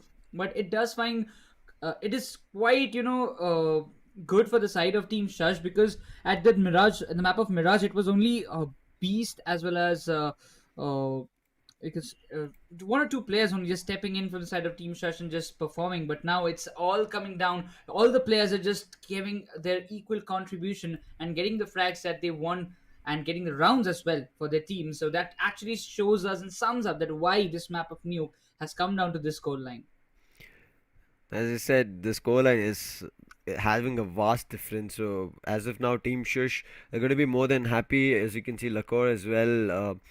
B60, Beast, Koza, everybody performed when it was needed. There was nobody holding back. But I felt like on Team Wawa, uh, INS, or in much when he started things off, it was good. Found the first bloods, but after the side switch, it did not work at all. I think that's something that they have to work on and figure out what's going wrong. Executor as well. There were a couple of rounds. He was brilliant. Bullet when he tried to play cheeky, that worked out. Freaky also when he found some crazy frags, that was brilliant. But then okay, I think was that consistent player who was at least finding a frag in every round. Therefore, you can see his frags as well as death looks to be same as 18 kills and 18 deaths. So overall, it looks like Team Wawa still have a lot to work with and try to figure things out as they can do better.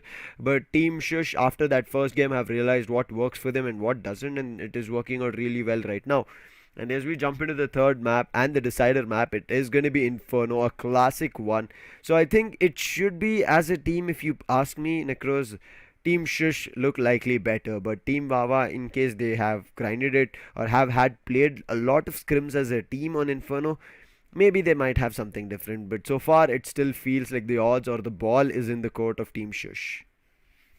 And that's how they have made up the minds of all their viewers and the supporters, those who have came here to support them or maybe watching them live. So that's how you set an example, and Team Shush actually has showcased themselves to be having a good gun power, a good strategic gameplay style, which will alarm the other teams, those who will be playing them in the next few matches or maybe in the next few days, that yes, if you are coming up against Team Shush, you have to be very very much prepared, because their gun power or probably the strats that they're using, it's a little bit unmatchable in any case if you make a little bit mistakes. Last map being Inferno, we've spoken about it, and to quickly let our viewers know, there was a knife round in which Team Wawa won, and they took the CT side, and which is generally the case. The team on, or team whoever has the side advantage to pick, will go for the CT, because just as we saw on Nuke, it is a map which kind of helps you on CT, especially that banana control, and also immediate peaks that you would want to do or take a little bit of an aggro control. So it is the T side trying to fight for map space and control, trying to overpower you, whereas CT might have a little bit of a better advantage. But if it doesn't work out for Team Wawa, even even after winning the round, especially the knife round, right? When you strike blades right into your opponent's chest, and if you're able to win it, I hope they also do it when they have guns in their hand. If it doesn't work out here, Necros is going to be a tough one, and Team Wawa will have to be okay with this first defeat. Not like they'll be eliminated. The entire international stage is going to be a single round robin, as we did see in the Indian qualifier, right? So it is going to be the same replication that we see here, that single round robin. So they will have a couple more matches to play with. I think 3 more matches if they lose this. So shouldn't be a lot of problem, or 3 or 4 matches. But I still kind of hope, or teams generally hope, that they never want to lose their first game. That's for sure. And for the information for the audience, that team knife round, and they have decided to be starting from the side, but already that flashbang did affect 3 of the players, but couldn't get Beast down. He dropped down to 78 HP, but you just see in the mid areas there is a good stack. The crossfire setup is brilliant from the side of Team Wawa, and it could have been a little bit troubling if they just walk right into that position. The core just trying to walk through the boilers, but yep, decides to move through the apps, and there's literally nobody in the side of a to make any kind of to get any kind of intel. But yeah, that actually can make a big breakthrough, because Lacour, if he just rotates back and have a little view on the shot, already one after another. The mid has been breached, and right now if you see B60 will be going with the plan as Bullet is just left alone. Last player standing, Bullet does just have a smoke and the dualies. We'll clear long first and then we'll move in. But there's already V60 ready for him. Holding the angle, and nice shot coming right to his head, and then gets put right in bed. That's going to be the first round for Team Shush. This is what I spoke about. It doesn't matter whether you got the knife round and the sight, but if you're unable to make use of it, it is going to be the other team running away with the map. But again, Inferno, I'm not too sure if Team Shush will be able to hold themselves out and close this map, because we've seen a lot of times on Inferno the teams do tend to make a comeback, just like Team Shush made their comeback on Mirage, which gave us the idea that Team Shush look like they're a better team. Right now we do see Deagles coming in, again a buy. This is going to be the forced pistol round. Also an MP9 in the mix with a couple of grenades. However, this time it looks to be Team Shush making their way towards B.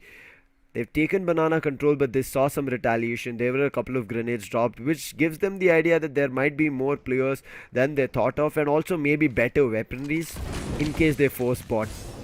And they immediately turn direction with the C4. They're moving towards mid. Okay, he's going to be the first one to greet them. The flash is going to be good. His spam works out, but the team also gets self-flashed. Therefore, Executor chimes in. 2 shots coming through, and all the damage from OK worked out. Lacour has an AK. Can he find anything? Finds Executor, punishes him for taking his teammates down. And now we are in a 4v3. Okay, he has already dropped down to 57 HP. Just will be hiding behind the haystack. But that allows Lacour to explore the arches. There's nobody literally at that position. Yes, there might be a little bit of angle that INS is having. He's got a deagle though. Makes some precise connection, but needs to be very accurate. But Koza doesn't allow him to do it. Single headshot shuts down INS. And Lacour and team. Lacour and Koza will be just out exploring on the B side, while Bullet is the only remaining player on that area. Bullet has spotted the barrels. Doesn't work. Lacour is going to be better, and now it's down to a 2v2 situation. Freaky is just surviving in 19. They're running up at banana, but it's been smoked off.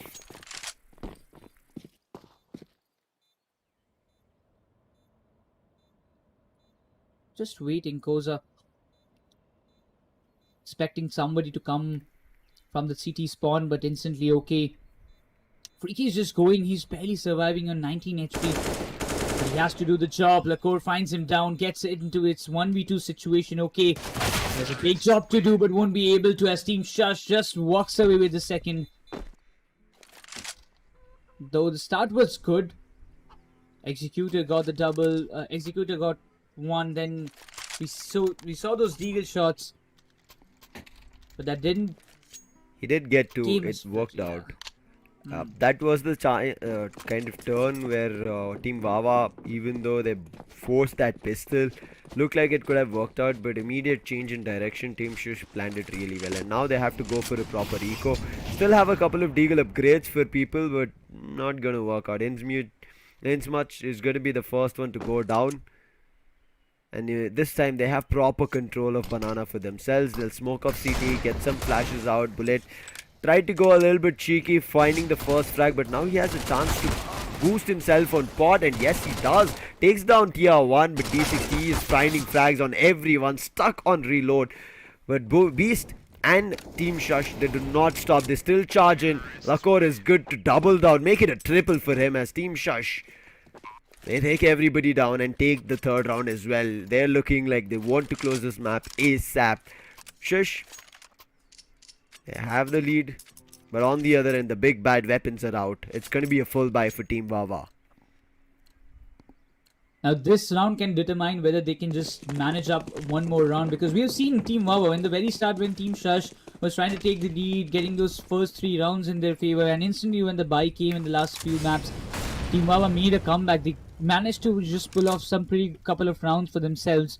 Just trying to push Team Shush in the backseat once again, but yes, those utils, they're making the damage. Beast dropped down to 61 HP. Just trying to move through those sandbags. Will be waiting patiently for any mistakes that might just be committed by Team Wawa. Those flashbangs. Just trying to flush out those cheeky corners. Bullet is waiting.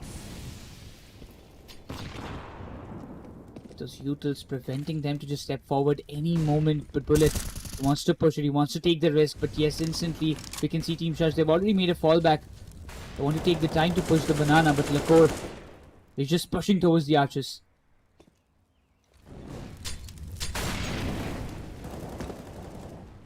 Both the teams have their numbers. Beast has taken up a little bit of damage.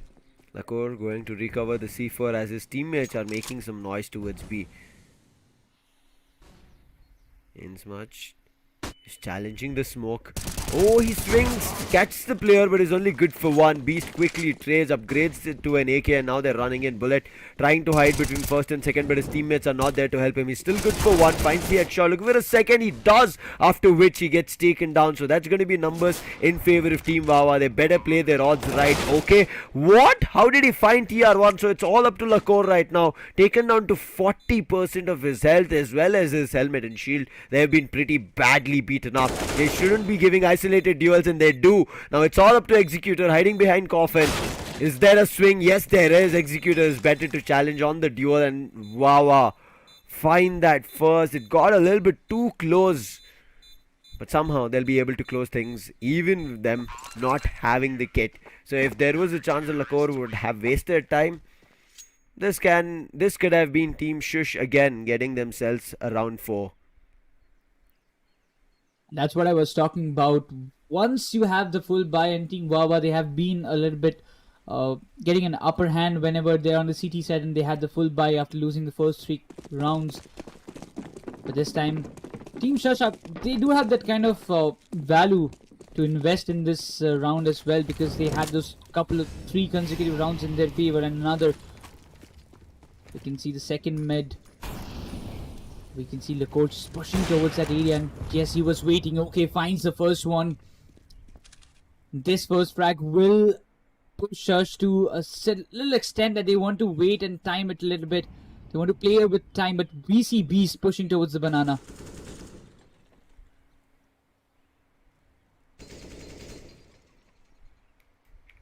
Team Shush, they wouldn't have wanted to lose the previous round, so they will look forward to converting on this. Beast trying to bring about some noise or util usage. He drops the smoke towards CT and then just backs off. In the meantime, I can see Lakor moving around the apps. Executor, a very nice angle that he's holding. Okay, on the other end, there's going to be a swing from in Lakor, but that's just a flash. Wait, not a flash, my bad.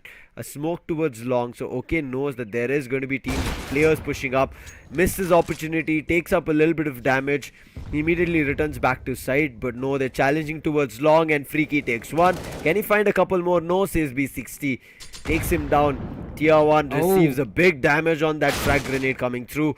And then Executor, right at the edge of the smoke, finds the player, takes him down, and he's looking for the second one. The player was about to exit apps, but gives away his position.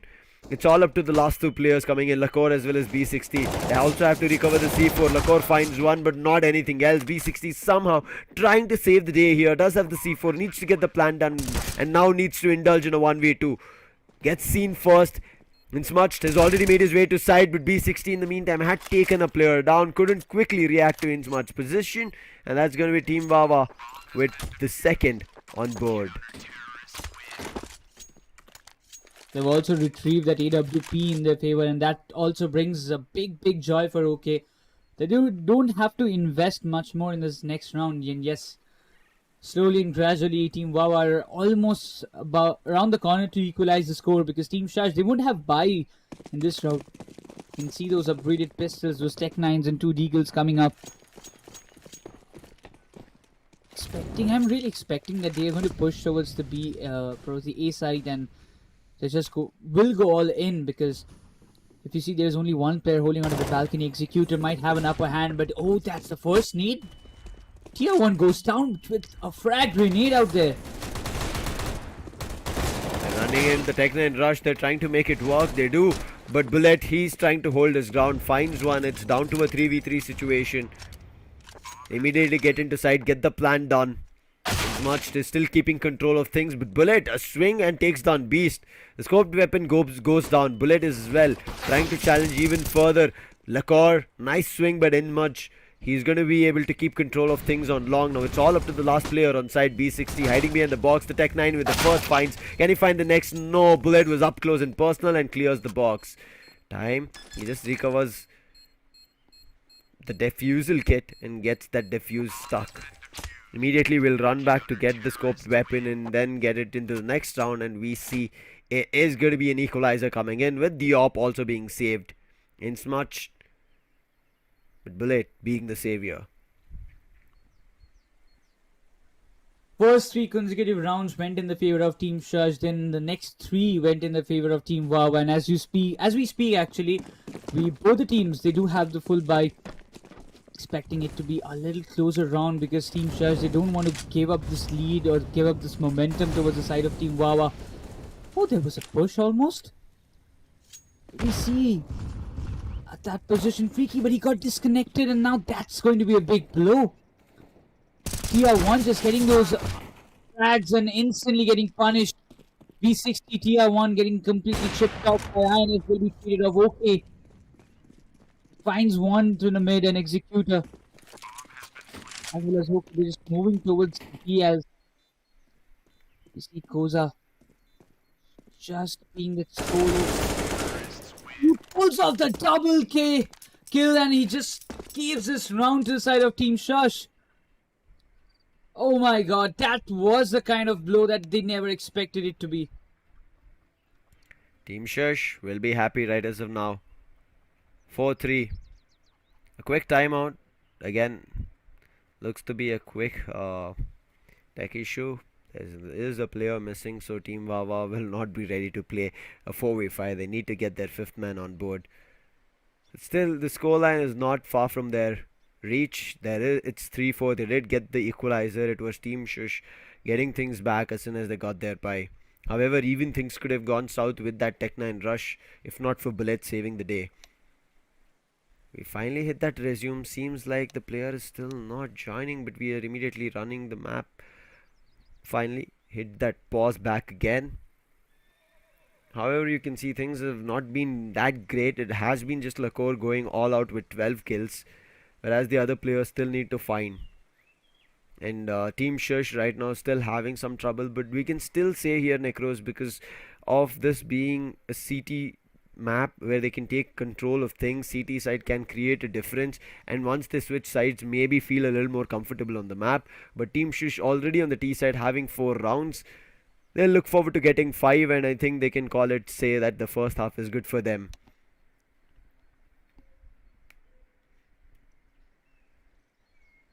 Four 3 is the scoreline once again. Team Wawa, they won't be they would be, happy with the last round that actually happened because they had the numbers advantage. They could have got it, but just getting picked off in a single spray was something that nobody expected. But now, as we just speak,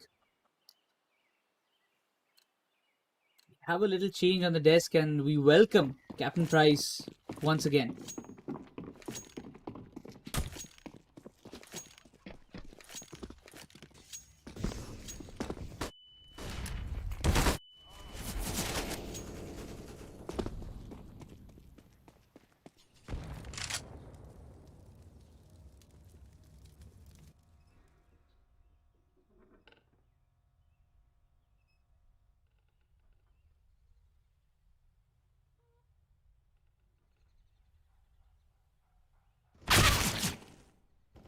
Oh,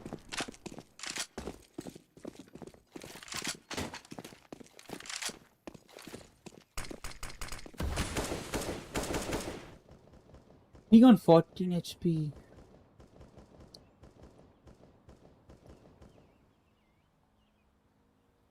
That is definitely going to be fruitful. Koza is eventually waiting for somebody to just walk through the apps, and he was waiting for it.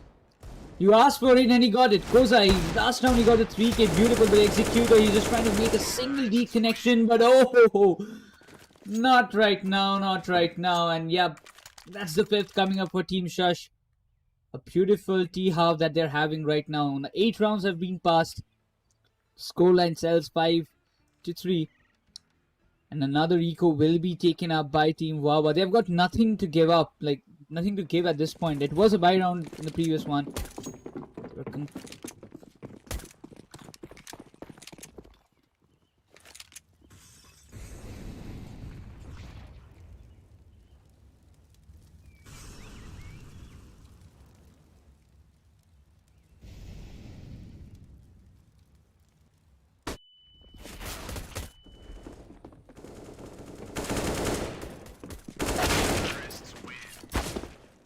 You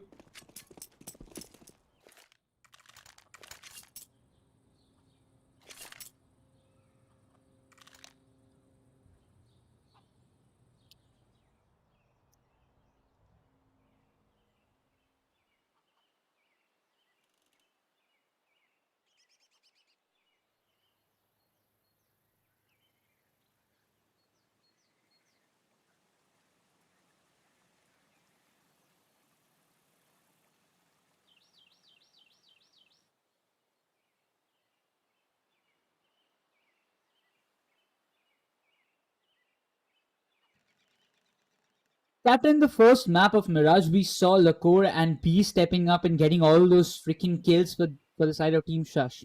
In the second map of Nuke, we saw TR1 and B60 stepping up and getting those kills in spite of Lacour and BCS. They also did a major job, but still, the way these two players stepped in, it was flawless. And right now in the map of Inferno, we see Koza doing those wonderful job.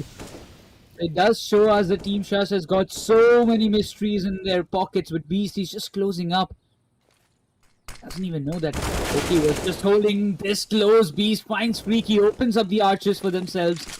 Okay, will be dropping down to 39 HP right now. And the entire side control is given away from the balconies, but won't be able to do okay. Still fighting out though. Will be traded off, and that's the A side compromised.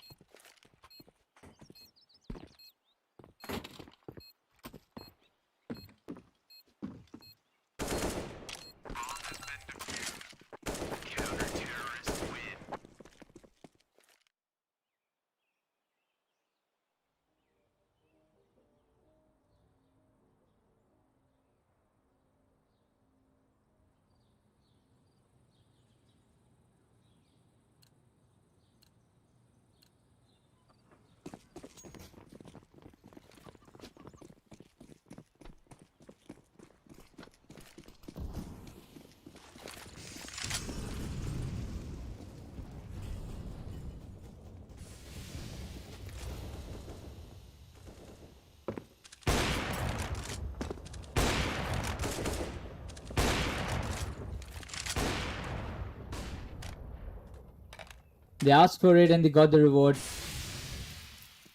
P60. Just having lived. That Mortar was completely denied by that smoke when we can see flushing out those sandbag area in INS was predictable. TR1 B60 popping up like anything and just getting those values. Okay, might just be good for one. He gets a double, but yes, that's it. Koza takes the trade. Executor will be the solo player surviving, and I don't... Is he still going for the contest? Yes, he is. But nah, decides not to take any engagement will be a better decision, and just to save it for the next round.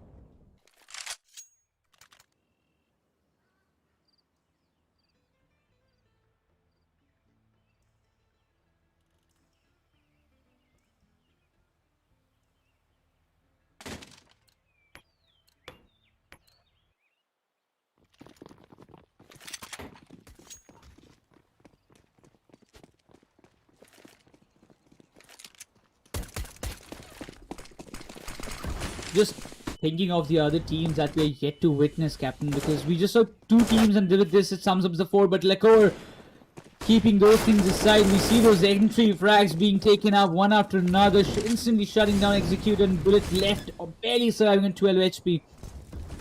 Beast is there on the mid, but P60 read it well. TR1, these players just busting like bombs at this moment, and we can see that kind of gameplay. Okay, he's just left with that USP.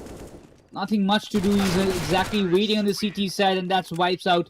That's a 4-round difference being created on the T side half for Team Shush already.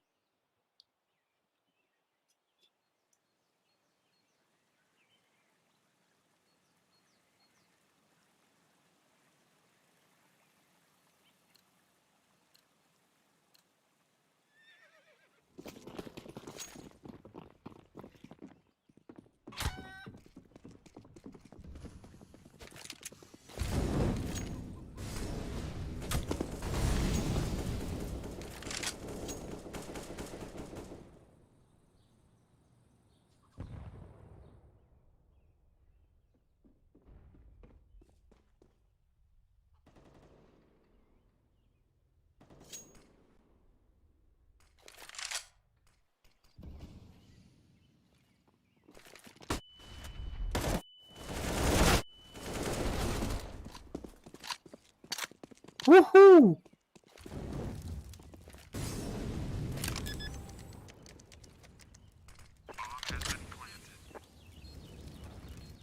Where was this aggression in the map of Mirage? I don't know. In the nuke, it was one-sided. The Inferno looks also one-sided. I'm going to predict it.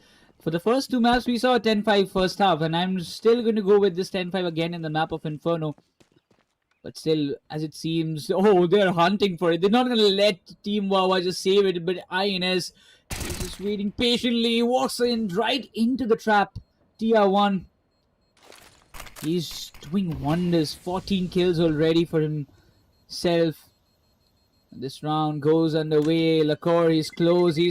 Bullet will be just popping off. Might be trying to get some values, but yo, no, this time not letting anybody just save it except INS.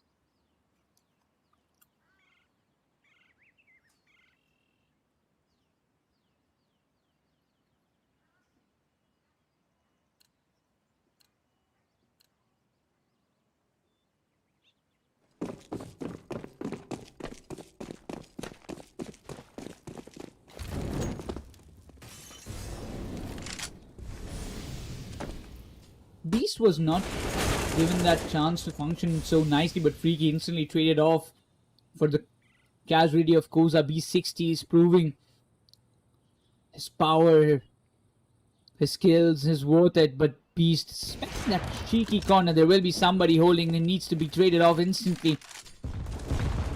Trying to flush down the boiler. Lahore gets executed out that position.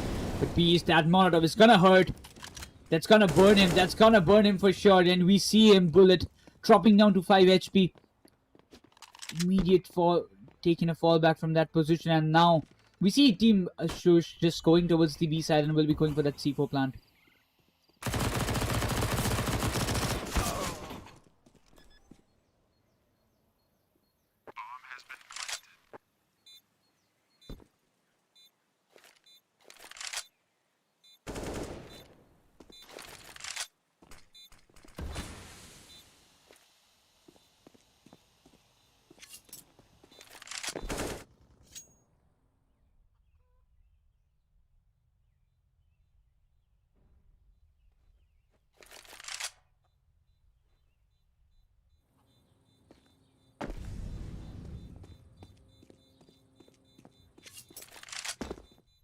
This round is already done and dusted, Cap. That's the 10th one, walking just right into the pockets of Team Shush. Just wondering whether the next round, the last round of the first half, on this decider map of Inferno, will it fall in the hands of Team Wawa, or is it going to be Team Shush taking it to the 11-4 scoreline just before the switch, side switch?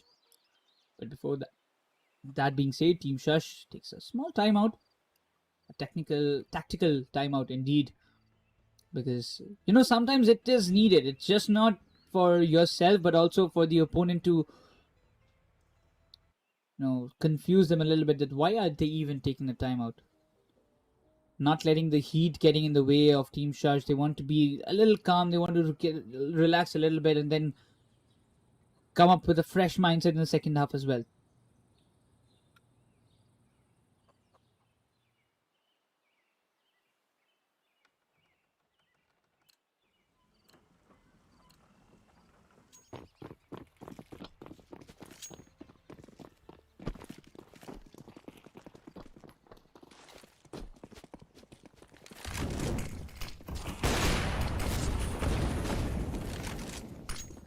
Too early.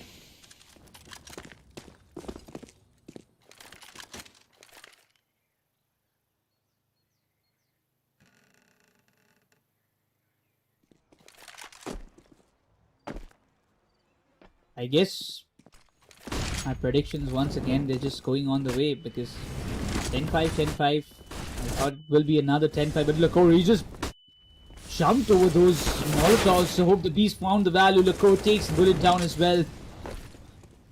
This time not allowing anybody to take the side control. Okay, will be there in the construction side, but won't be able to do anything much better than that. He's got that AWP in his hand, but how can he just make a value out of it? But TR1 doesn't even let him shoot one shot. Will be traded off by Executor, though.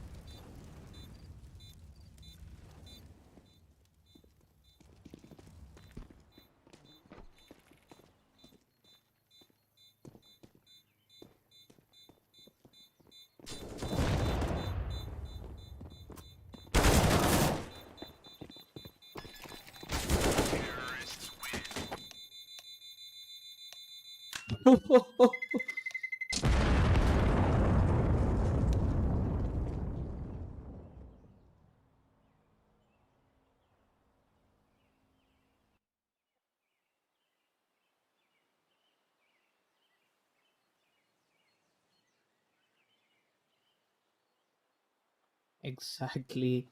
A one-sided way.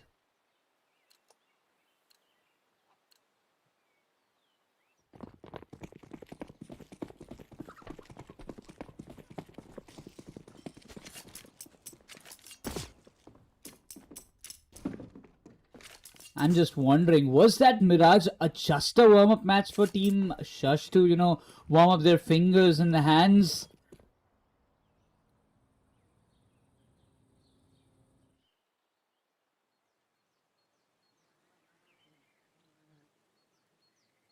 Justifies it, though. This pistol round will be very, very much important for Team Wawa at this point.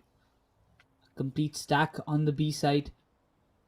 Literally nobody around the corners. Only it's B60 who's holding there. But I don't think he will be able to hold it off alone. The util dumps are coming. The call out will be given for sure. And yes, there are multiple util dump, and B60 knows that the call out has been given. We can see the backstab coming up from the side of Beast.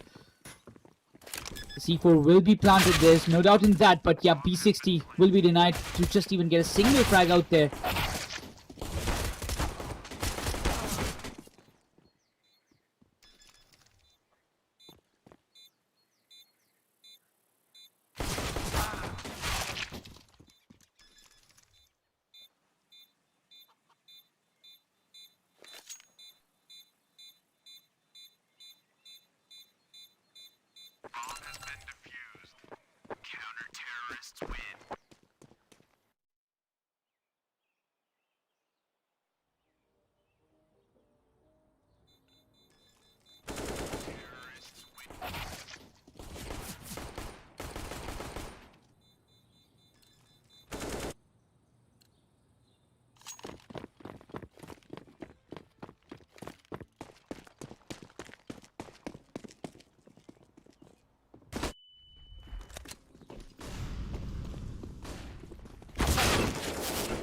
Oh, tier 1. He already opens up and immediately the exchange will be done by INS. The core, he has been pushed back in the boiler. He's waiting with the FAMAS. There's no way to take the feet off. But oh, that was nasty. That was nasty. Okay, just stepped right in front of the crosshair of the core at that point. Will be spotted down Executor. He's just opening up frags. But INS, he's dropped down to 20 HP at this point.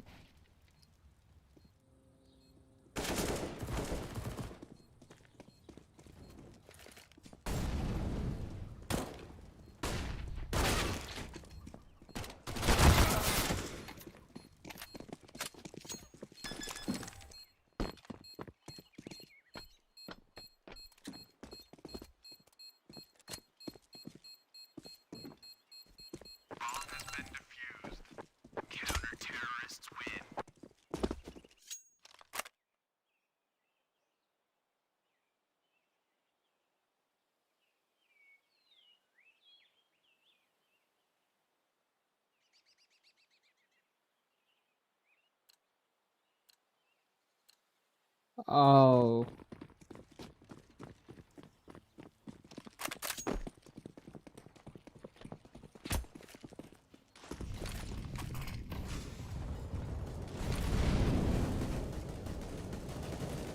If they lose it, Cap, it will be a big disaster from which I really doubt anybody can just come back. No, the nade. He was lucky though. It didn't went in the banana, but it just stayed right beside him. Bullet there, he's on the forward march. He wants to push it though. Just trying to clear out the sandbags. B60 goes down. Hope the Beast is holding onto the cheeky corner. Won't be able to find anything. And the numbers advantage stays with Wawa, but tier 1 anchoring the side all alone, getting the double. Pushing Team Wawa again. Not allowing them towards the entry of B side.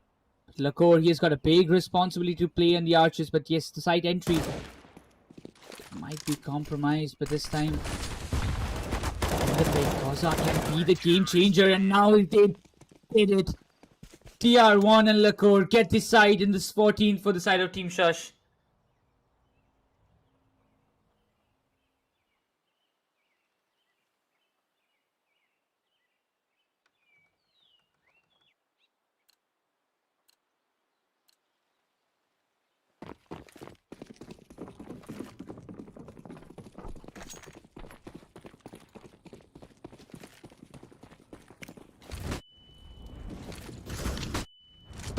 Just wondering what's gonna happen. Oh!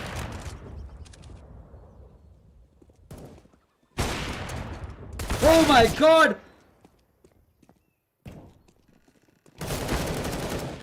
Counter-terrorists win.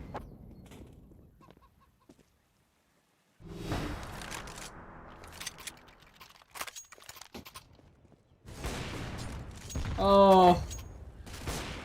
You know when you have walked inside the lion's den and he is ready for the hunt, and that's a kind of beast he is. His name is Beast, and the work he is doing is just defines his name completely. A final round, nothing left. They've just got those AKs, no utils as such to work out with. It's a complete push.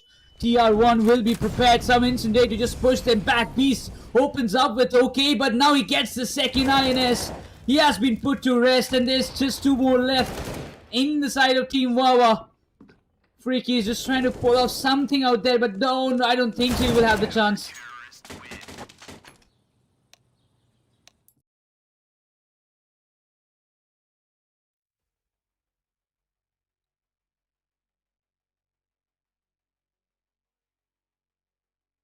I did expect that Team Wawa should come back at least with a couple of, or at least 4 to 5 rounds consecutive, not, but at least they would have put in up a little bit more fight. But I really believe this Inferno map ended way too quickly than any other map so far in the map, probably in the Souvenir.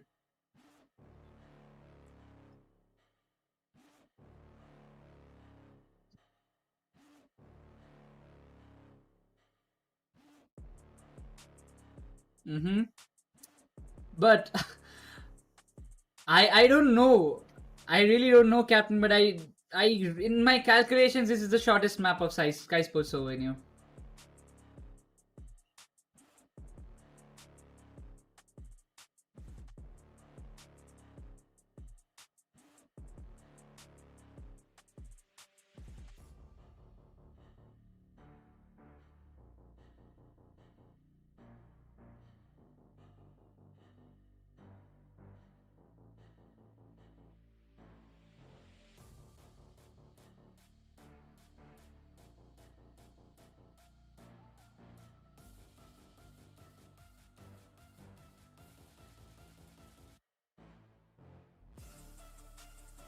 Right, pushing it into the OT.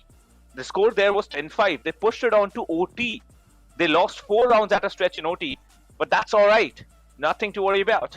Map number 2, shut down. Map number 3, shut down. And then they went 2-1. So, right now, after today's games, I have to say, Godzane will be known as Team India, of course, in the tournament. You have to watch out for these 2 teams. One of them is going to be Team Shush. They're going to want your blood, sweat, dedication, time, passion, everything poured into the game if you want to win against them. That's the first statement I'm going to make. The second is Bangladesh, of course. Bangladesh team, they have won previous tournaments that Skyesports have hosted or organized. So watch out for them as well. I don't know, but I am having a gut feeling that Team Shush genuinely wanted Team Pakistan to take the first map of Mirage, because in the OT, when they pushed towards the OT, it was a different Team Shush. In the time of OT, the rounds that they played, it was a different Team Shush, because that time the entire play style and probably getting the frags was not at all the same as what it was when they were just trying to win the map of Mirage. But once again, they let it go, and they just showed that they let it go, but not for long. We need to add that statement. No, they just say that, you know what? It was just a trailer. This was the picture that we were about to show you. Alright, yeah, okay. Can say that as well. But now, based on the statistics I have gathered from both of these games, because both of these games, they were definitely stars of the show. Now, you cannot forget, from Team Shush, of course, there was everyone shining on map number 2 and map number 3, right? And if I can, I'll also tell you, from Team Bangladesh, you have to worry about KSI, because that person, he is also so strong on the op. Alongside that, okay, yeah, he's another god. You should not mess with him. So we're gonna have a tough competition as to who the best opper is. Now I always say that yeah, this team is best in opping, this player is best in opping, etc., etc. Double op setup. We saw everything that was needed today in the second game, Nikros.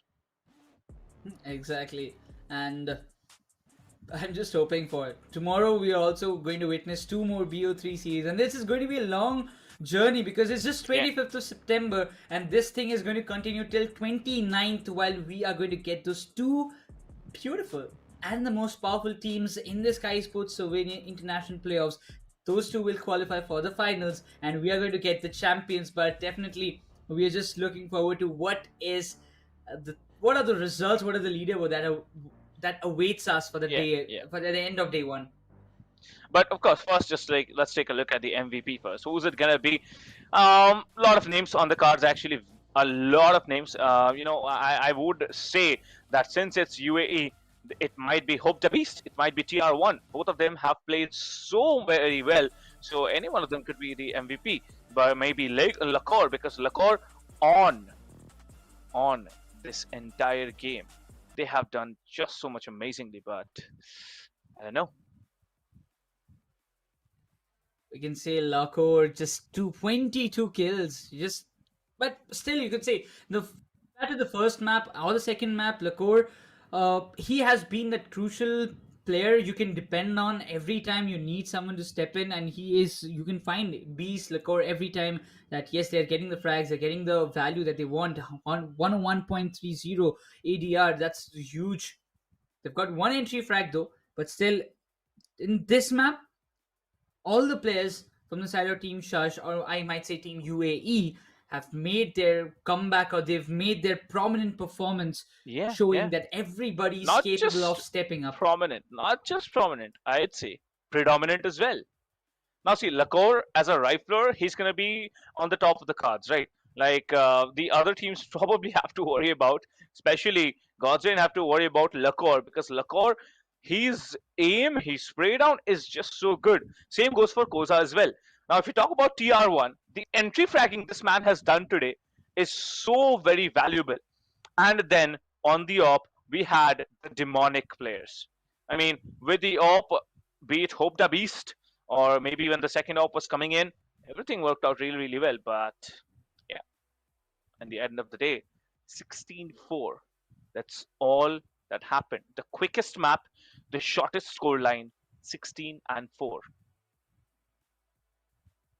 And it's going to be a big lesson for the side of Team Pakistan that they need to come up much more stronger, because if it is Team UAE that they're facing for the first time in this international playoffs, there are still a lot of teams like Team Bangladesh, Team India, Team Sri Lanka, Team Nepal that they have to face later in this round of 16 format of this international playoffs.